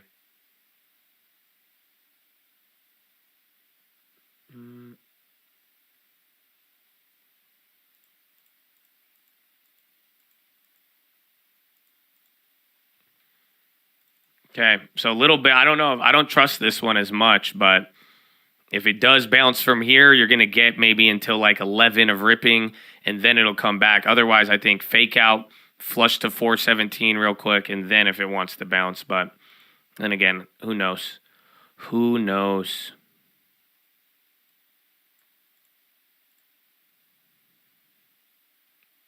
JPM paying out divvy on Tuesday. That's good. We get it when the stock lower, I'm down.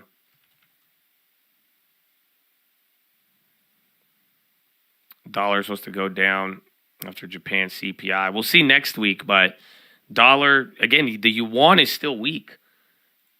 That's the craziest part, but it does go, I mean, it goes hand in hand with everything else.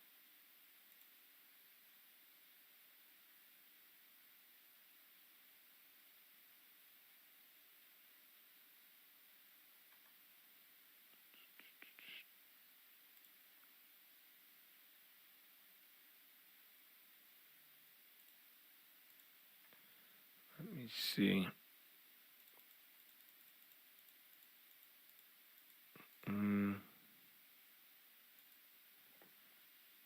Where was it?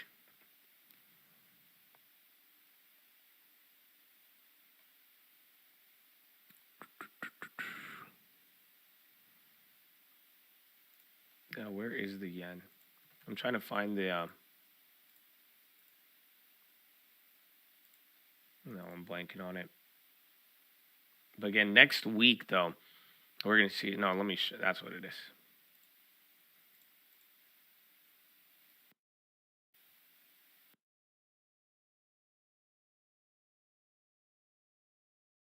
But like I'm saying here, it makes sense why Japan is also getting... Like, you could see the weakness in Asia. But all the while, bro, 7-3 on the damn yuan. I mean, this led into everything. We just ignored it for a month, and then we started going down.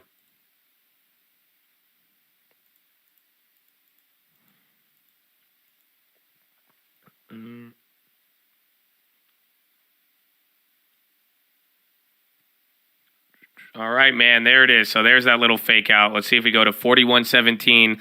If we hit that, maybe we go a little lower, and then we get a real bounce. Otherwise, if you don't bounce at 41.17, 41.07, another 10 more points of downside, and then it could do its thing.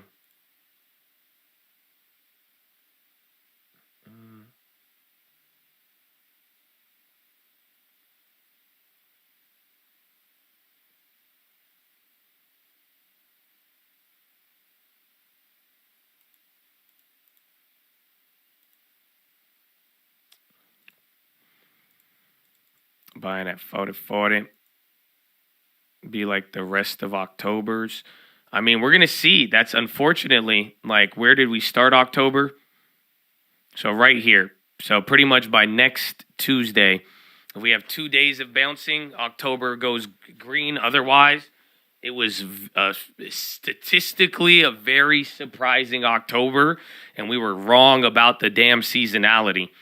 So that's the ironic part about it. But the further this goes, it's going to be harder. But now you're waiting on those last 2 days. But it's the question of October being down now by like what, 17 points. It's like 2%, 3% down versus either break even or green. But again, the last couple days of the month, that's where a lot of action has happened. 4118. So get ready.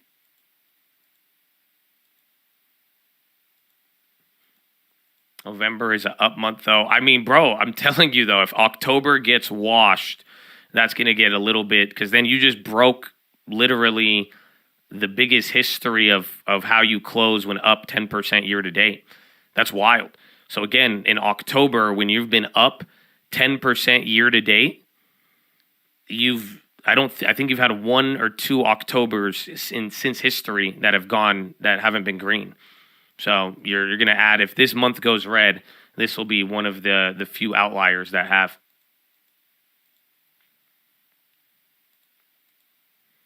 $411, again, a little bit above the level. Watch how it reacts there. It could still go lower. Remember, that's what happened with 37 yesterday. You dropped 4 more points lower, but then when it came back, it used that support level as a launch pad.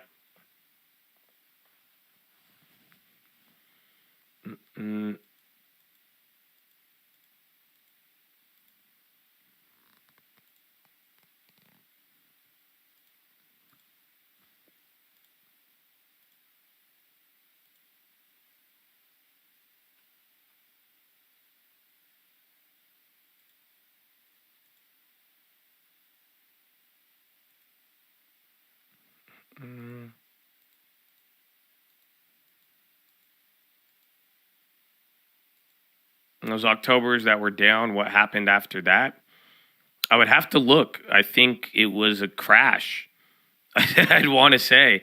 But usually there's not too many instances where the market is up 10% year to date and then also coming off of a red August and September. Again, that type of setup usually has been good. But I do think the times it failed were like, times that we ran into crisis.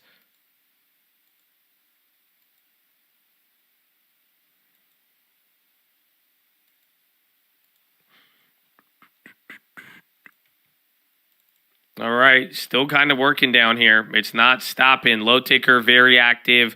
Couple of volatility indexes on the high. NASDAQ's still up 0.37. Amazon is still up by what, 6% maybe? It's not even loading it for me now.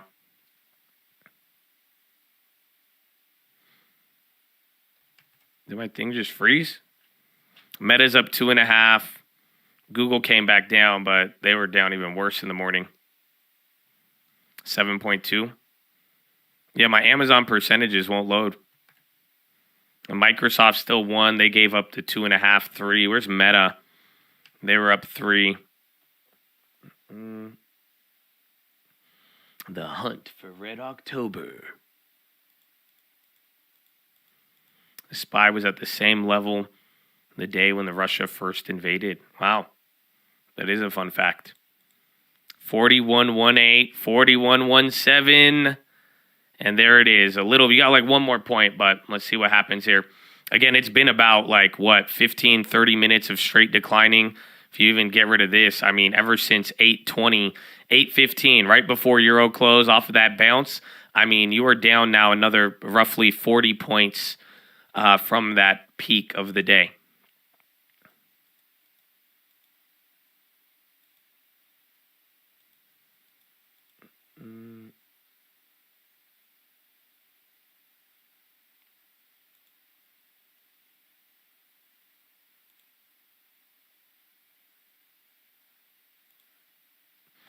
Oof. Another one. So again, bro, you're going to 41.07 now. I don't know if you want me to pull out any other levels because I don't even want to talk about them because that just means 4100 and then 4090 and then 4061. So like straight up though, yeah, I think like 4090 is 4087, 4090. That's where you die, literally, because at that point I do think it just starts to flush into like 4060. So if you break 4100, you'll be at like 4060 in the next day or so, and then 390. Yes. That's sadly the next level of like real support. Again, you got these little spots up here, but like you hang out there, but you don't really live there. You'll have a little bit of defense at 4,000, but if that don't change, it should hit 39. Next day, you mean today? Well, there's a couple of hours left. We'll see, but you've already done a lot of flushing. Anything's possible, though. Again, I'm giving you the levels, telling you to watch out here, what they all mean. Again, the problem with the levels, they don't tell you to buy or sell. They just tell you where things could pretty much go in magnet to, and that's kind of the issue. So right now, it's just a matter of we break 4,100 or not. The below 4,100 starts to get even more vulnerable, and then we go from there.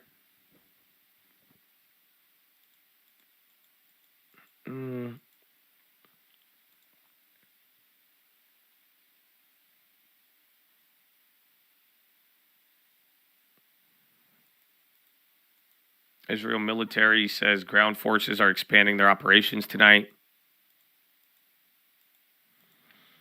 I don't know if the geopolitics are hitting the headlines, though. I think this is, again, bonds, stocks, and the dollar with equity land, a major gap between bonds and dollar right now. But for the most part, I don't know if that's the reason. USO is moving now. So if oil could get oil back to 90 and higher, we could talk about war headlines. So it's starting to move. Again, you are getting an oil pop off of these headlines.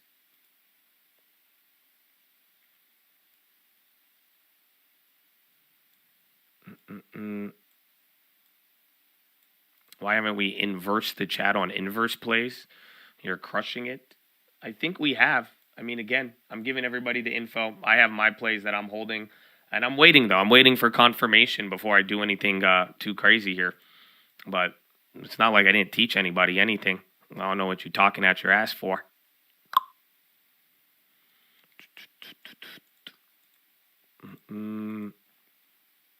Israel spokesperson says we call on residents of Gaza to move south. Israel military says ground forces are expanding their operations tonight.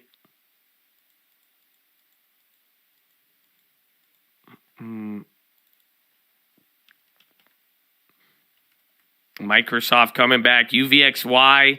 VIX is back above 21. So, bro, this thing was down today. It sucks because yesterday you were higher, but again, you are now lower on the market. So that tech stuff is just slowing down volatility, but then the market lows are speeding up. You're 10, 12 points lower than yesterday with the VIX and gold and everything else pretty much at the same spot, even the dollar and bonds.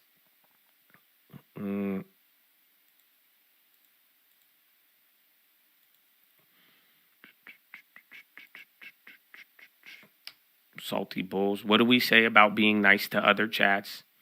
Again, I did clap at you a little bit because I don't know, it was a little bit of a flex, but you know what I'm saying? Don't go after the chats. And who's the other guy who's talking shit to ban you? I'll time him out too. Everybody's spicy today. That's it. That's why I said I've noticed.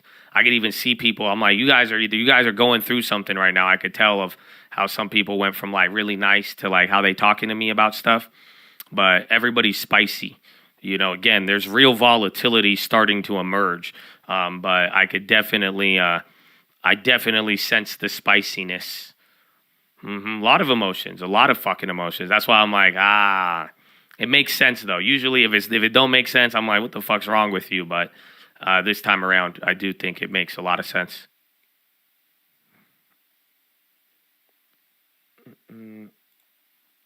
Is everybody spicy, or is that what you notice? I mean, fuck it. Ignore what I'm saying. You tell me. What do you notice?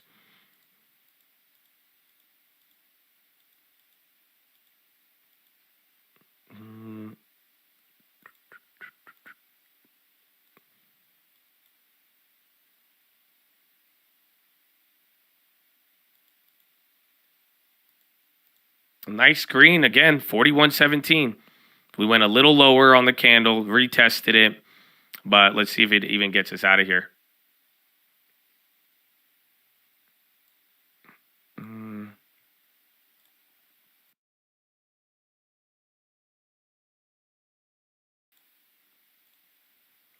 Because the Bulls got waxed. I think it's both. I think the Bulls are getting clapped, and you have to deal with that. But then you don't literally watch. When the market bounces, you're going to see all of the angry bear comments.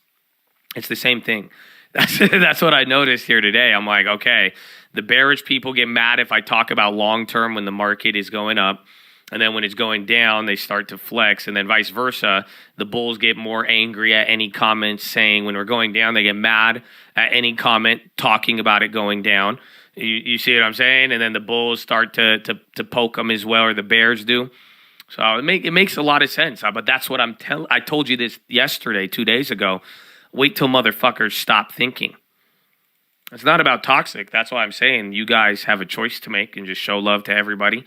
Call it a day. I mean, if you want to take out your trading day on me or anybody in the chat, you might get clapped. I might say something that will make your day worse or not, or hopefully we just ignore it. But the general idea is you could either work together or you can try to find another enemy just because they disagree with you or something.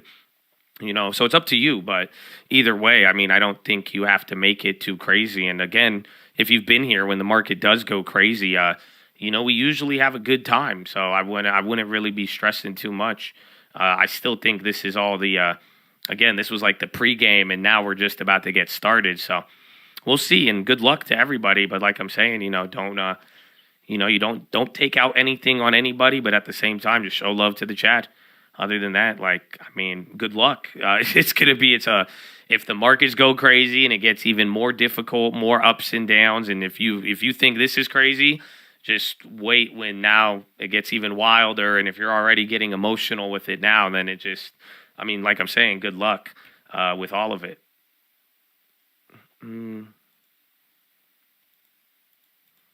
Chicago Bulls versus Chicago Bears. Hey, man, bull or bear, the long term is alive. Amen. Horn. I'll take it, baby.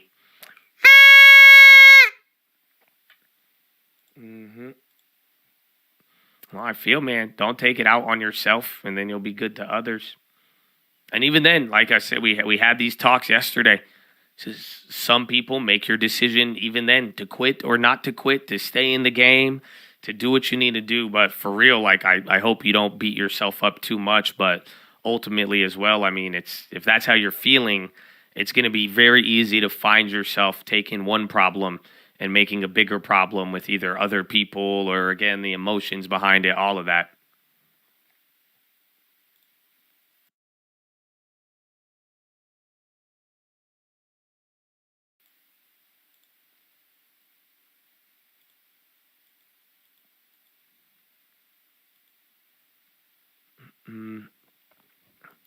On RX, because nothing's moving. Again, the implied volatility for the last 3 months has just sent everything lower.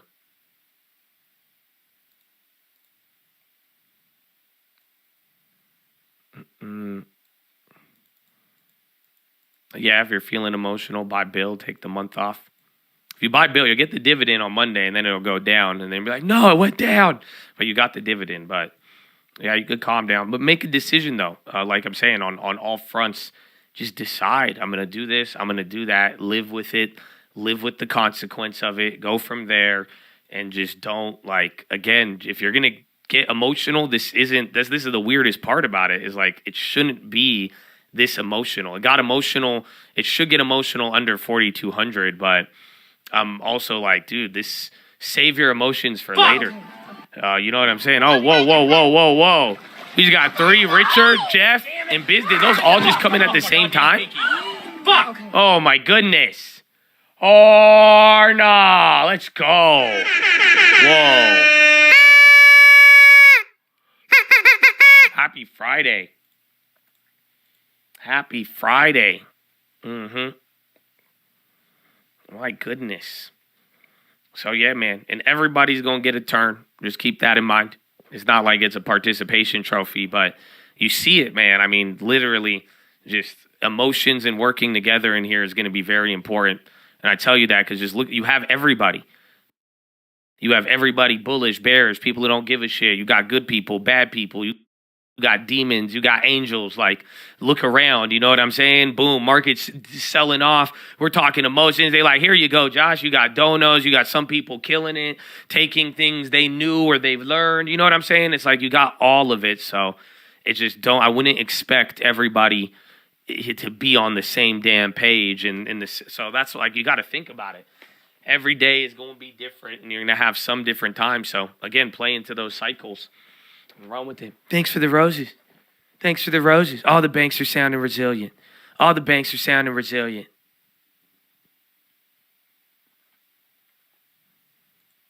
All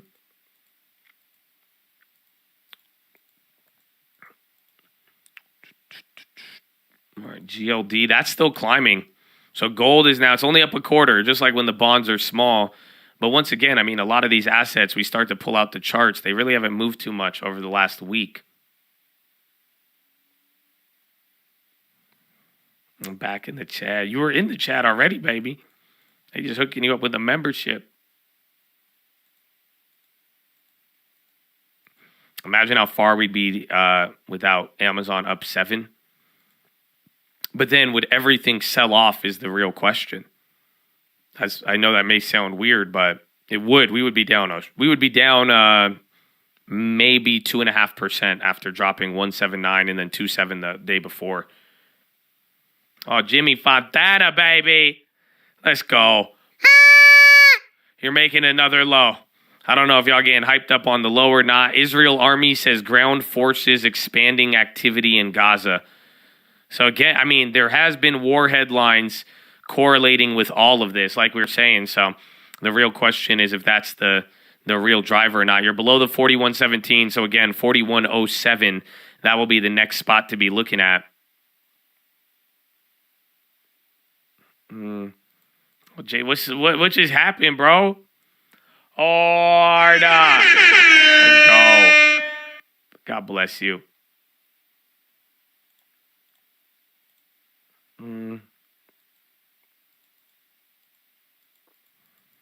My goodness. Okay, man, y'all need to, like, you gotta get the market maker. You gotta cheer him up or something. Otherwise, you're gonna have a lot of craziness. Oh, okay, Chad. What the hell? Bro, why? Like, I don't know. Is there good talks or something? But the market's dying right now. Why are you guys so excited? You guys are like, fuck yeah, Josh. Woo. Let's go. Happy Friday. God bless you. All good days start. Oh, Lucky Soldier, Eduardo, Jason McCoy, Mr. Font. Dude, that's like another 4. Dude, that's insane, you guys. No. Please. Let me hit something first. And then, like, you know what I'm saying? Like, what the hell? Y'all showing way too much love. God bless you. Thank you. What the hell? Yeah, like, if you donate to me, it does not make the stock market go up or down. You guys know that, right? I don't know if I should give that disclaimer. Oh, my gosh, another one? Bro, Richard, again, double back-to-back, Richard? We going back-to-back. Oil's running, again, another Israel headline. And there you go. God bless you. We might have to do this every 5 minutes. Horn. Again, oil's ripping. Oh, my gosh. Jeremiah, baby. What a beautiful name. What a beautiful name. Oil's shooting up. Again, we're at 41.17. The chat is going crazy. Showing love. There's a lot of new members here all of a sudden.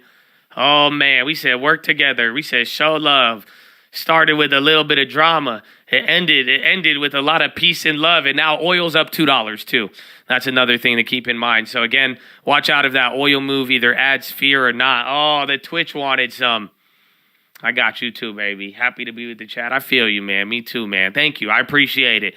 Honestly, that's not I did not forecast that in today. I did not know y'all were gonna come out like that. So I really hope, regardless, all of the talks, everything that I said, it's not motivated by anything except talking to you. So thank you guys, and I appreciate you, and I hope, we all do work together. Like I said, it's just not, take note of the spiciness.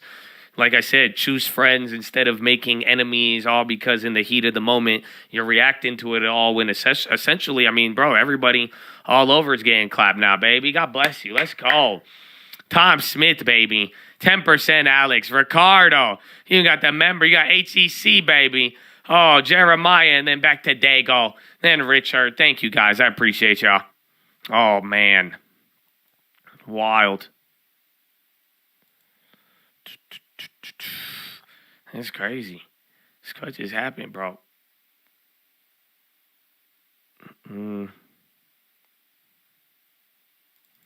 God bless you. No, man. God bless the chat. Let's go. Yeah, gold is going nuts. Again, oil and gold now at the same time.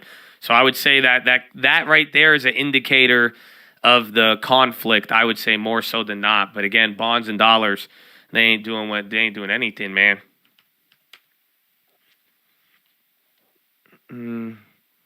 Appreciate all of you, man. I appreciate all of you, man, who are literally spent the years, and again, man, just showing love to Chads and being a part of this in a very productive way.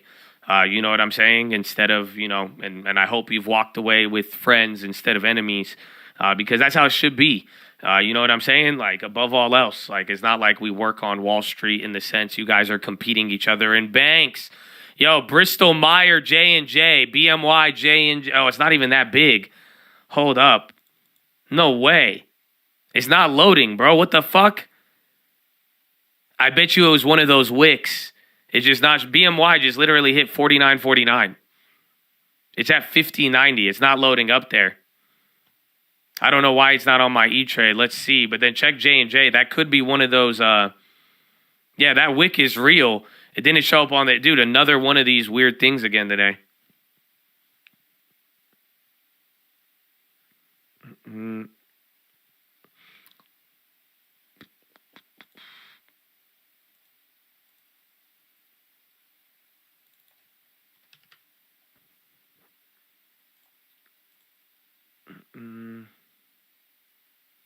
Love you, Josh and Chad. Wouldn't want to spend my time anywhere else. Mr. Troy.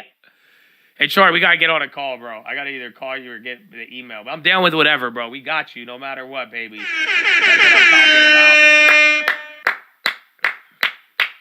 Yeah, Gaza. I don't know. There's a lot of crazy Gaza headlines. El Coyote just dropped another one a little bit ago. Senior officials in Israel are stating that tonight is the night and that the full-scale invasion of Gaza will begin in the coming hours. That was your first super chat? I would have never known, bro. Honestly, we love you, man. You've made your presence known, baby. God bless you. So I'm talking about. That's what I'm talking about. They're telling it. But again, last time, dude, they're telling everybody it's happening today. But just as a reminder, 48 hours ago, they said they were going to delay it to add more weapons. And then the next day they said, we're not going to delay it, but then we are delaying it. So you don't know what's happening. Again, the strategic ambiguity, I think, goes a long, long way.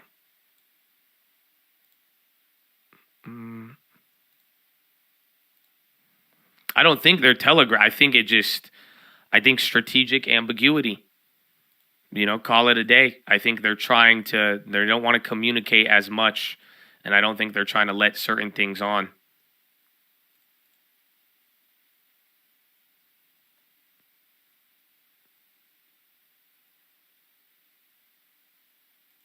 They're playing 3D chess. I would say that's what's happened every time. That's the whole point. I think every time they say invasion, in my opinion, again, I'm not a professional for this. Yeah, I have a degree in it, but I don't think that means shit. But the way I'm looking at it is that they are trying to vocally say that they're going to attack because they want people to move out there. Whether it's citizens, civilians, or I think they want somebody to try to move, if that makes any sense. I think they're trying to get a target to make a mistake or move around and then get other people out of the area before doing anything else. Well, I don't know if it's for money because you got to understand if we don't have hostages released and then they start escalating, again, it as much whether you support Israel or not, it doesn't matter. It becomes harder to support Israel if they take too aggressive of action. Or again, that's why people are highlighting the deaths in civilians, because that starts to wane support from one side or the other.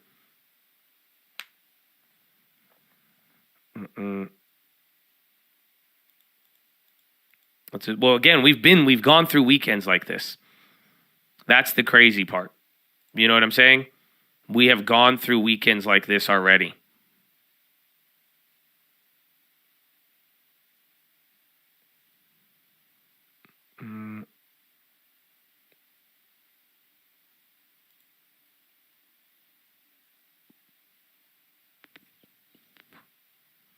Let's see.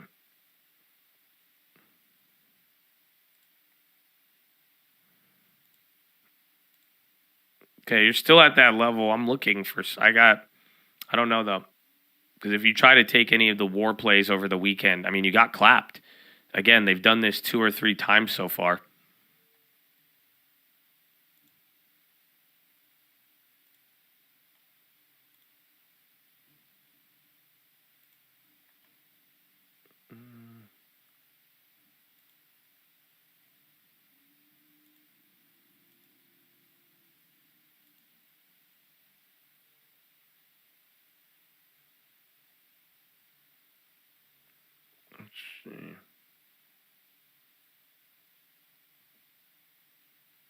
And flush. Matt, there you go. Again, you thought it was going to chill there for a little bit. And oil futures are running. You've gotten weird wicks. But again, VIX now, I mean, it's making this charge to 22. And then watch out, 4107.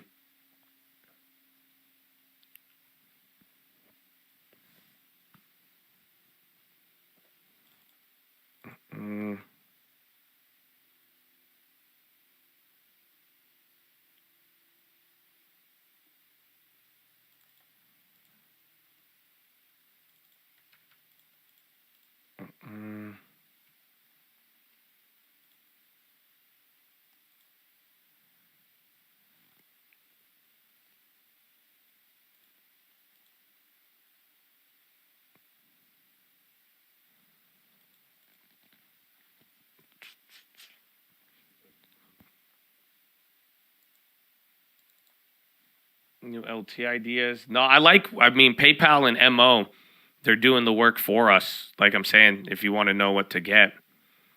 But I like those. If anything, we just got to deal with this little fiasco.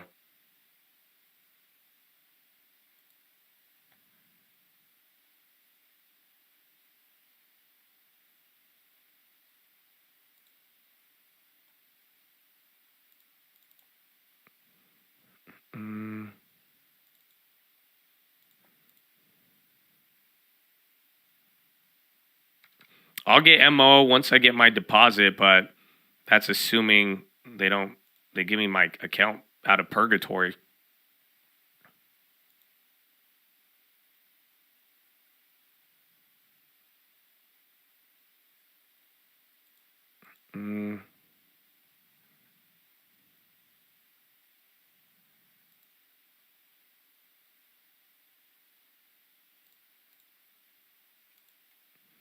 I'm trying to snake a chain, but it's not working.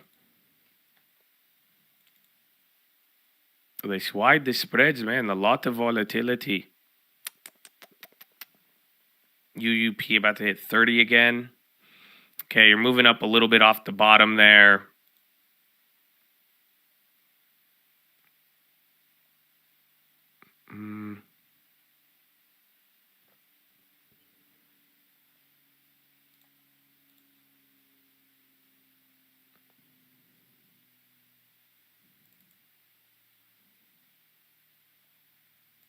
Oh, that's the wrong expiration.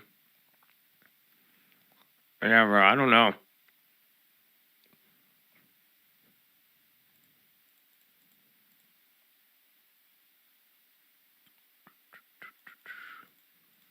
ZN. coming back up. 10-year. 10-year doesn't have the weird wicks. 10 years actually break even. So the 30-year is actually showing more weakness. But even then, bonds and dollars kind of the same today. Not much action.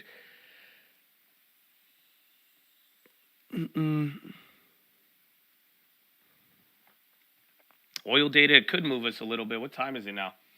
10:43. We only got 2 hours left, baby. Only got 2 hours left.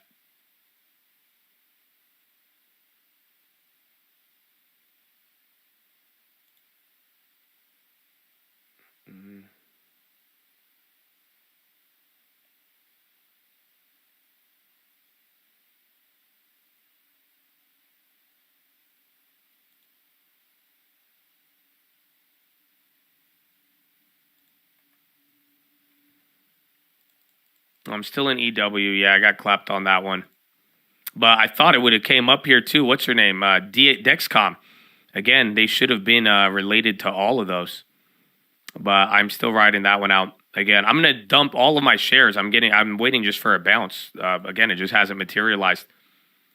But that's kind of my plan moving forward. But it just all depends. In the meantime, though, I don't have I'm down a ride out through a lot, though, here because it's already moved so much on everything. So like I'm saying, the window of opportunity, it's bittersweet as things get bad, but you're watching the range and everything widen up. So we'll see, but I'm still in that play, still in a lot of other ones. Again, I made plays for October rally. I had to pay for it so far, but on the first bounce, I'm going to look to eliminate a lot.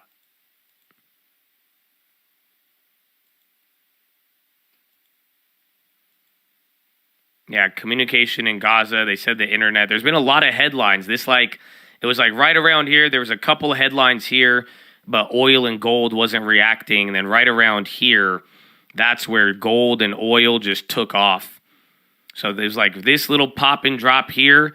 These are where you started to get a little bit more hits out of the war headlines.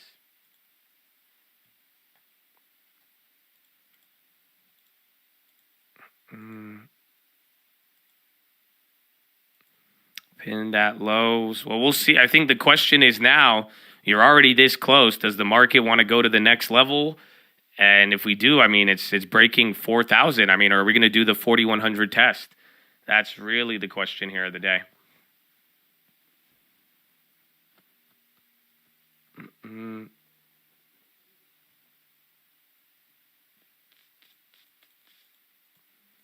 Did I turn? Turn where?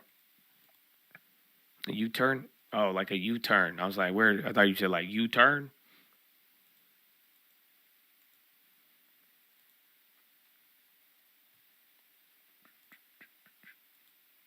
Okay. Chad, I need to go to the bathroom. I don't know if I have time. Follow me on Instagram at The Trading Fraternity. I love you. God bless you. Good morning, good evening, good night. And I'll be right back. Some money.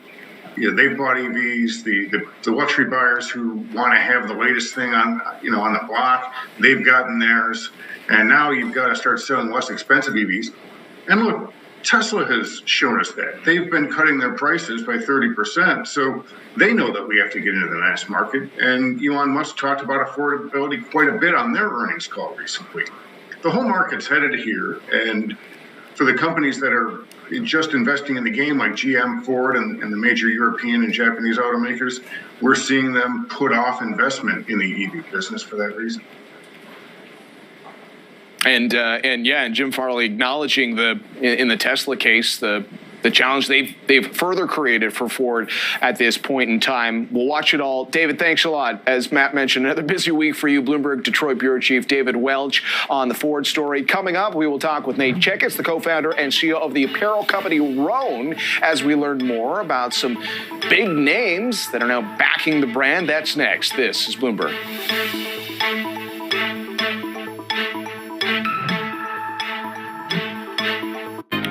Want to explore more of the investing universe? Capture 500 companies in a single ETF. No, I don't. Bro, I almost tripped. I fell over my chair. I think I just tore my ACL. I'm trying to stop the ad. It's okay. It's not as painful, but I feel like the adrenaline is taking over. Don't stop it. Yeah. Oh, yeah. Where's fucking KJP or somebody? I still need to go pee. Kind of cut that one short there a little bit, man. What is this? Fed conference? There's 28 people watching this right now. On the Fed live stream. 1 minus R. Then we have the inverse demand. I'm not going to make you listen now. I'll wait. I'll wait a little bit, man.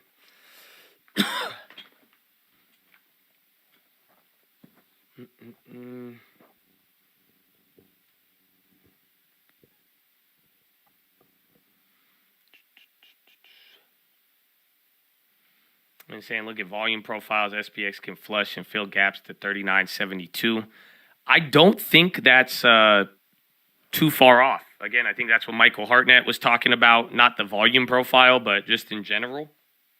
And like I was showing earlier, I think 4,000, you may get a little bit of like support, but then again, I mean, we just keep breaking these levels. I mean, that is the destination. So, I mean, I'm not really against that. So let's see. 4116.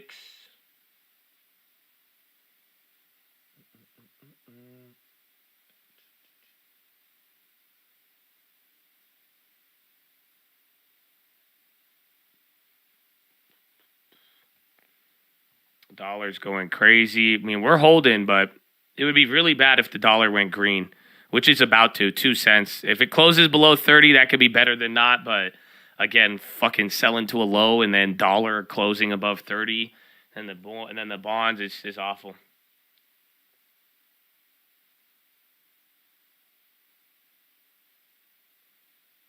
You know, chicle means gum in Spanish? Of course. That's what I named it after. Yeah. Oil rises 3% as Israel expands ground activity in Gaza.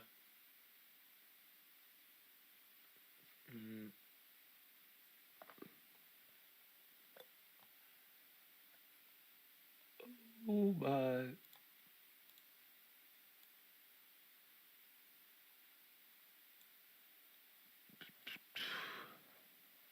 Oil futures are up in battle rumors. So why? Because oil companies did bad with Chevron. Chevron and Exxon were just kind of weak, and then you didn't really get. I think that's what's kind of keeping them limited. But oil commodity is running, but then again, all those other names just kind of got hit.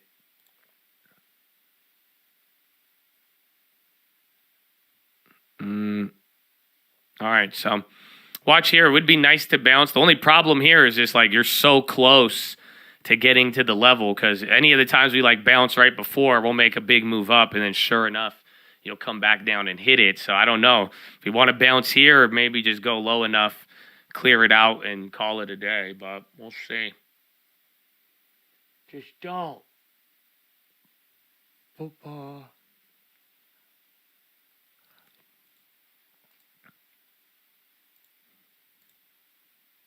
It's all. Okay, let me finish my bathroom break. Tyler, it's amazing. There's literally hundreds of people here and it's a Friday and everybody's here at work. The whole team, at least the trading desk, is here. No 3 days a week for the trading desk, the hardworking guys and women that are here behind me. I have to say, I'm a little surprised that Vanguard even has a trading desk, because you're known for not trading very much, right? I mean, you're classic buy and holders. Go ahead, Tim. Tyler, they still have to rebalance the funds and take in the cash flow, and so they stay busy. They've got to make sure they run the best ETFs, the best index funds on this planet. All right, it's a beautiful campus, Tyler. I think you've been here before. Thanks for having us there again. Thanks, gentlemen. Appreciate it. Tim Buckley, Bob Pisani. All right, coming up, muni bonds now sitting at 15-year highs as rates continue to climb. And according to one portfolio manager, now is the best time of year to buy those tax-free munis, where she is seeing opportunities next.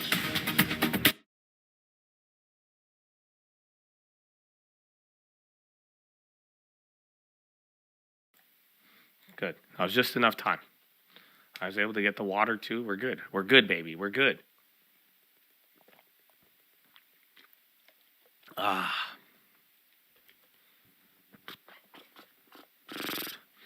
right. So still near the lows here. You got, 20 minutes of not going lower? Oh, we'll see. We'll see.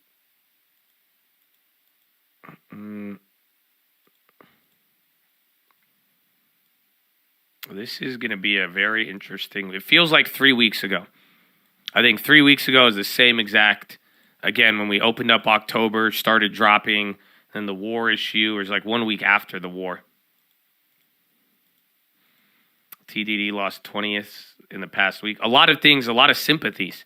So again, I mean, every morning I'm reading over these earnings, how many names are moving just off of sympathy. So the general idea, I'm sure you've heard it all today too, like, you know, there's only 15% of stocks right now that are trading below their 50-day moving average. So 85% of stocks right now in the S&P 500 are trading below. So just this last 3 months, you either got hit the first month by rates, the second month by, or the first month was like global, like China, Japan, certain stuff like that. Second month was really the rates killing, and then oil and inflation. And now this month was the final bad earnings and all of that. So I do think that's a big, big part of it. Okay, you're coming down here one more time. UVXY. SPY's only down 0.5%. I say only because you look at this, it feels way, way different, but you're down 0.5. Russell 1.2. SPY's picking up, though, another bigger candle. Biden met today with Wang Yi, White House says. So 41.13, another low now on the day. So again, I think 41.07, 4100, and then we go from there. But you still have what? You have 2 hours remaining. So you got 11 a.m.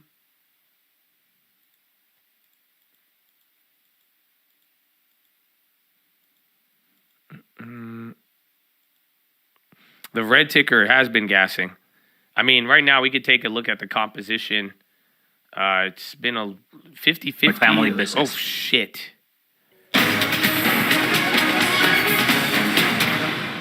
Welcome back, everybody. Scared the shit out of me, bro.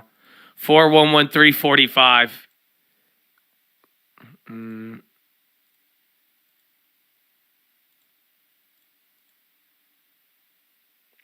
All right, NASDAQ 67 red, 34 green. That was flip-flop. It was 67 green earlier. 22 red on the Dow, 8 green on the Dow. And then S&P 419 red, 84 green. You flip that heavy. It was a 50-50, 250, 290. Now it's literally 419 names in the red. You have less than 100 names green on the S&P 500. So that means, and those are probably your tech names. So SPX isn't even, if you wanted to really look at it today, equal weight index is down 1.1. It's down about double here. I think this is even going, this is setting a new low on the equal weight. So equal weighted index is now back to the lows of July and June, and then where we kind of flushed from in October.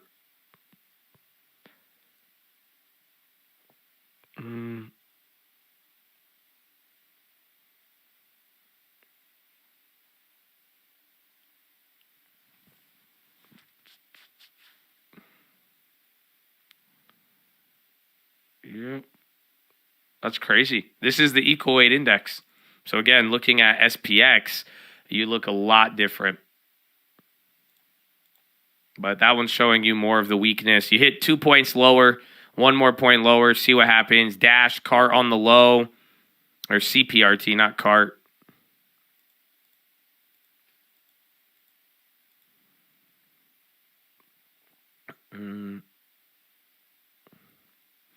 Oh, yeah. Is NVIDIA below 400? And then where's Netflix, too?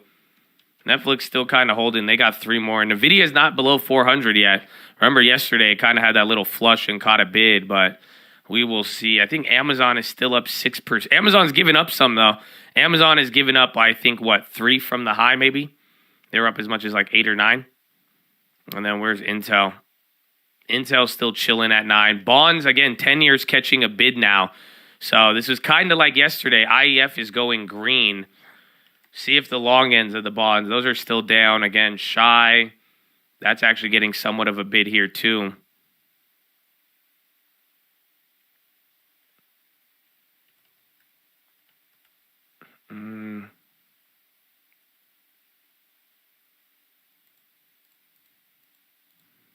Tesla new low. UVXY 9. They split it. There's a lot of splits. So that price wasn't actually it.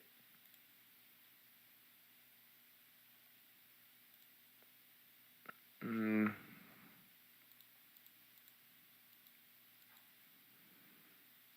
reversal. The U.S. I mean, Dow Jones is still only 8 names. I think the SPY is kind of the X factor here. Just again, you have 419 names red.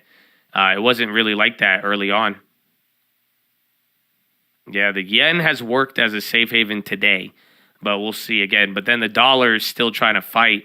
And then bond, I mean, 10-year going green, but it literally took giving up the rally and then equal weight down 1.2.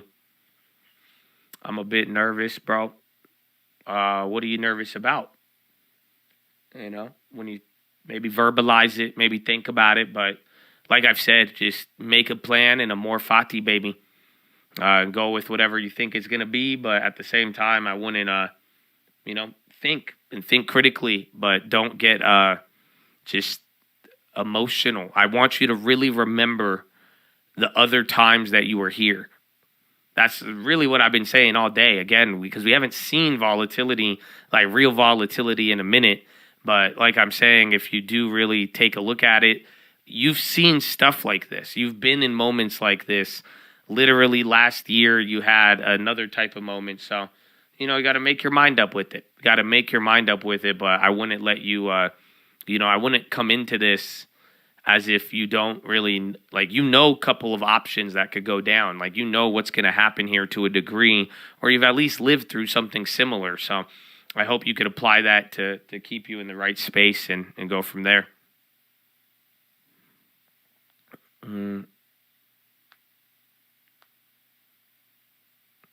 Not with war with Israel. This is different. Is it? Again, this isn't the first Israel-Palestinian conflict. Again, this goes back to the World War II, even beyond. And realistically, there's one time we're going to worry about Israel, at least for this should crash the market, is if there is an embargo on energy out of the Persian Gulf or the Arabian Gulf. If those oil producers, the Hormuz, the Strait of Hormuz, if that gets shut down, then you're right. Then we go back to, we've seen that before, but then that's where it starts to turn into, oh shit, that war now is going to threaten everything everything for everybody economically versus, right now, I mean, we're still offering money and funding and maybe it plays on our bonds, but I don't think it's going too crazy. In a weird way, just remember what happened with the war in Russia. Like I'm saying, we have been at these spots to a degree.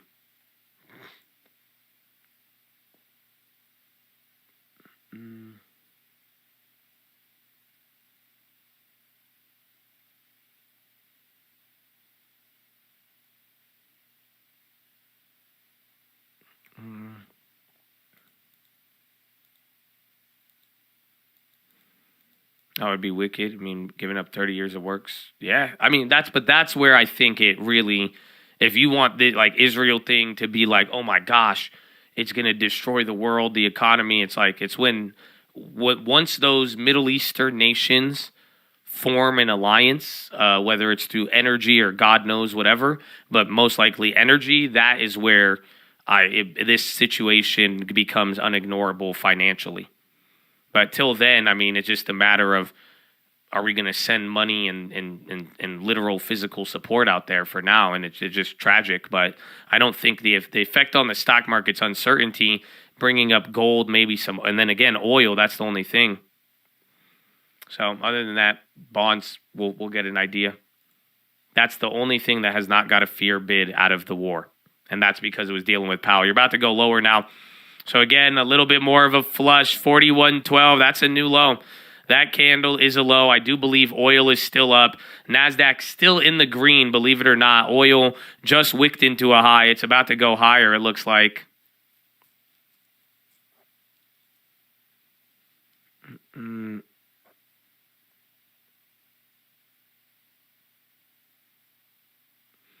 New high on oil now. So literally that's giving you an idea too. That part of it, as of late, these last, again, since right here, these are where the Israel headlines really started heating up. and the market in bonds and gold were reacting, but especially oil. So keep that in mind. Even gold, oil, gold high, oil high, market new low, and then even the 10 years trying to catch some of it.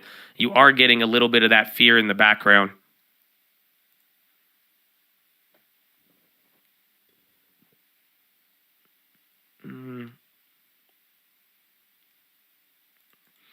Middle East Forum launches divest from Qatar campaign. Watch for oil if it goes higher. So especially above $90, it's a problem. That's the funny part about oil with everything we described. Oil is like literally Darth Vader. It's a double-edged sword right now. So one side of it is war, conflict, limiting oil supply. But then what's the other side of what does he call it? The Shith? I don't know what he call it. I never watched Star Wars. So I don't know how I'm even telling you this analogy. But the other side of the sword is inflation. If oil goes too high because of the war, not because of the war, yeah, it starts to hit you. You still got shit to worry about. That's the ironic part about all of it. But quite simply, war headlines, oil goes up. That's telling you people are responding to a degree. But like I'm saying, the issue becomes an issue if we start getting limits on that oil, and then it plays, it starts to play out an awful page of history, essentially.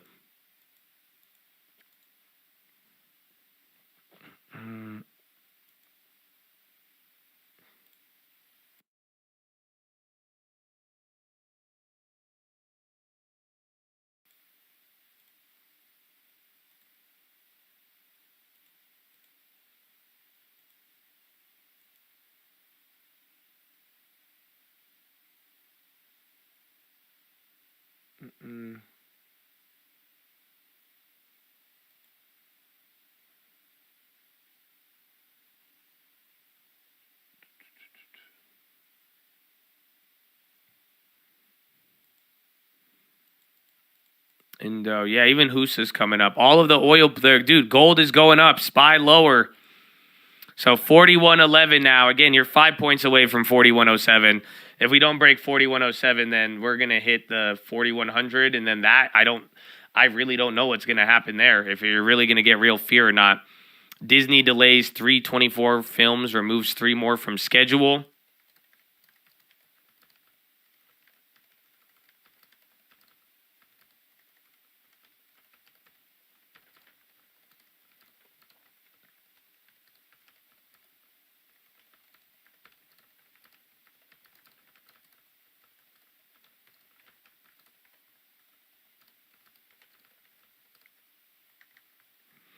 All right, 4109. I'm typing up a stream alert. GLD still going. I'm telling you what I told you guys now.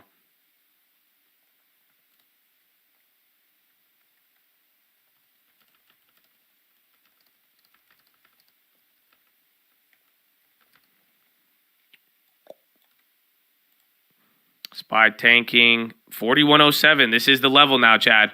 4107 flat. This is what I've told you for. And then 4100. But if we break 4100, it could get uglier. Again, if we close below, that's a really bad look. But we are about to see right now.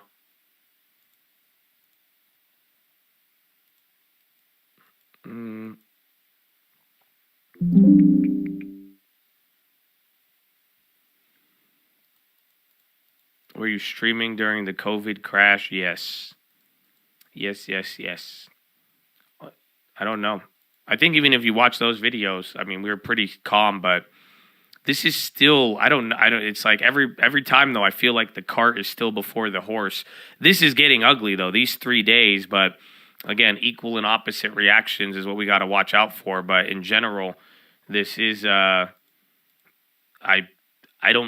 heard a lot of talk about like flash crashes and this, but it's like we're gonna talk about that stuff when we're here. You guys get what I'm saying? Like that's the ironic part. Like yes, the equal weight index is back down, and that's where you could like you feel this more than anything. But I do believe though it's still like we are at a very wicked spot here where it's still going kind of slow. But that's why, again, Powell is what I've been talking about here. You got it. Whatever you're going to go through today, and then Monday, you got data Tuesday, but then it's Powell. So we're going to see.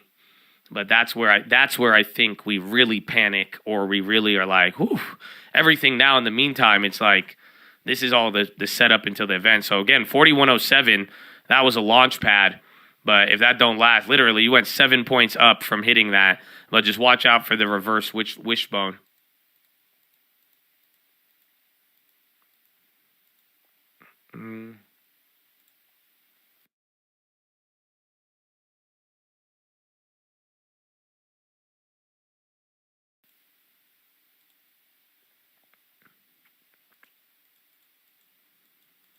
Different from the other 4 days. We've been fighting every drop. Yeah, they look very similar, though. There's just no respect for the levels. So that's the question. We'll break a couple, then we'll finally pick one. We'll see. Spot gold rises to $2,000 an ounce. First time since May of 2023. We were selling before the war. I agree. I think right here, this is where those Israel headlines just added to the pressure, but I do think we were kind of doing our own thing prior.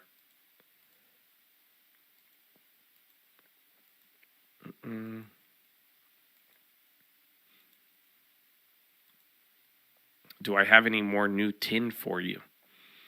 I don't think so, no. I mean, just maybe the world gets exciting soon, but we'll see. Or the markets, if we get real volatility, I mean, you don't even need tin. That'll keep you busy.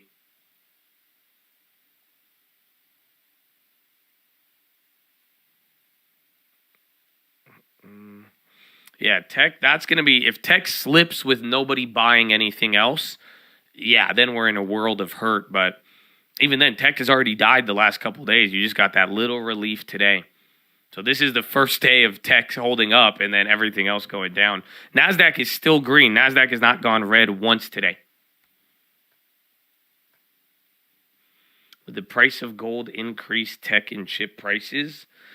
Maybe, but I'm not too sure. I think that's been talked about a lot, but I don't know what the evidence is behind it.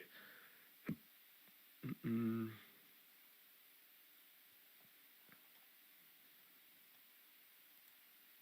live stream is nuts. Everyone's been... All right, man, let's see this.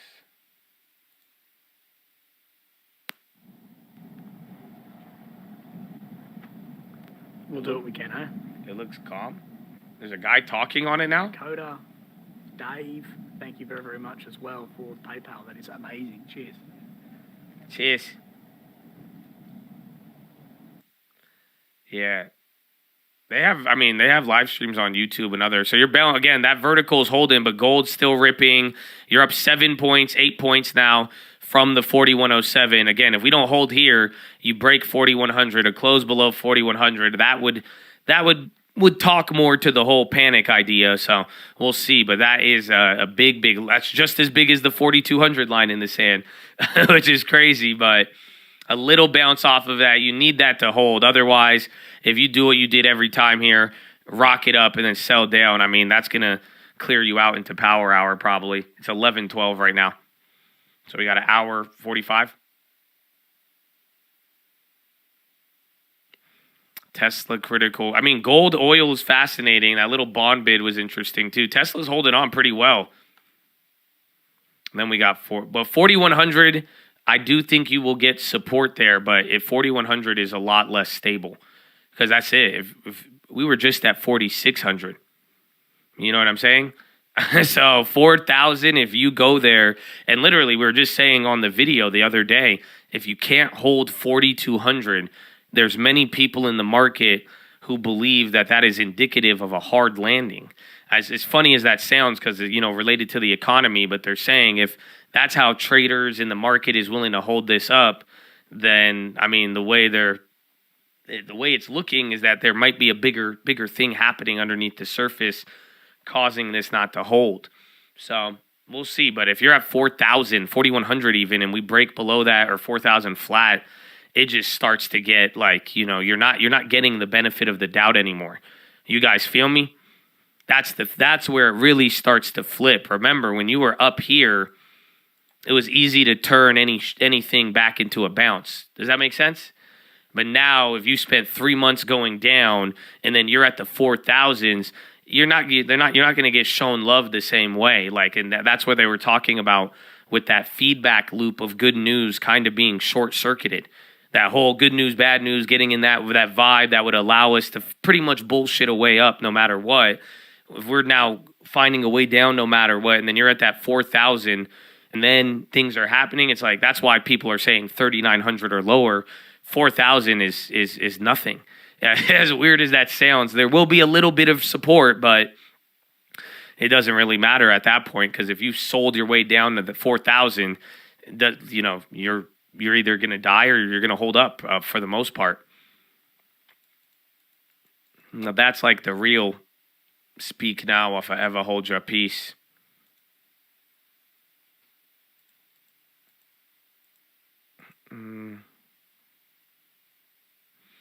You could attribute this today to more bad earnings, as weird as that sounds. And then again, all the data in the morning, the data did come in hotter. It didn't move the bonds down.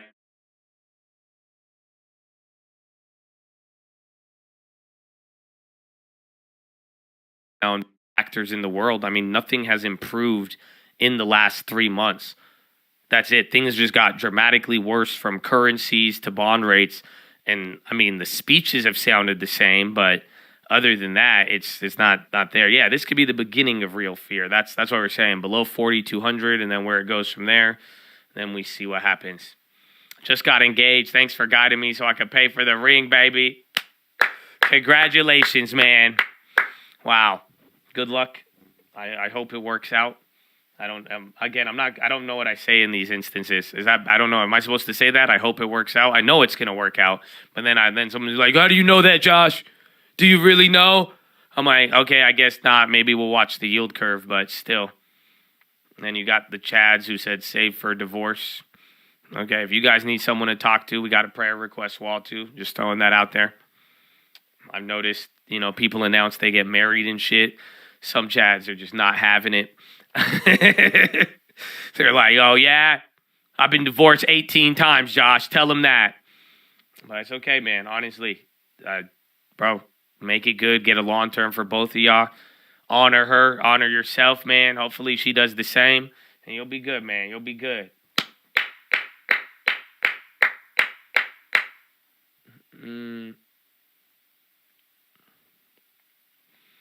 84 aid trucks have gotten into Gaza.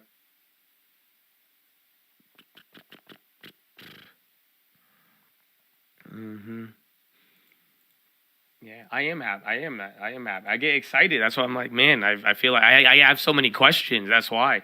I'm like, what do I say? Because I have so many things. So, amen, bro. Congratulations.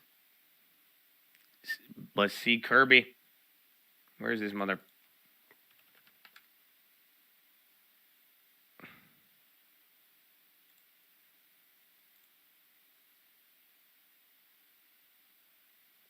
Damn it, I typed in Kirby instead of John Kirby. And now I got 24/7 Nintendo Kirby radio.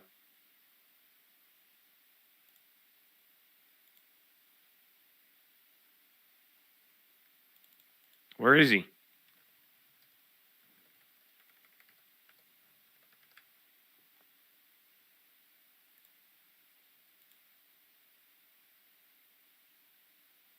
I can't find the Kirby live, believe it or not.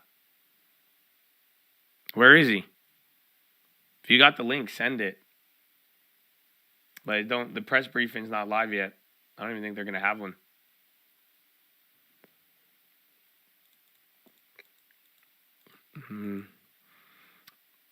LMT's still going up.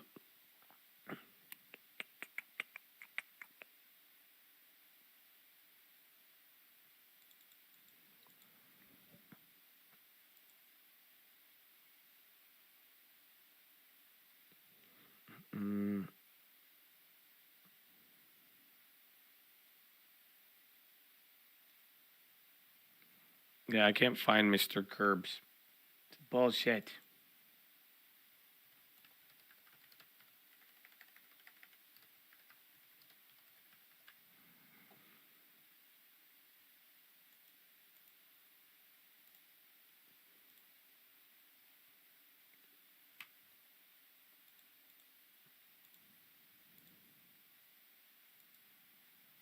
It's not even on the terminal. Yeah, it's weird.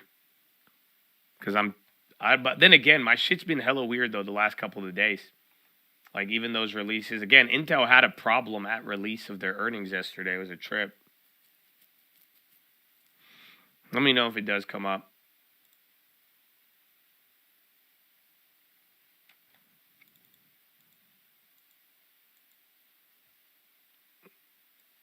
Oh, gold. RTX still holding again. LMT was down.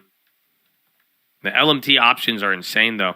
So like literally they jacked the spreads on all of those. But they didn't even go up on the bounce. That was weird. So again, I don't know how GLD has played out. If any of you playing those options, again, I'm still waiting for some shares, but to the downside. And we are coming back down 41.14. You hit as high as 41.20. So you literally shot up 13 points and then came back down.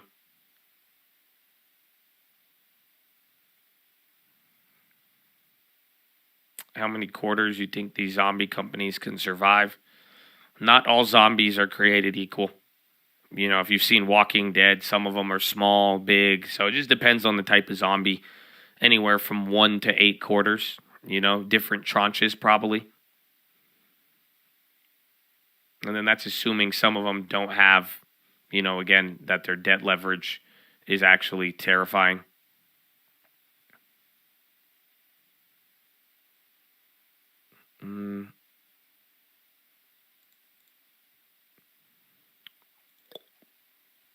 Going lower. All right, man. 4,100 this is like the moment of truth. And you already went through that 2 days ago, and now you're 100 points lower. So again, welcome to the 4,200.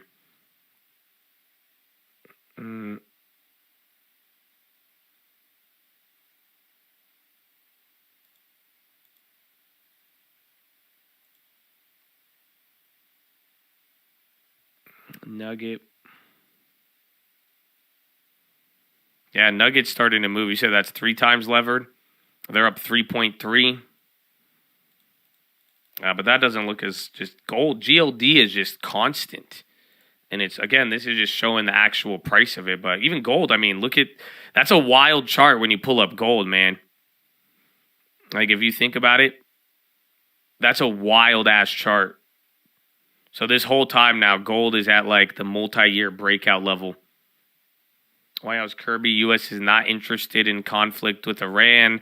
Gold is rocketing now, you guys. So, again, depending on how you want to digest that fear, I mean, gold is going crazy now.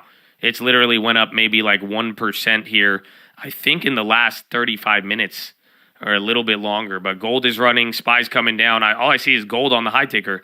Gold index, Nugget, JNUG, GDXJ, GLD. It's kind of wild.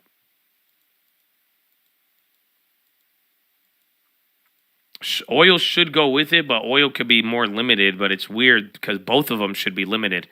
Again, it's not like gold is in a free market where it just flows. You know what I'm saying? Like, same thing with oil, but oil's already up. I think GLD is getting quite fascinating right now. Because, again, that means whether it's fear from the market, fear from Israel, but, you know, you went from doing nothing. It was looking like this is why, again, if you don't know why I'm reacting, earlier I'm pulling up these, like, 5-day, 10-day charts, and I'm just showing you how, like, everything's at the same spot. But, like, they're finally breaking out in a weird way. So gold is finding a way to go even higher out of all of this. So why? But that's what I'm saying. It's very, very interesting. But gold is doing its own thing, and it's running a little bit more aggressive. That's a standout. Besides the yen up 0.5 today, gold is now, in the last 30, 45 minutes, has just went from it's doing its thing to now it's like, okay, you're outperforming heavily, and that's like one of those first indicators that's moved on the last 2 weeks. It's hitting a new spot. So again, you're coming back into that low here a little bit. That volatility reemerges very relentlessly. Yeah, 41.10 again, 40179.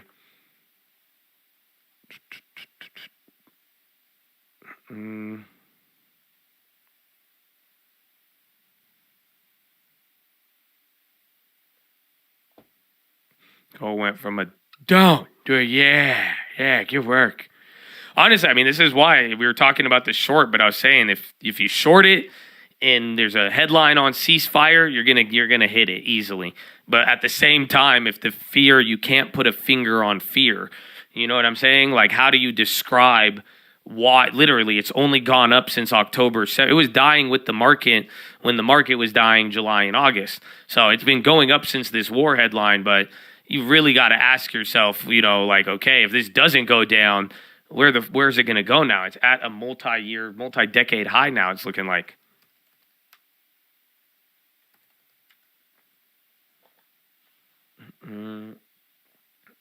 Yeah, bro, this is like a all-time high almost. What the fuck? This is weird. So yeah, again, I knew gold was high, but remember, it was still up there. But it's just when you pull it out to think now that if it starts moving like that, and it's breaking out from this 30-year again, just since the 70s, man, it's getting pretty wicked. Again, I think the last time you had that was kind of 06. The last time it returned to like a 10, 20-year high and then broke out, it was like 06, 07 leading into everything. So very fascinating. It's near I don't know if it's the all-time high is a little higher, I'm pretty sure. I think it was like what?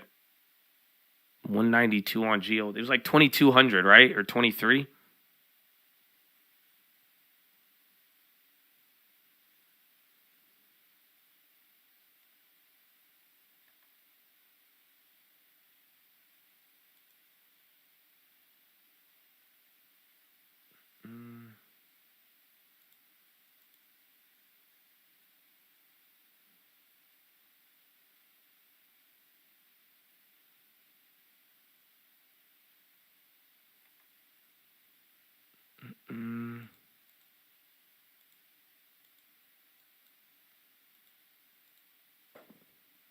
Spot gold high is 2080. Thank you. I guess they were selling it on eBay for 22. Actually, that's a good check. We might need to make that check right now. Let's really see the fear.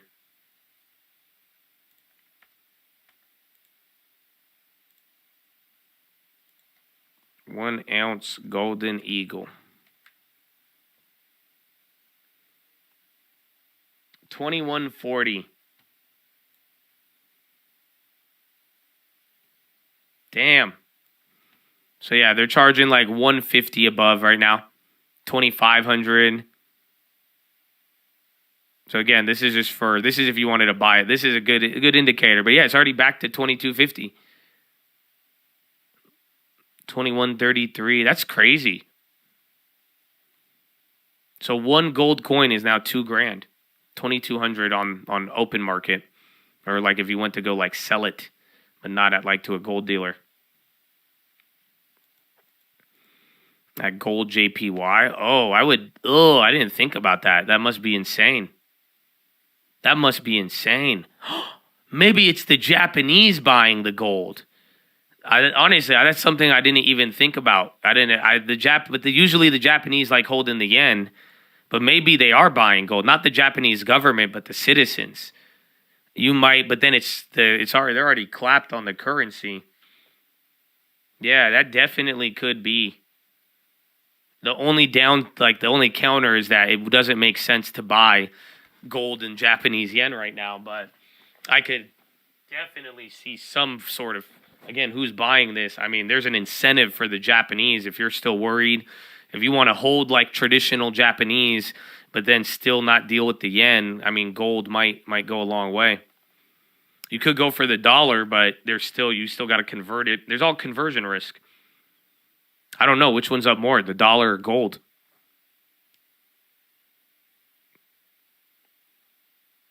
But this is a weird reaction with it. Like I'm telling you, gold isn't stopping. You guys realize gold doesn't really move like this too often.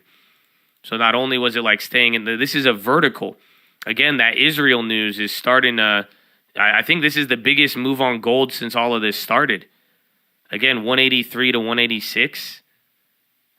I guess you did 184. You did 181 to 180. Same thing here. I guess they're kind of the same size. That was that, again, Thursday. No, that was 2 days, though, not 1 day. That took 2 days.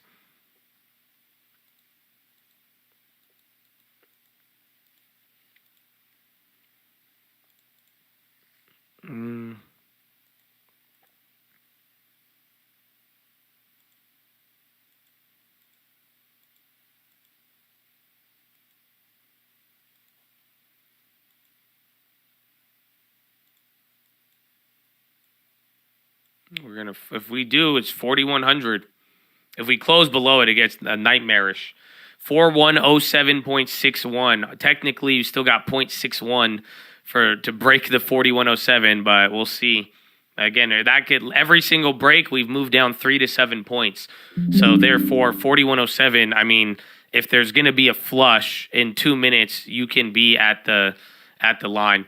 Israel knew pretty much they're going to do the ground invasion. They just stepped up the bombing. Don't forget, we attacked Syria yesterday. You had a literal F-35. And then they're talking about ground invasion this weekend, and then they're just bombing the shit out of Gaza right now.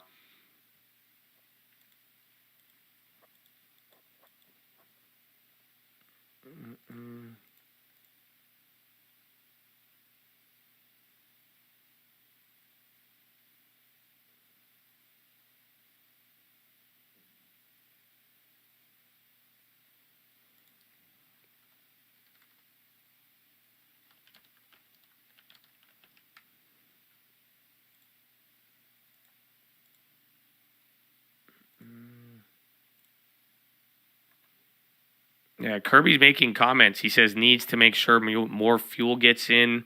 SPY going lower again. Gold's kind of calming down here. So we'll see. Do you think Black Monday is possible? If something equal of that nature occurred, right? Like, let's say there was a big bomb attack, or it even got nuclear, or we stumbled into announcing a war, or a bank goes bust. You know what I'm saying? Like, that's still possible. It depends on what type of, news we're reacting to. Otherwise, if it's another weekend, you get hyped up, and then it's kind of calm, and then we get back on Monday, and we start getting excited for the week, and then you do it again. I mean, we've done this 12 to 13 times already. This last 3 months has been a wild end at the lows, go into the weekend, something bad's going to happen, and then not. So I think everything's on the table. Again, like we were saying, now is the time to panic. 4,200, this is where the panic can now start to get real. And sure enough, 2 days since then, it's just getting worse and worse.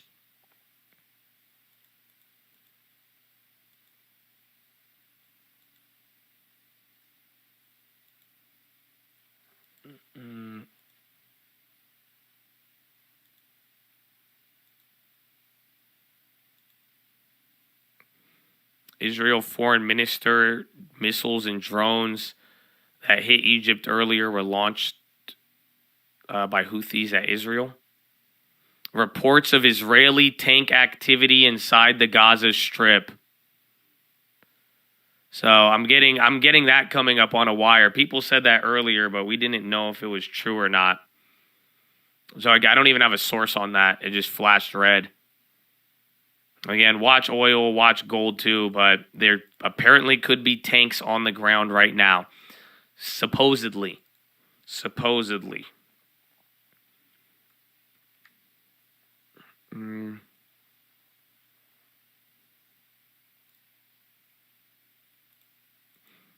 It is weird no one talking about Ukraine right now. You're telling me.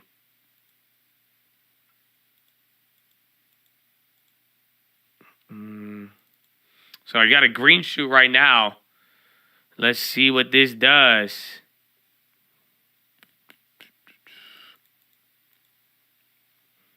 ENOV, FNV, UAL, huge red. I don't think that's true. It's a huge green off the bottom, but they flushed with everything else. Again, everything dying. But you're getting 2 big green shoots. You did not go below again, that was your you could have flushed in 1 second and hit 4,100, but we're doing this little dance again, unfortunately. It's 11:30, an hour and a half left.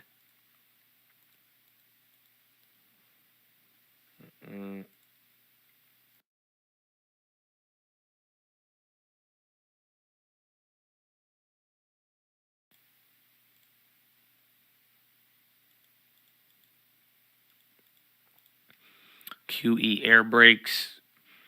Yeah, there's again everybody every day when we slow down what's been happening all day. There's a good support.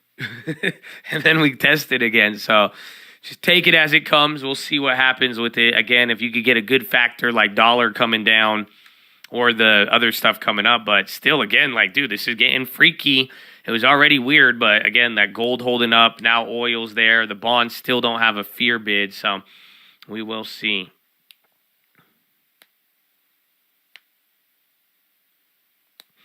UAW GM nearing tentative agreement on new contract. Bro, the UAW, like, low-key kind of punked all of them, it seems like. They got Ford to agree to the deal, and they all just lost money. It's crazy. I think that's the elephant in the room that we haven't talked about. Low-key, the UAW shit, bro, it's been 6 to 7 weeks. You guys don't remember when they're like, it's $100 million or $200 million a week. Or a day or something like that.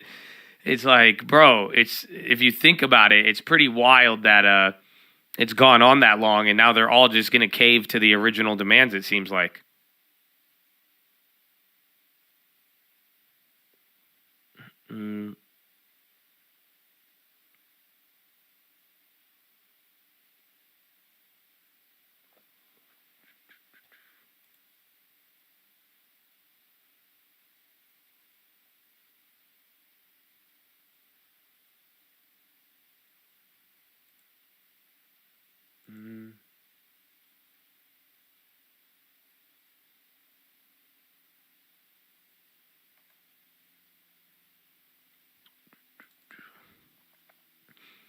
The hedge funds are already getting clapped. Again, in CTAs, they did flip short, so they're getting hooked up on this after going negative. But at the end of the day, I mean, it is a game of musical. That's why I said wait till people start to, like, not think anymore, because even then you guys are like the billionaires, this and that. But if you put your money in and it keeps going crazy, I mean, you may have an idea, but it is a game of musical chairs for the most part. You do not want to be the last one holding the bag. So it's not like all built, like we talked about this yesterday. It's not like all the wealthy are infallible. So, you know, don't ever think there's a limit. You know what I'm saying? Or like, so it's just one person driving it, where it's like, hey, when it starts getting really risky and real risk returns and you put your money in, that's the thing. I mean, eventually people get clapped. I mean, how do you remember? Don't forget about Archegos and, you know, other all the time. I mean, you've seen many stories like that. So that's kind of what happens in these environments.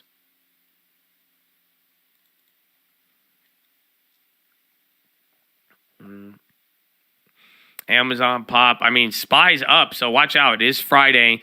We still got time till power hour, but this is your first time on any of these bounces in the last 3 hours. You have not gone past one of the highs, the lower highs that you set. So this is the first time you've got above any of these points. Maybe right here at 10, but this one was definitely a real bounce, so we'll see. Israel military, the expanded activity into Gaza is not the anticipated larger operation. Fox foreign correspondent. So literally, they are in Gaza. They expanded it into Gaza, but they're saying this is not the attack that we're... They're like, this is not the ground invasion, even though we have expanded on the ground. But this is not our ground invasion. We have just expanded on the ground. You know, I don't think you should say that we started our ground invasion. Because we have something larger in mind. So how dare you think this is the small one?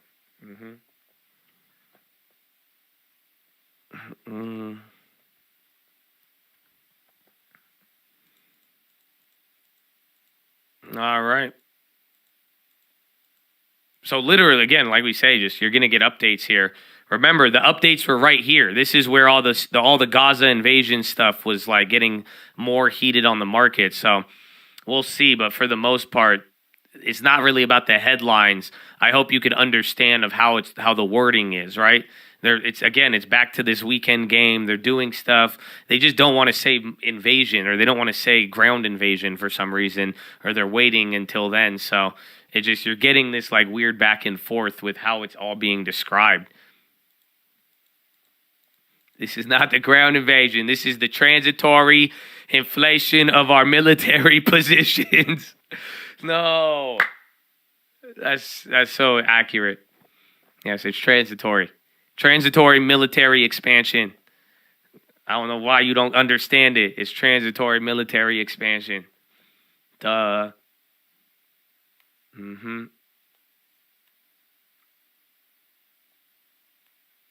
That was way too accurate. Yeah, that one's kind of...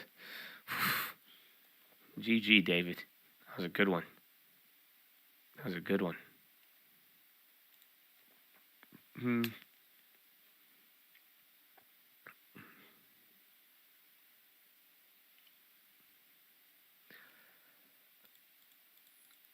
It's a soft invasion. Yes, that's on. If you want to play the soft landing, no landing, yes, it is a soft invasion. That's kind of what happened here. Because again, 5 minutes ago, I told you I had a headline.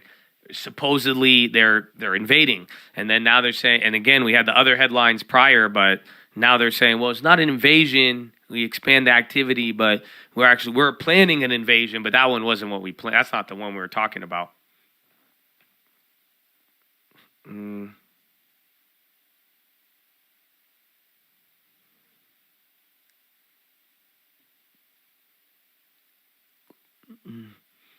There you go. Headline said White House declines to comment on Israel operations. Kirby is live somewhere, but you can't even get the video. Again, Troy was even saying it don't even show up on the DoD website or anything, and there's no press briefing scheduled today. I don't see anything. So I'm like, interesting, but I have quotes from Kirby.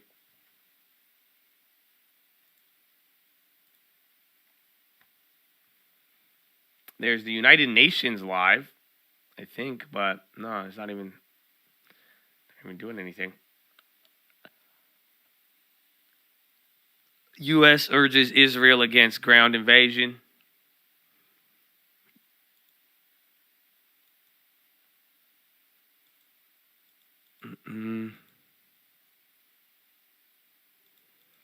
Bro forgot the position on gold. This is the small one. Wait, guys, give me an entry. I wanted to short gold. So I don't know if you were making fun of me for not buying it, but I wanted to short it, so I would have been fucked by now. But I waited for this reason. But that's good. I got my physicals, bro. I don't want.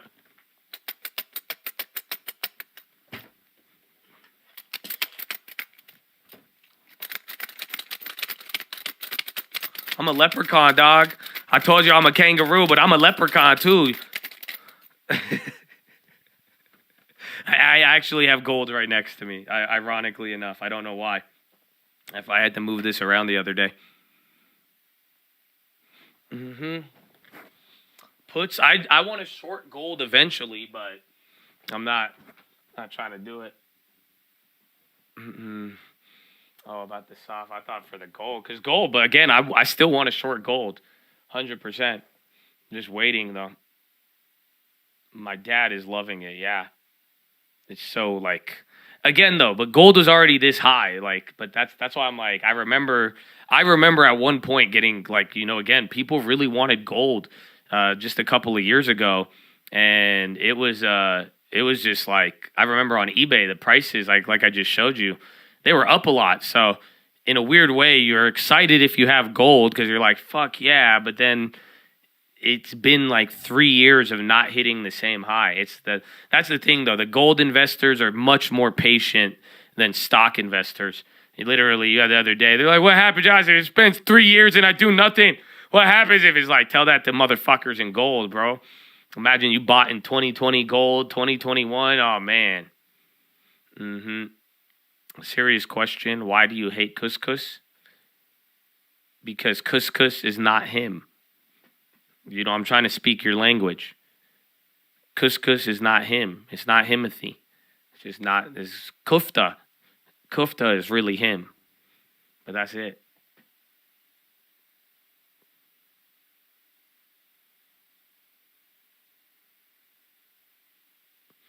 I was in a cop physical gold up a couple months ago. Up 8. I fumbled and procrastinated. But that's the paradox with gold, because it's like if you FOMO and buy 8% higher and it goes down, it might take you a while to get that 8% back. But then if you missed out on 8%, it's like, what do you think you're going to get now as a return? That's where it just gets weird. That's why, because like even if you once you miss the buy, sometimes it don't even make sense to buy it because the upside is still like, huh? But it's just really a matter. That's why I said, like, I want to short it, but putting your finger on the fear and when people like all rush to gold, you can't. And that's why I just like it's vulnerable, but at the same time, I don't know how people are buying it. But then once you get that attitude, and if there is reasons to do it, again, that Japanese reason I think is a crazy one, but it's just like, So that's why I've said, I mean, physical gold, I think you should make like one purchase of physical gold in your life next time it's cheap, and then never worry about it again, and then don't ever do paper gold unless there's like a crazy event. My grill on the high. Oh man, bro. Is silver going up?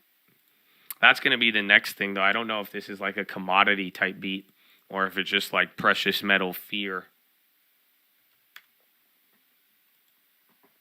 Silver's up like 1%. Yeah, silver is kind of like shit. It's all from October, though.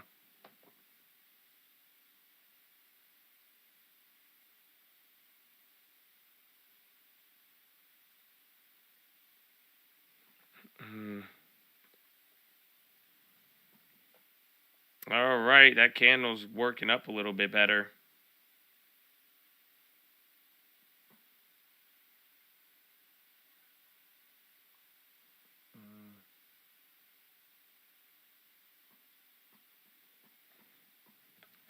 All Wall Street bets was on gold. I remember they tried to squeeze SLV. That was the craziest moment of my life. That's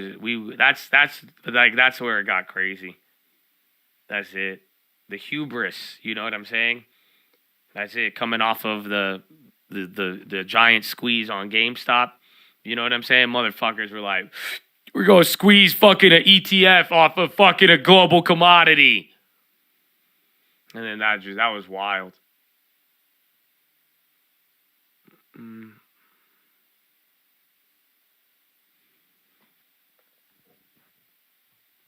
Want to end JP Morgan.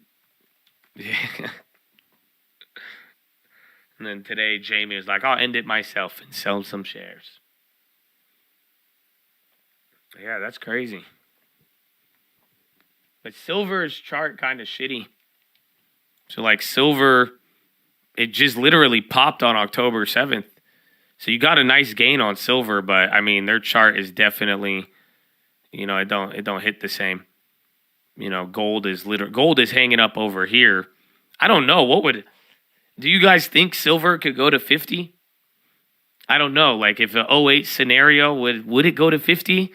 I always feel like silver does have its limitations. Yes? Nah, man. I don't easily. Wow. I don't know. Again, I think silver is more limited, but it has, but like, again, these charts look way different. You know what I'm saying? Than GLD. Like you see, like GLD had the peak and now is already back up. You only had one, GLD at one point, it had a giant peak, came down, took 25, 30 years to peak again. And then even then that took another 10, 11 years to go to the peak. Whereas like you kind of had that here, but a lot of the time on silver, I feel like there you go. You got your first peak in the 70s. So yeah, I can do it. But it's already high though. You could do 30. No. Has the same. That's what if it didn't have the first pop, I don't know. Silver is needed, but that's where the economy gets fucked. Because once your silver is expensive, I mean, I could only imagine what every other component would be worth.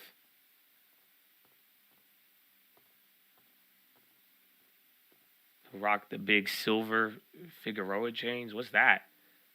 I'm not seeing that.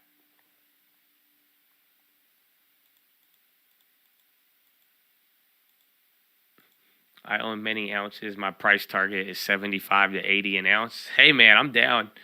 I got a lot of silver too, but I'm down. I don't know if I never really had that. I honestly, I have my gold and silver for the unforeseen event if I actually need to transact in it. Other than that, that's it. I got enough to transact, I feel like, and then I'm good. Hopefully I don't trade it for dollars, but yeah, that's it.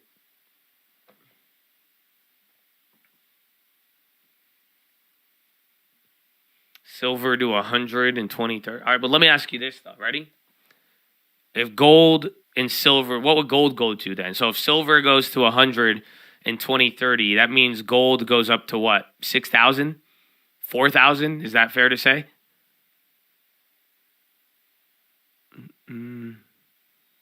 10K?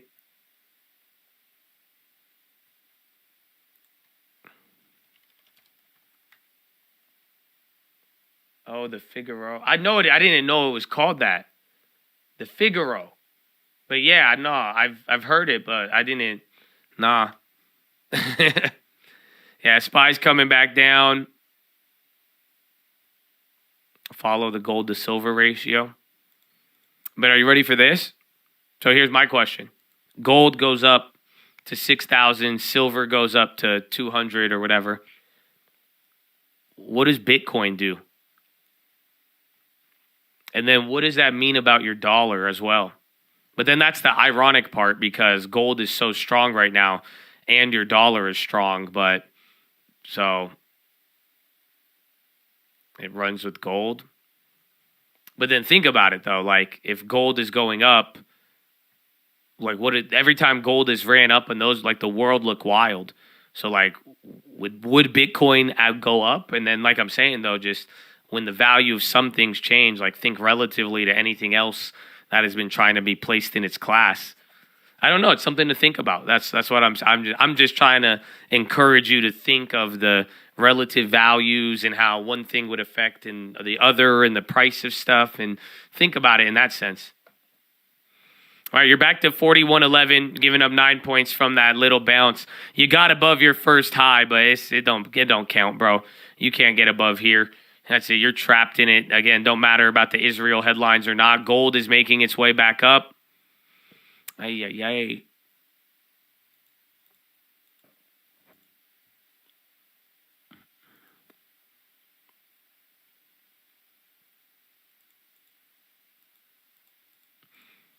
First time commenter, long time listener. Love your energy and value your input every day. Thoughts on PayPal. Okay, I'm sorry for saying you're caught in this voice. I mean, no disrespect. The first time commenter, long time listener. That's what inspired it. Okay, but I like PayPal. I love PayPal. I think PayPal good long term. It's good stock and but good price right now for all time low. And yeah, and I like it. But if you like dividends, I go for MO too. But definitely, I think PayPal. A lot of people are scared. They get scared. They want to tell you sell things. And no, not me. I like PayPal. I'm gonna wait a little bit. It's not, but like get a deposit. But PayPal's a thumbs up for me.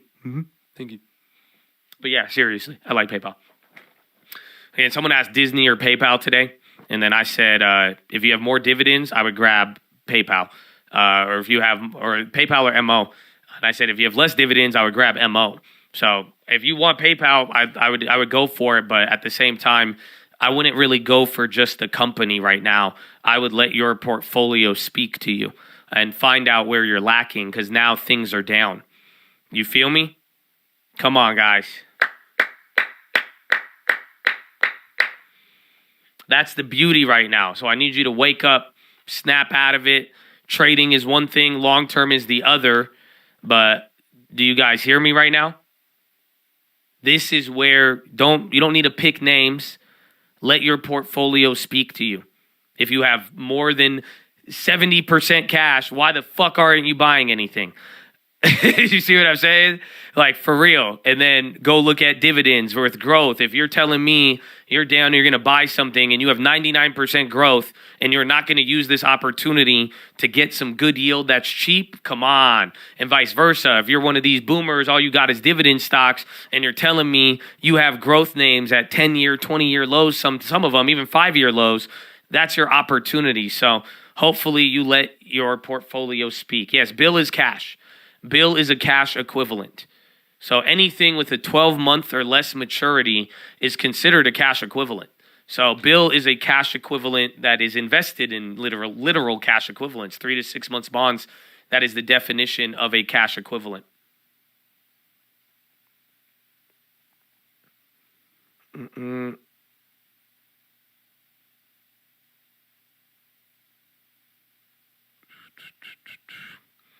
You're like 40. It's not bad. You could use a little bit, though. Not lie, surreal hearing you talk. Really? Oh, man, you should comment more, bro. You'll see. I mean, assuming you got the good vibes, and you could, treat the Chad with the same respect I would give you, especially if you answer a question.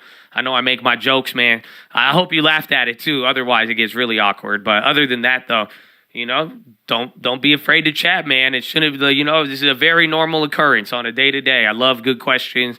Got great personalities in here. We could cover some good stuff. It's always amazing.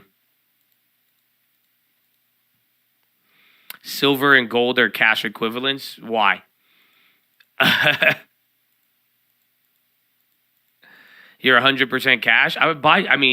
I would go find out what you like. Where do you need now? Dividends or value? If you're still scared, I would go for dividends, and I wouldn't worry about it. Again, even a lot of people are, if they tell you not to buy right now, just remember both times the market dumped, last year and the year before that, they killed the value stocks first, and the Dow is always the first one to recover. So that pays a dividend. Again, those value names I like a lot, but if you have 100% cash right now, I would not really be too scared to nibble. You could throw out 5%, 2% right now, go do a couple $1,000s a month, scale into it. You don't have to go fast, but if you have 100% cash, I would not be worried about nibbling at all on anything. 20%, you're at the cusp. Wait till you get your next deposit, and then you'll go over the cusp, but then maybe start thinking about how to use it. 20% is the max, I think. I don't think anything more than 20% cash, and you'll be good to go. Spies all the way back down, bro. Nothing's working. Again, options, 0 days. Again, so if you're a trader getting in and out of this, hopefully you're surviving. But, dude, you're getting no rally is held at all. You're right back to that low, 4107. Oh, it's a good idea, but there's going to be more downside. So the thing is, I like the real estate stocks. But the problem is, if you want to buy them today, there's an opportunity you'll get them at a really big discount if the real estate stuff gets a lot worse. So that's my only issue with it.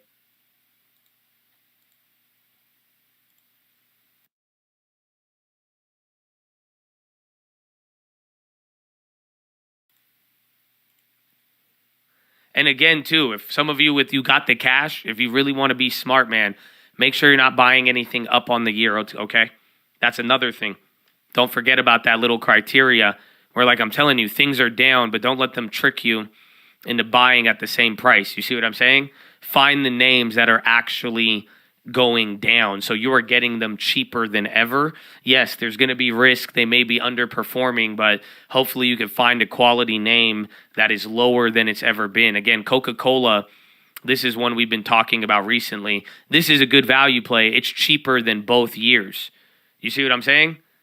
Like Coca-Cola, that's an easy one. Again, even when I was talking about it the other day, we're still up on Coca-Cola. So from when I bought it, I still had the gain. But you got a 2-year discount. That's something you could think about. But there is premium, though. That's the irony with it. So you got to balance between quality, premium, and all of that.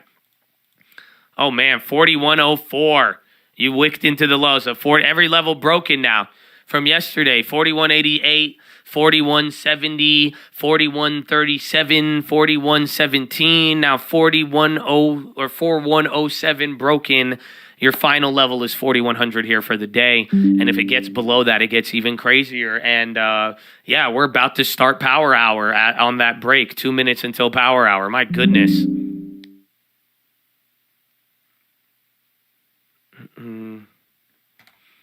Drop in, Captain.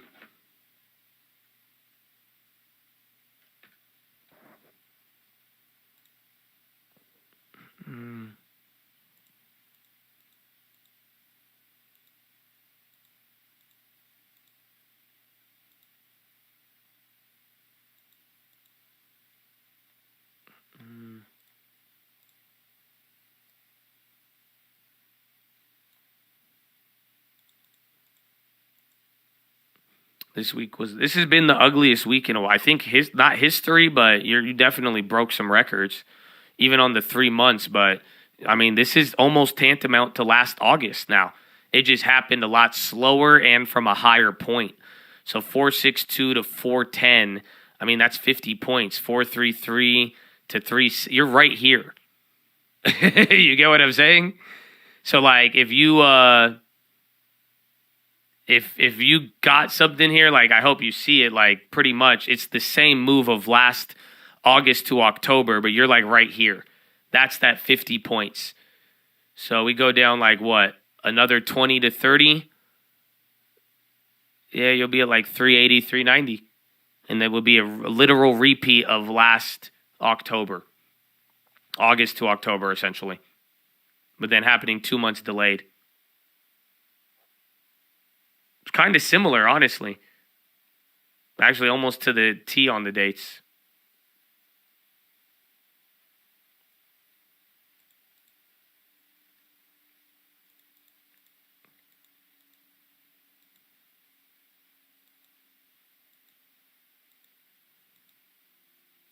Estee Lauder, yeah, but they've been falling behind a little bit, but I need to check the premium.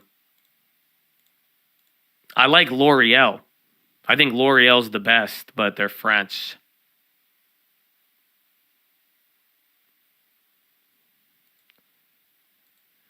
Saudi Arabian authorities have warned the U.S. that Israeli ground operation in Gaza could have disastrous consequences for the Middle East. Power Hour. Welcome, Chadadonia. Welcome.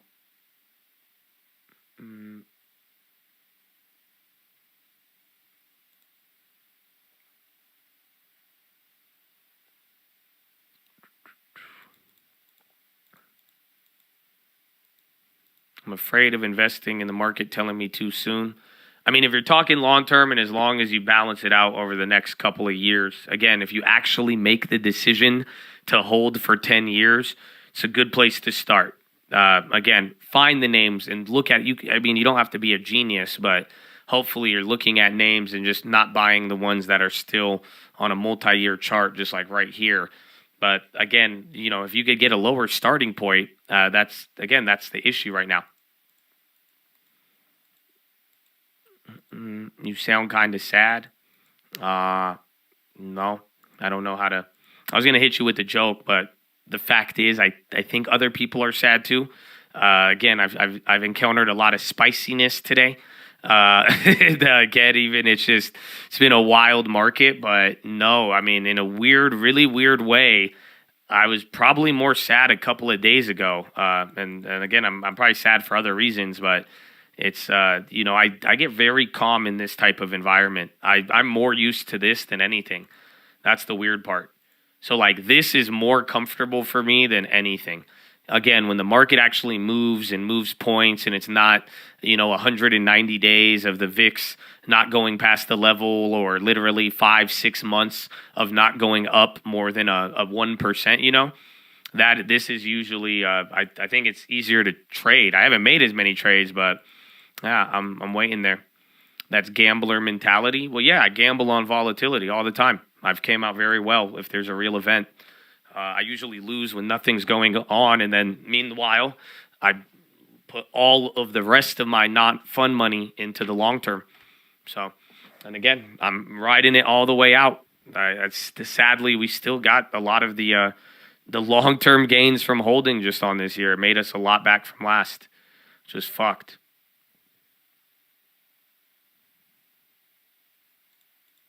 You quit everything in life and put everything into trading and markets, and I haven't really gotten anywhere. I mean, listen, if you're willing to do that failure, you will go somewhere. I don't know. I don't know if that's encouraging or not, but like you will go somewhere for real. If you commit and you say, I'm not going to accept failure at this, and you're willing to sacrifice everything, I mean, you'll go somewhere. But this is what we kind of talked about the other day too. Just don't forget, it's not all about one. It's not all about trading. Even if you want to trade for a living, I'm sure you're going to want to do more and do more. That's why the long term, the things we talk, there's multiple elements. Short term, there's trading, there's options, there's long term, there's real estate, there's businesses. All of this will help you in investing. That's what I'm saying. Just saving money helps you invest. Setting a budget will help you invest. You'll do bad in one area, but again, if you have another area, it makes life, you're able to navigate. Again, one area does good, the other one does better. Diversify your life as you would your portfolio.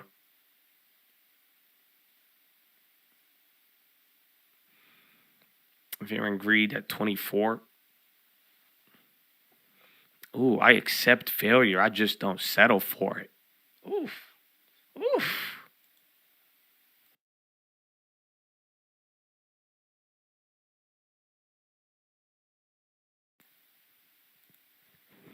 You just bought Bill.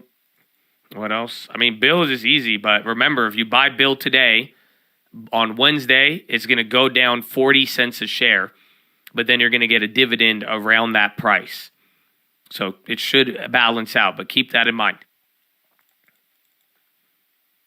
MDT on the low. Oh, no. I mean, yeah, EW's going with it then.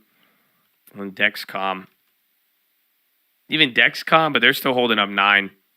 And that was the big winner today. Where's Amazon? Amazon back to 7, which is insane. Is gold still doing it? Yeah. Ugh. Bro, gold is kind of wicked, man. I don't know. I'm tripping out.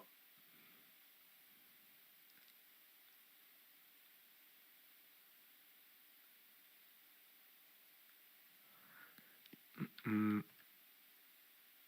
Nvidia. Even Nvidia is holding the 402. Netflix didn't go to the danger zone either. They're right there. Everything's like right there. KG. I think that was I took that as a tax loss, I think, last year. That name sounds super familiar. I don't have any gold exposure right now. Like capitulation. So, I mean, we don't know. I mean, how many days have we thought everything was a capitulation? So we're not going to know until, again, even we need way more stability on other things. But like I'm saying, we're even running out of time to even debate it. That's it. Even today's almost over now. So let's close it out. You got 1 hour left. Set up the Friday. Then we get our Monday. And then that's the next week, bro. This is where it all boils down to. So hopefully you guys are ready there. We may be time to strike. Maybe time to get back. But hopefully, though, you make it through this week ready to go. Because next week is a lot of action now. That's, again, I do think Powell. Ooh, we're going to see. I got so much gold exposure, I feel like I'm Peter Schiff. I got so much gold exposure, I feel like I'm Peter Schiff. I got so much gold exposure, I feel like I'm Peter Schiff. Hey. Oh, I thought you guys were. My bad. I got so much gold exposure, I feel like I'm Peter Schiff. I got so much gold exposure, I feel like I'm Peter Schiff. No? Okay. Higher for longer. It's kind of a banger.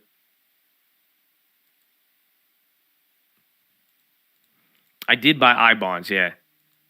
I don't know how those are doing.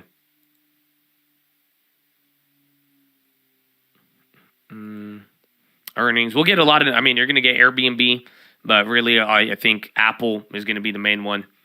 And then all I'm thinking about next week, jobs openings, Pow and Apple, and then job non-farms on Friday. That's it. That's all of next week boils down. And welcome to November. Happy Thanksgiving. That's the only thing. And then the end of the month on Tuesday.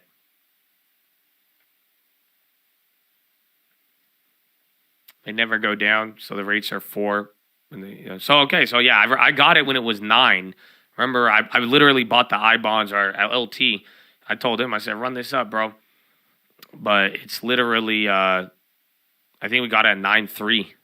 But I don't know. I don't know if it adjusts downwards, correct? When the market crashes, real estate crashes, no. So I don't know if you guys were here, but if you didn't notice what happened, it was 2022. Real estate didn't come down till October. So at one point in 2022, the whole year, the market was crashing, just getting clapped. All of last year, the rates, even bigger swings. Look how much bigger these candles are all throughout. And that's where literally real estate was going up. Again, I think even in 2022, all real estate prices were still like up year over year, I believe. It wasn't until like the last month maybe that I think it was until January you got year over year numbers coming down. So we talked about this today. You need jobs, and unemployment will bring down real estate.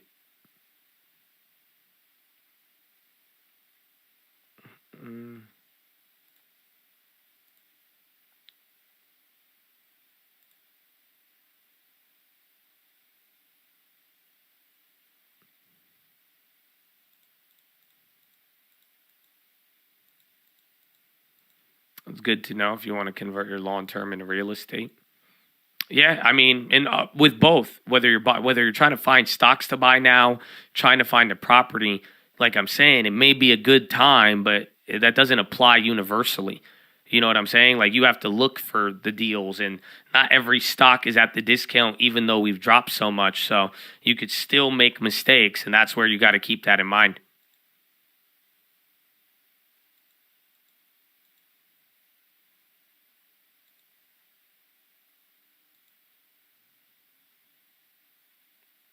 Israel PM advisor Regev, we are beefing up the pressure on Hamas.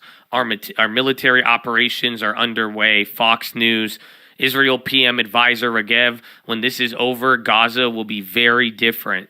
Dude, he's just is he like looking into a camera, just talking shit? And then the rest of the global headlines are like, don't do it. We're not. No, we're working on it. We're waiting. So that's coming out now by Fox.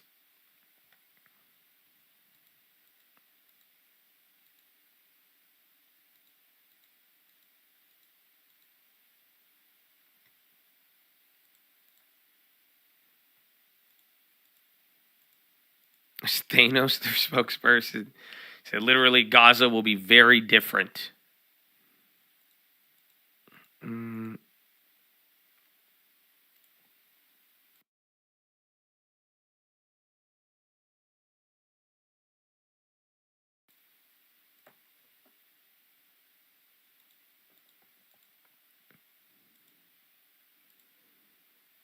Coharis, yo, CHRS, Coharis.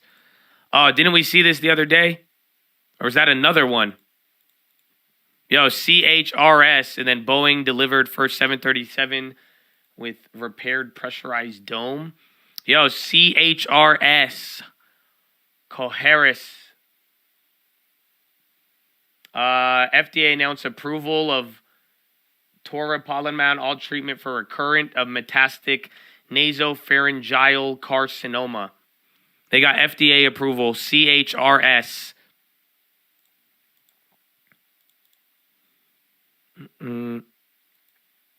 Yeah, CHRS, FDA approval. Could be good with everyone focused on the downside. Is it halted?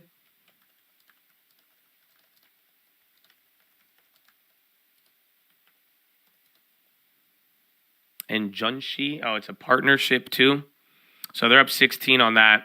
Yeah, huge pop. They got an FDA approval, again, for that drug up there. Troy just posted it. Loqtorzi. Oh, the SPY pop too. Again, biotech pop. I mean, we went below the level. We're still dancing. This was kind of like yesterday. Remember, the 41.37, then we went like 7 points lower. We went 3 points lower than the latest one, and then we're still moving, but it's just power hours. So, again, if you can't get past any of the previous little bounce highs here, I mean, it's a one-way road down.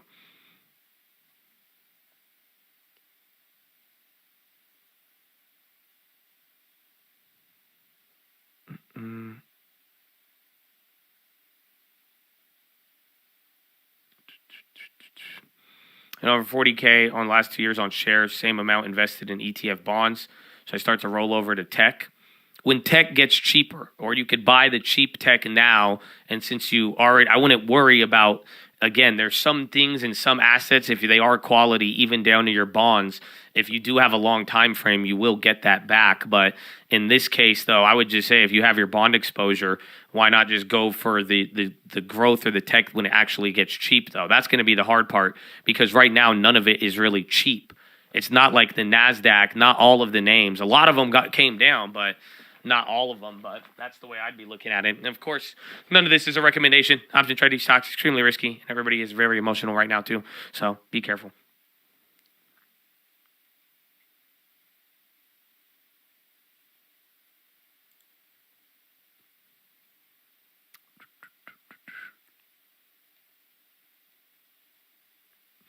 I think PayPal, but there's a couple, PayPal, Disney. If there's better quality names you like, I mean, just like I'm saying, it has to be at a low. That's hopefully where we are able to benefit off of it. Like, that's it. Again, like we grabbed Meta, Netflix, like they were just really cheap, but that's not happening this time.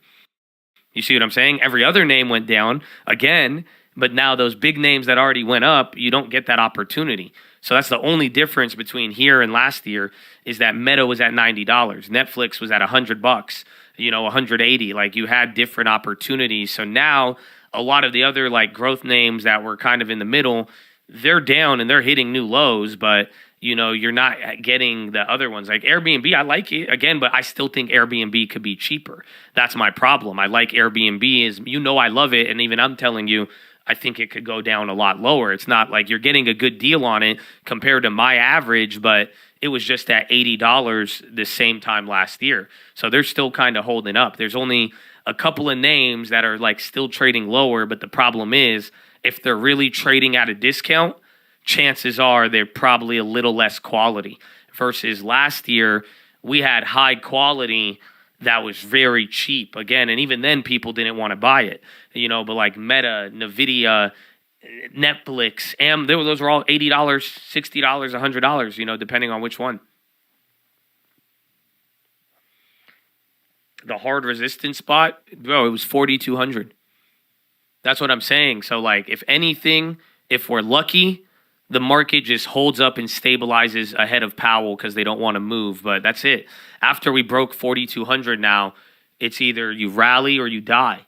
That is, again, that's kind of where we've been talking a lot today. And, other people in banks and stuff, it's not really, if you can't hold this level, it really brings into a lot of questions about what the fuck we just did this whole entire year.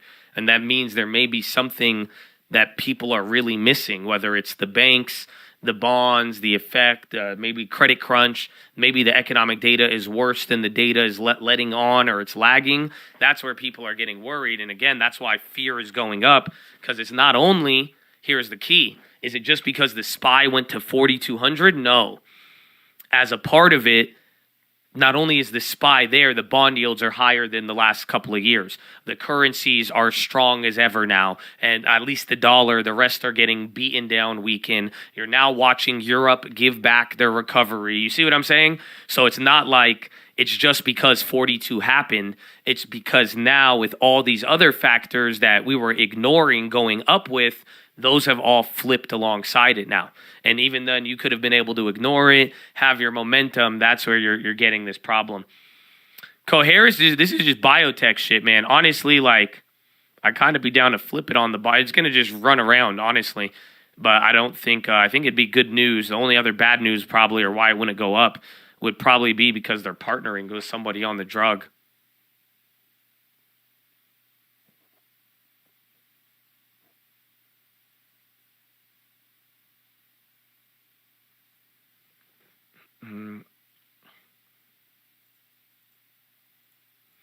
Yeah, the bad news that people thought was temporary, now they have to price it in. Well, yeah, and everyone's kind of holding off like maybe we don't. And then that's why we're waiting for Powell and this next week. But that I don't think you could hold the pressure back anymore. That's why after Powell, if he's really going to unleash it or not, whatever he says, I mean, that could do a lot.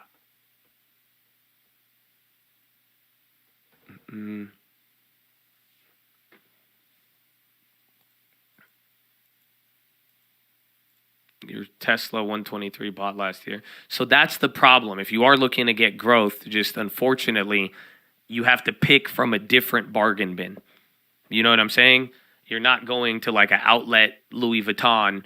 You're going to like less than a Dollar Tree if you want to find some of those growth names. That's the only downside.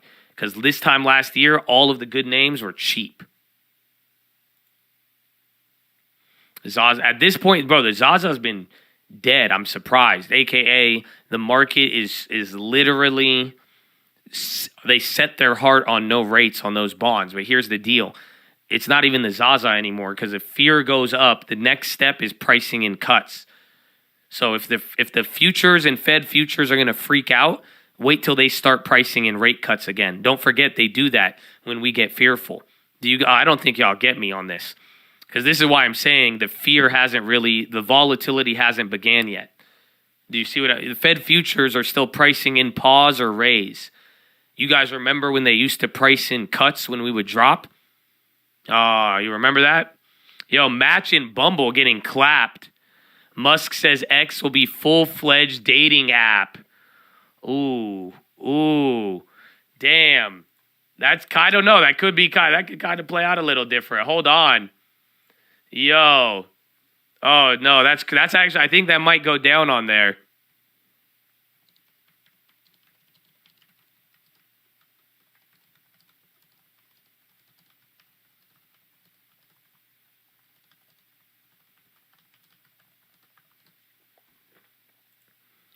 That's not good for X. I think it's good for them, but it's going to be weird when now it's just like half dating site, half not, but yeah, I don't think that's a headline though. You haven't seen somebody step on another industry's toes in a minute, except for like AI shit. But for the dating apps, you haven't heard of dating competition in a while. He lost more users and then in Meta in 2022. You met your girlfriend on Twitter? Really?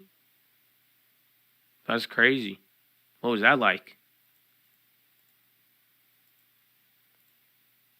You kind of don't want that temptation. It's also like you just on Twitter, if they just have a dating section, you're like, I can't take it anymore. Where them hoes at? What's up, girl? I feel you, but like, don't worry. Don't worry. Find your next X on X. I think it'll just be negative, though. It'll push more of the, like, OnlyFans type beats over there, and even though it's already there, but it'll get more of that integration.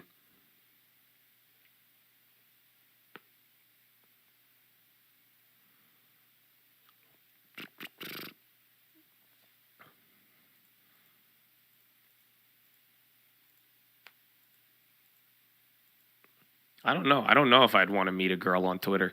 It's like, you weirdo. I don't know, though. I feel like Twitter is just a different breed, though. Like, the real tweeter people, who, like, always on there. I don't know. Like, I don't know. I've never met a girl off Twitter, honestly. I've had a lot of experiences, but I don't think I've ever met, like, a Twitter girl. Like, what's up, Twitter girl?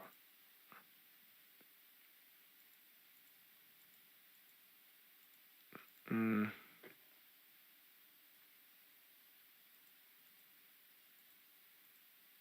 call them tweakers.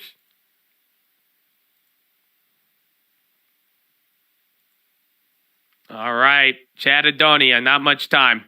About to be 30 minutes left. You got 38. 4107 is returned. And every little bounce, bro. Telling you, so short-lived. That's the good part about today, though. Honestly, you'll get these like fat candles, but like they didn't make you wait too long to reject the shit out of them. You know what I'm saying? This was your longest bounce, and that was like 30 minutes.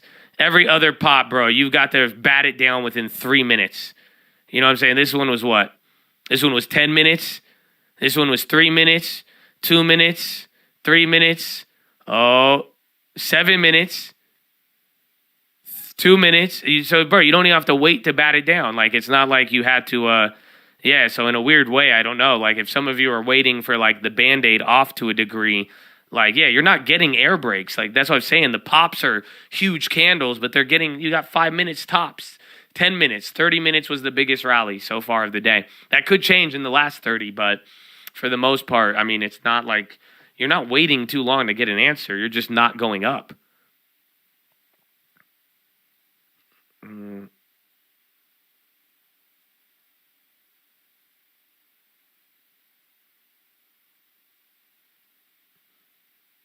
MO. Yesterday and even today, I mean, it's probably like one of my top picks for the deposit if it stays lower. Again, I've always wanted it at that price. You have no idea. Big fan.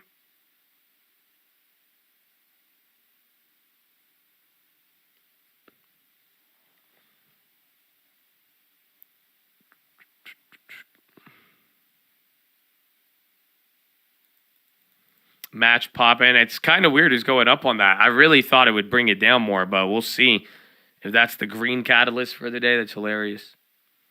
We were just talking about Match and Bumble, or the other one I like is MO. That's the one for the long term. Again, they had bad earnings, but they finally, they've raised their dividend and they've gotten to the same price point where that yield, I believe it's like 10% now.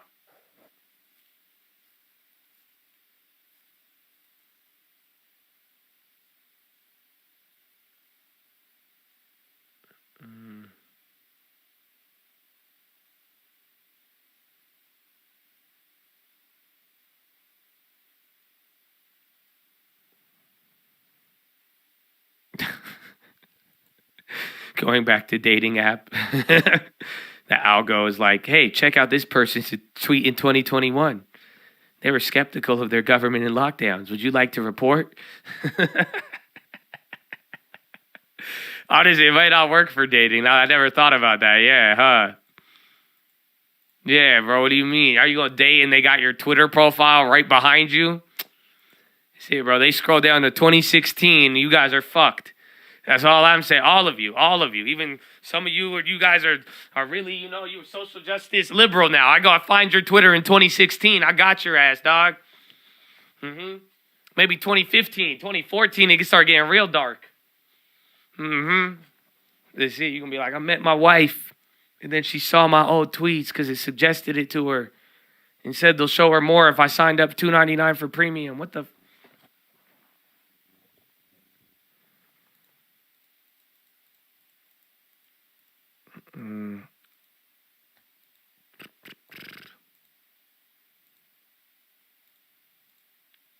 What do you think about tax implications for dividends? You pay your taxes. I mean, I still like the compounding. That's why if you put them in an IRA or something that could benefit you for the long run, it's a way better move.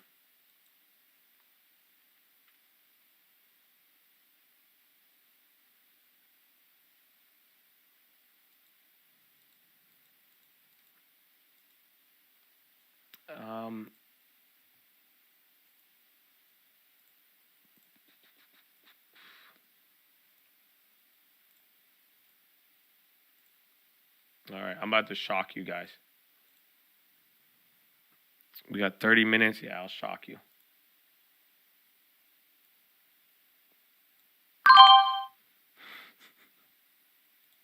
Had to shock all of you. Someone's going to get mad, too. I'm telling you right now, someone's going to beef with me over this. They're going to judge me so hard. I know it. So I love you.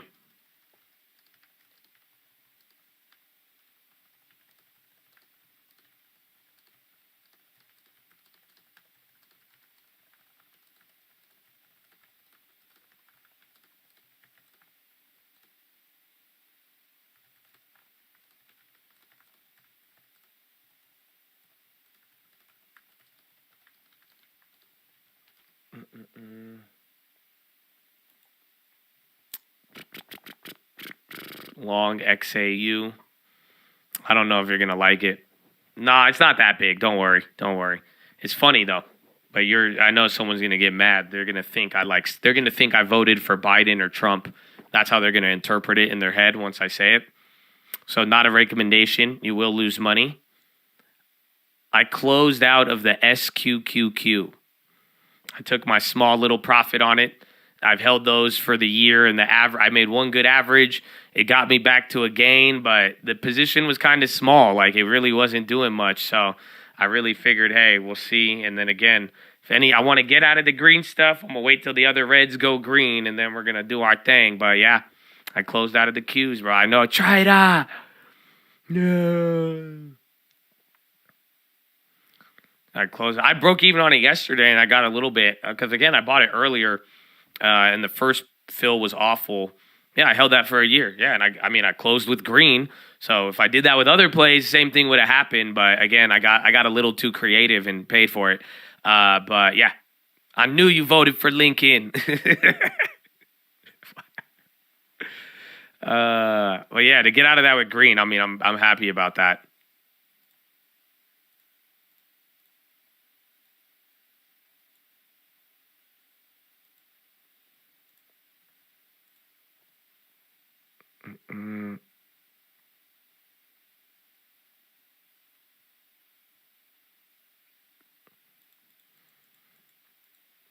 Those QQs.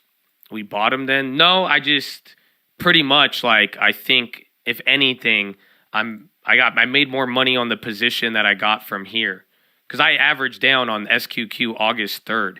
That's where I averaged down. So I had the other ones from earlier in the year that weren't good. So this helped me pretty much cash out at the halfway point.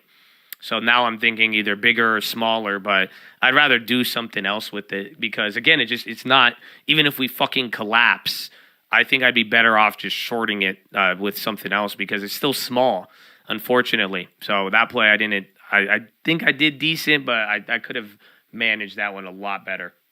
And again, just the size relatively. I had 200 shares of it. So like $4,000, $5,000.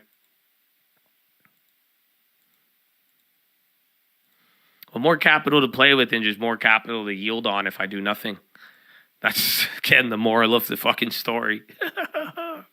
They paid you for doing nothing. And still, I should have done nothing. I should have took the stimulus.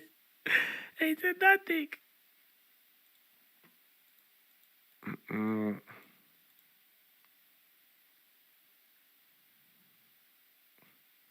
What advice did you just give Isaac? Is Isaac like a young man? Because you just told him you said paper trade. You started off with good advice, and then you ended it with then smoke weed to calm down with the nerd. What the man? This is. How do you think Sam Bankman got into what he did? Somebody told him the same thing. They're like, "Yo, man, just paper trade the crypto, do this, and then just take some Epsom when you feel a little stressed out, and you'll be fine. You'll learn to fucking manage it." Fucking tell him to drink a water bottle. Fucking go get a 30-minute walk or something, man. That'll calm down stress. Give you some dopamine. The fuck? Shit, man. 10 years later, we have a little Sam Bankman running around.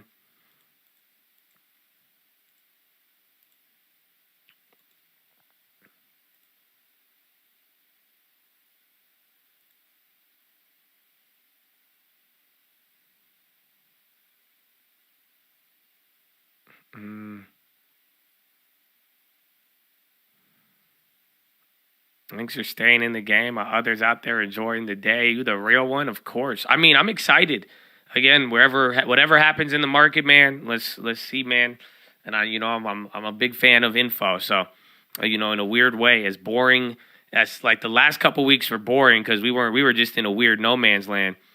You know what I'm saying? But that's why I'm like, yeah, now it gets in. Now there's more consequences at these levels. So I'm kind of like, wow. This is very exciting. So honor to be here. Honor to be here, baby.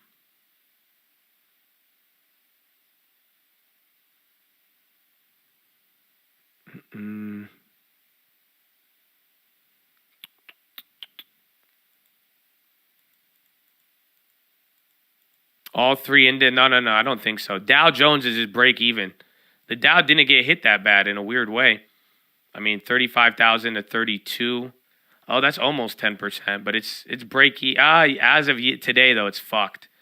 So yesterday was break even. So maybe. And then Russell is just barely negative now for the last week.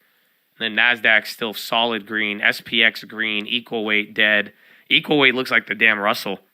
That's the funny part.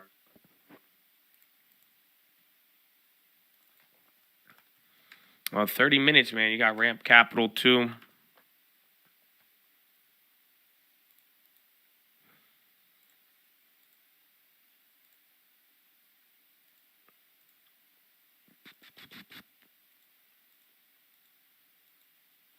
I didn't think we'd hit correction territory so fast. Yeah, that's the thing. Because again, it was quick. It was here. This was all, they took you halfway down here, but then you got there off that rally. You got the all, this is what happened both times.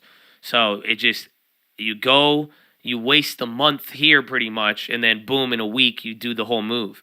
So that's pretty much what happened again. So you just kind of were chilling out halfway through. Again, this wasn't a bad level to be at 40, literally, you were at 43.85 on October 17th. Literally, month of October, green by 1 or 2% there. You're looking good. That's a high level, you know? And then in a week, you're back down. So that's why it's like that correction velocity was very quick.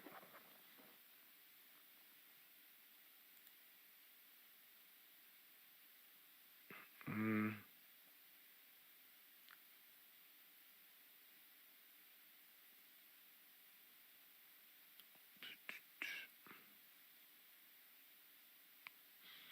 4140, 4160 has no volume traded. Nothing all the way here. We're still working our way down though, so hold on. Bonds are going up. I mean, I haven't looked at TLT, but the 10-year, yeah, the 30-year bonds are not like every part of the curve is kind of doing its own thing here. Google commits $2 billion in funding to AI startup Anthropic. They're like, we're not letting you get out of this, Amazon.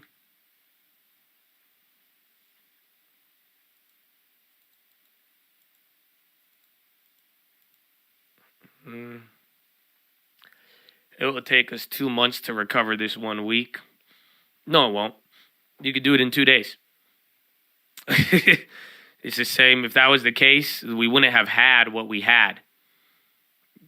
So think about that. You know, look at this right here. You spend a month going down, and then literally in 2 weeks or a week and a half, you already recovered all of it. That was in August. Again, even looking at the little September, October thing, we died in 2 weeks. You recovered that in a week. So again, that's the paradox of all of this is that, you know, but you're not getting those buyers showing up though, unfortunately, but I wouldn't be so quick to damn ever. That's why the market's been so trippy this year is because we literally bought the dip on a fucking bank failure. And so I hope it's different. I really hope it is. I mean, again, I'm not against the idea of not, but I just hope you guys, like, you know, you do realize we have gone through a very wild year and there has been many opportunities of volatility, but we haven't seen it play out. That's why this is the closest it's looking. But again, you know, the one time we actually had bad news and things failing, you know, you ended up rallying from there. And now we're just finally getting back to that point. Thought financial collapse was bearish. I thought I had fur. You know what I'm saying? Like, I don't know. It didn't have to be bearish, but I thought it had some semblance of, you know, a problem to a degree. But then again, I mean, free money. Free money. Ford and GM. So again, right back down to the low again, and we got 23 minutes remaining. I need to go pee, man. Let me go to the bathroom.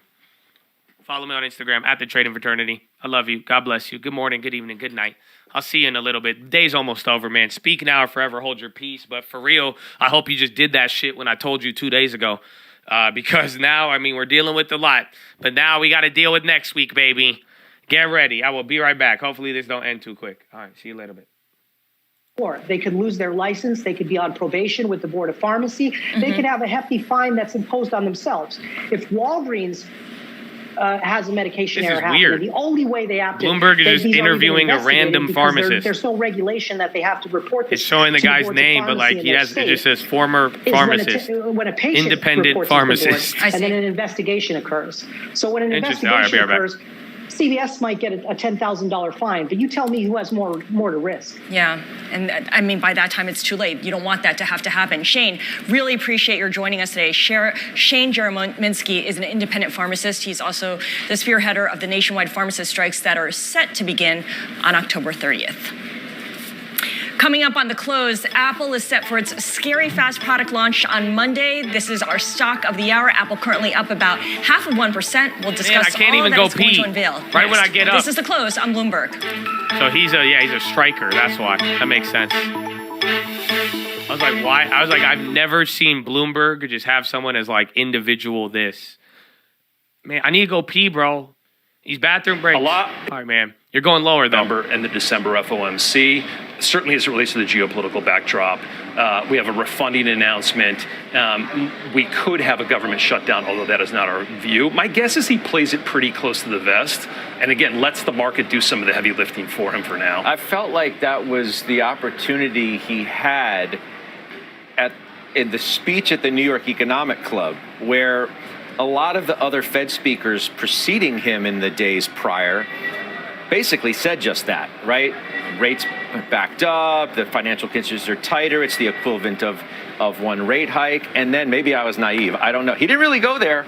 He came off, I think, to more people than not as hawkish. Yes. So that I was like, all right, well, maybe all bets are off. I don't know now what to read from him, and maybe that's just how he wants it. And again, if you look at core PCE today, if you look at core CPI, I mean, the reality is core inflation is a lot closer to 4% than it is at 2%.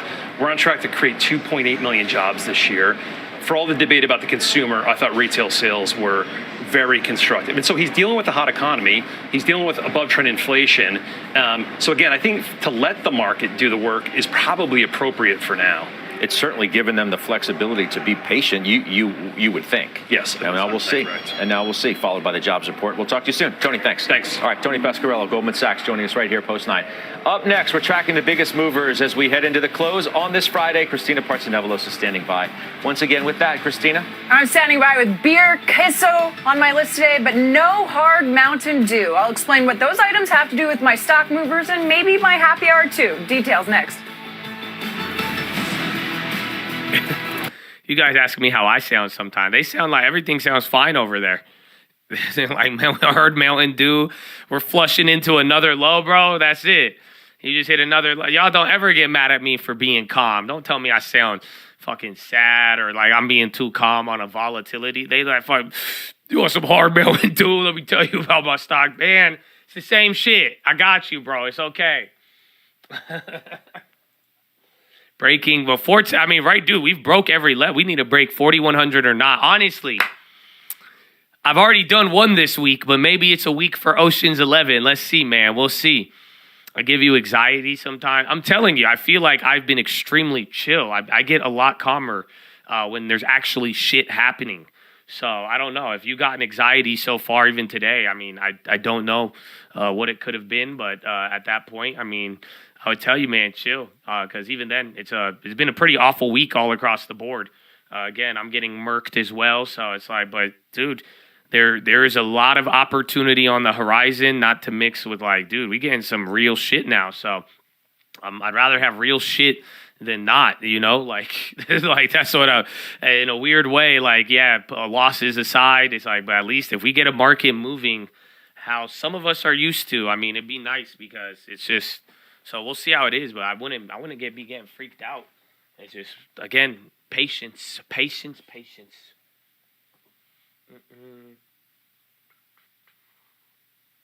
My goodness. We're in the sinking boat as well. Yeah, I mean, the difference is you're again, I gave you 2 days ago, I said, stop crying about it, but like, you know, because in a weird way, bro, like, if I wanted to be like, oh, this is depressing, I could. But I don't think it's depressing. Like if your time frames and everything, I mean, again, we've gone through all of these moments. Every time we will get hit by something, but at the end of the day, every one of these crazy moments here on stream, we've walked away with something that we loved? Yes or no? So start thinking about that and start getting in the right attitude of it, because, oh my goodness, am I a sensationalist? I don't know. Do you watch the news? You could just read like a couple of the headlines that come across the wire. If you want a comparison. But like literally, you're going to walk away with something, bro. And that's what I'm saying. Don't talk yourself into walking away with nothing, no matter what you think it looks like. But these are the opportunities. Down again, a year from now, we're going to look back. What are you going to walk away with? Whether maybe it's experience, maybe it's a play, maybe it's a new company, maybe it's a long-term acquisition, maybe it's the best option trade you've ever hit. Again, I could go down the list, but the point is, like we said, if we get into a market here where we're take off the fucking restraints. You should get what I'm saying? Let the fucking shit move. Oh my goodness, we're gonna. So either way, but and at the same time, we don't know anything yet as well. We only know so much, and then, we got a little bit of a baby schedule to follow to kind of hold on to stability. The market's not holding that stability, but the calendar is still set amount of days away, but we got to get to us. And like I said, let's get our confirmation. Powell is known to confirm or bless rallies, you know what I'm saying, or curse them. So let's see what happens.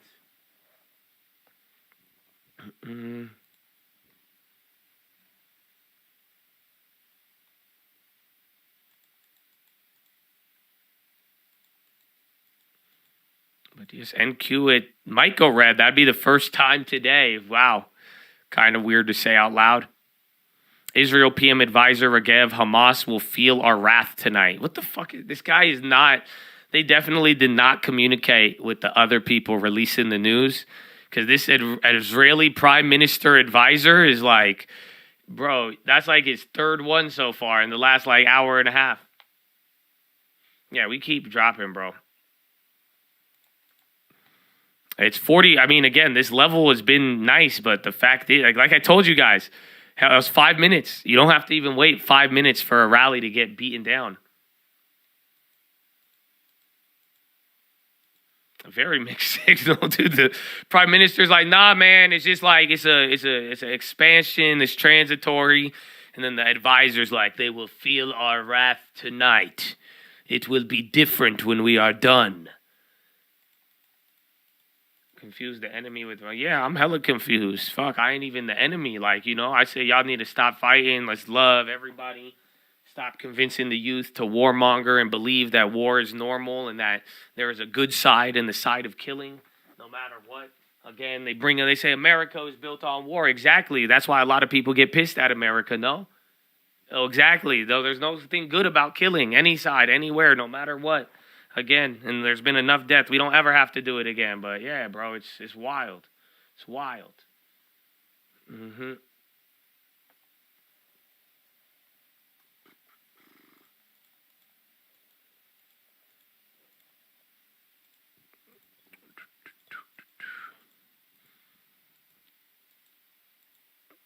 How does Hamas or Hezbollah? I don't care. It's not. It's about how you conduct yourself. You. That's how it's always been.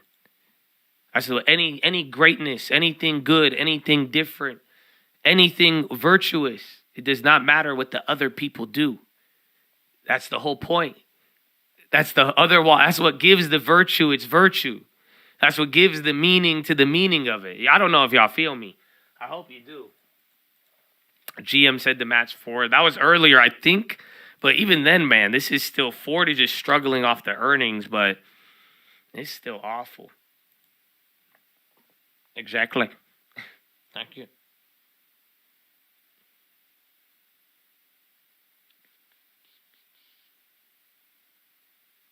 This 10-minute rig. I know, bro. Maybe even the final 5, but actually, bro, 2 minutes. 2.5 minutes, chat. So get ready. At the freaking low of 40. We were here. This was last October. We've traded like this. I'm having mad deja vu at 4107, right next to 4100. Then the final minutes. Last time we were just be looking at Bookmap, bro. Fucking circuit breaker. You're not even. Again, this is a 0.5% day. It's 0.7 on the NASDAQ, or excuse me, the SPY. Again, equal weight is getting kind of murked. That's even coming down to a new low. Equal weight down 1.4 though. Equal weight hasn't gone lower actually. So guess what? That means in the last hour, literally to be exact almost, the last hour, what has happened? Tech came down and everything that was down just didn't come up. Remember, I was telling you to watch out because you guys are like, what happens if Amazon's down? I was like, well, hopefully they don't buy anything else. So that's what's happened right around here. Again, your equal weight stopped going down. It didn't catch a bid, but then tech also came down now, some of the good stuff that was leading today. So get ready here. 10-minute rig, a minute 15. Stellantis set to match pay highest UAW offer, or latest UAW offer, excuse me.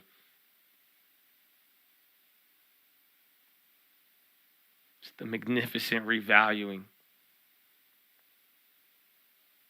All I know is at the end of my middle of next year, a lot of people going to hate the word magnificent.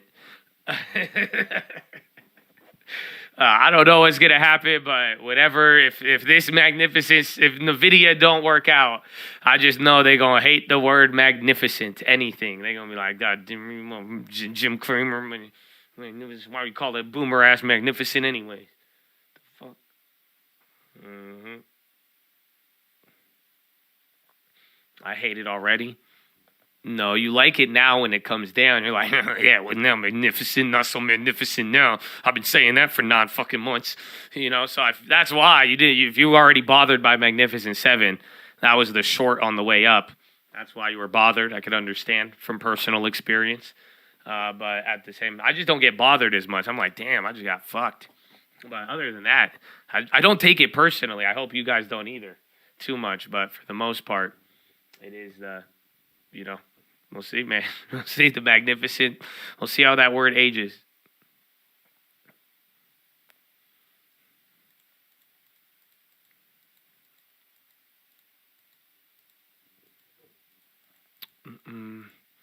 So nonchalant, you winner. Honestly, it is. I'm telling you, it's maybe it's a nice little philo I'll throw on Friday. I could give it to you after hours, but remember, there's a philo on not taking things personally. But even the market, I told you a philo when I complain and when I act like a little bitch, you know, that's part of it. But at least that's something. That's what I'm saying here.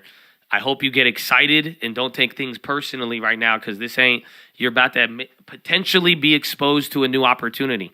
And like I said, man, in the past, we've never walked away without it. So God willing, we do it again. But like I'm saying, just be on the swivel for it. But if you don't take it personally, play the game. That's all it is. That's why I'm saying there's a lot of emotions.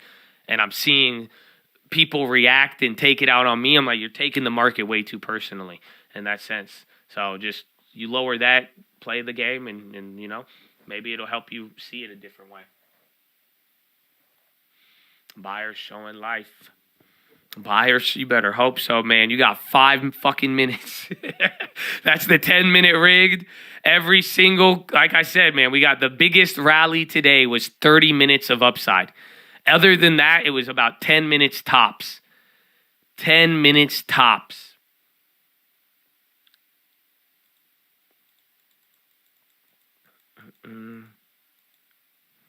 So let's see, man. How was 10-minute rig? Final 5. You got 4 more or 3 more minutes. Oh, man.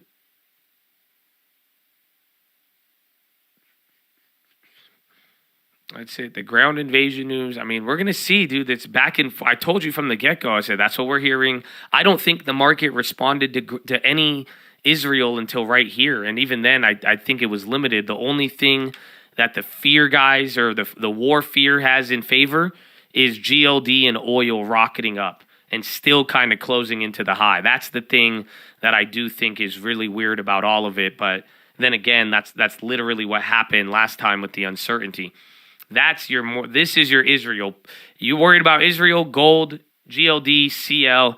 That's that focus, I would say. Everything else, I think it's broadly speaking, everything compounding, weighing, breaking levels, momentum, and now wrapping up into, you know, the final earnings in Powell. Oh, yeah, I keep forgetting that airstrike thing. This morning was kind of a big deal. Because they're saying it's unrelated, but like, I mean, when was the last time you heard of us bombing Syria? I mean, we literally just did that. That's why it's like you don't have a lack of escalation, but the question is, when is the escalation actually affecting you? Just like the Russia-Ukraine war, until it starts affecting commodities and drawing in the rest of the world, the financial impact is somewhat limited or hard to tell, would be a better way to put it.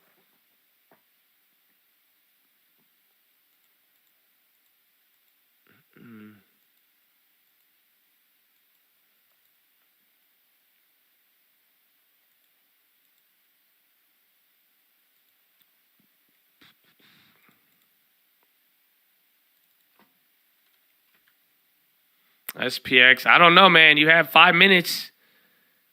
You've been up for more than 5 minutes, I think. I don't know. It's feeling weird, man. Unless Final Five got anything to say about it.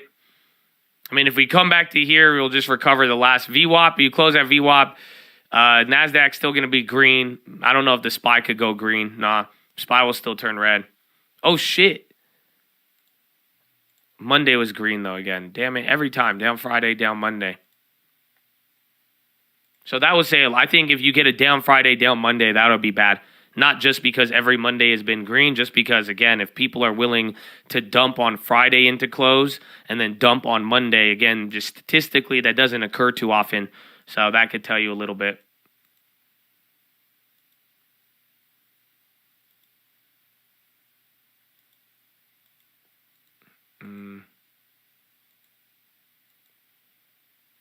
All right, get ready for Final Five. You're holding up. Again, this is your longest rally, not the biggest one. Longest rally since this one, and then this one would be next if we could get past it. That's so sad. Why is that even like a criteria we're measuring today? My goodness. Like, this is the longest rally we've had. That seems very dystopian. Like, we lasted for 62 seconds. A rally. That's amazing. All right, Final Five's looking up a little bit. NASDAQ, I don't know if you're going to get a red NASDAQ, but, I mean, you still had a lot of weird shit today on that. And then 0.5 on the SPY for now. Let's see. Supposed to be a bloodbath Monday, Tuesday, 1929 event. Well, then you got 4 minutes and 20 seconds. Literally, I didn't even try to time that. But you could buy your puts if that's the case. And then I hope they pay out still if it really did 1929. I don't think they paid out in 1929. They did have options. It wasn't the same as today, but they did. I don't know if again, when someone was telling me earlier today, the clearinghouses are not going to work. So I don't know, man. But either way, you got 4 minutes, 3 minutes to finalize that.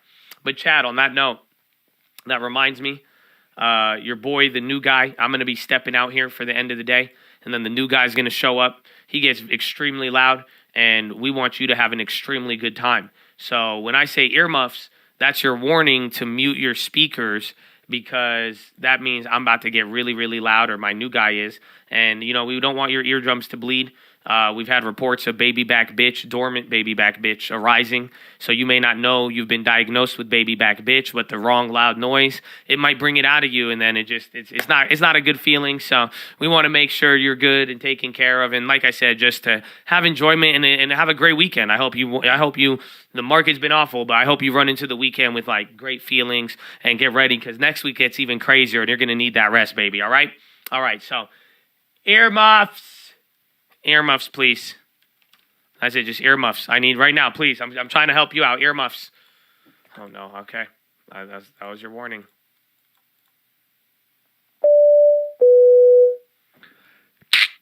All right, ladies and gentlemen, we're making our final approach. As we make our final approach, you guys are holding on to any bags. Please throw them in the overhead bins above or firmly beneath your seats. We'll be coming through the aisles with a trash bag if you'd like to dispose of those bags. But as we make this final approach, we're going to be landing here into the second link terminal. Second link terminal description, that's going to be your nightly watch list and main channel layover around 4 p.m. Sunday night. And then we're going to be taking off promptly around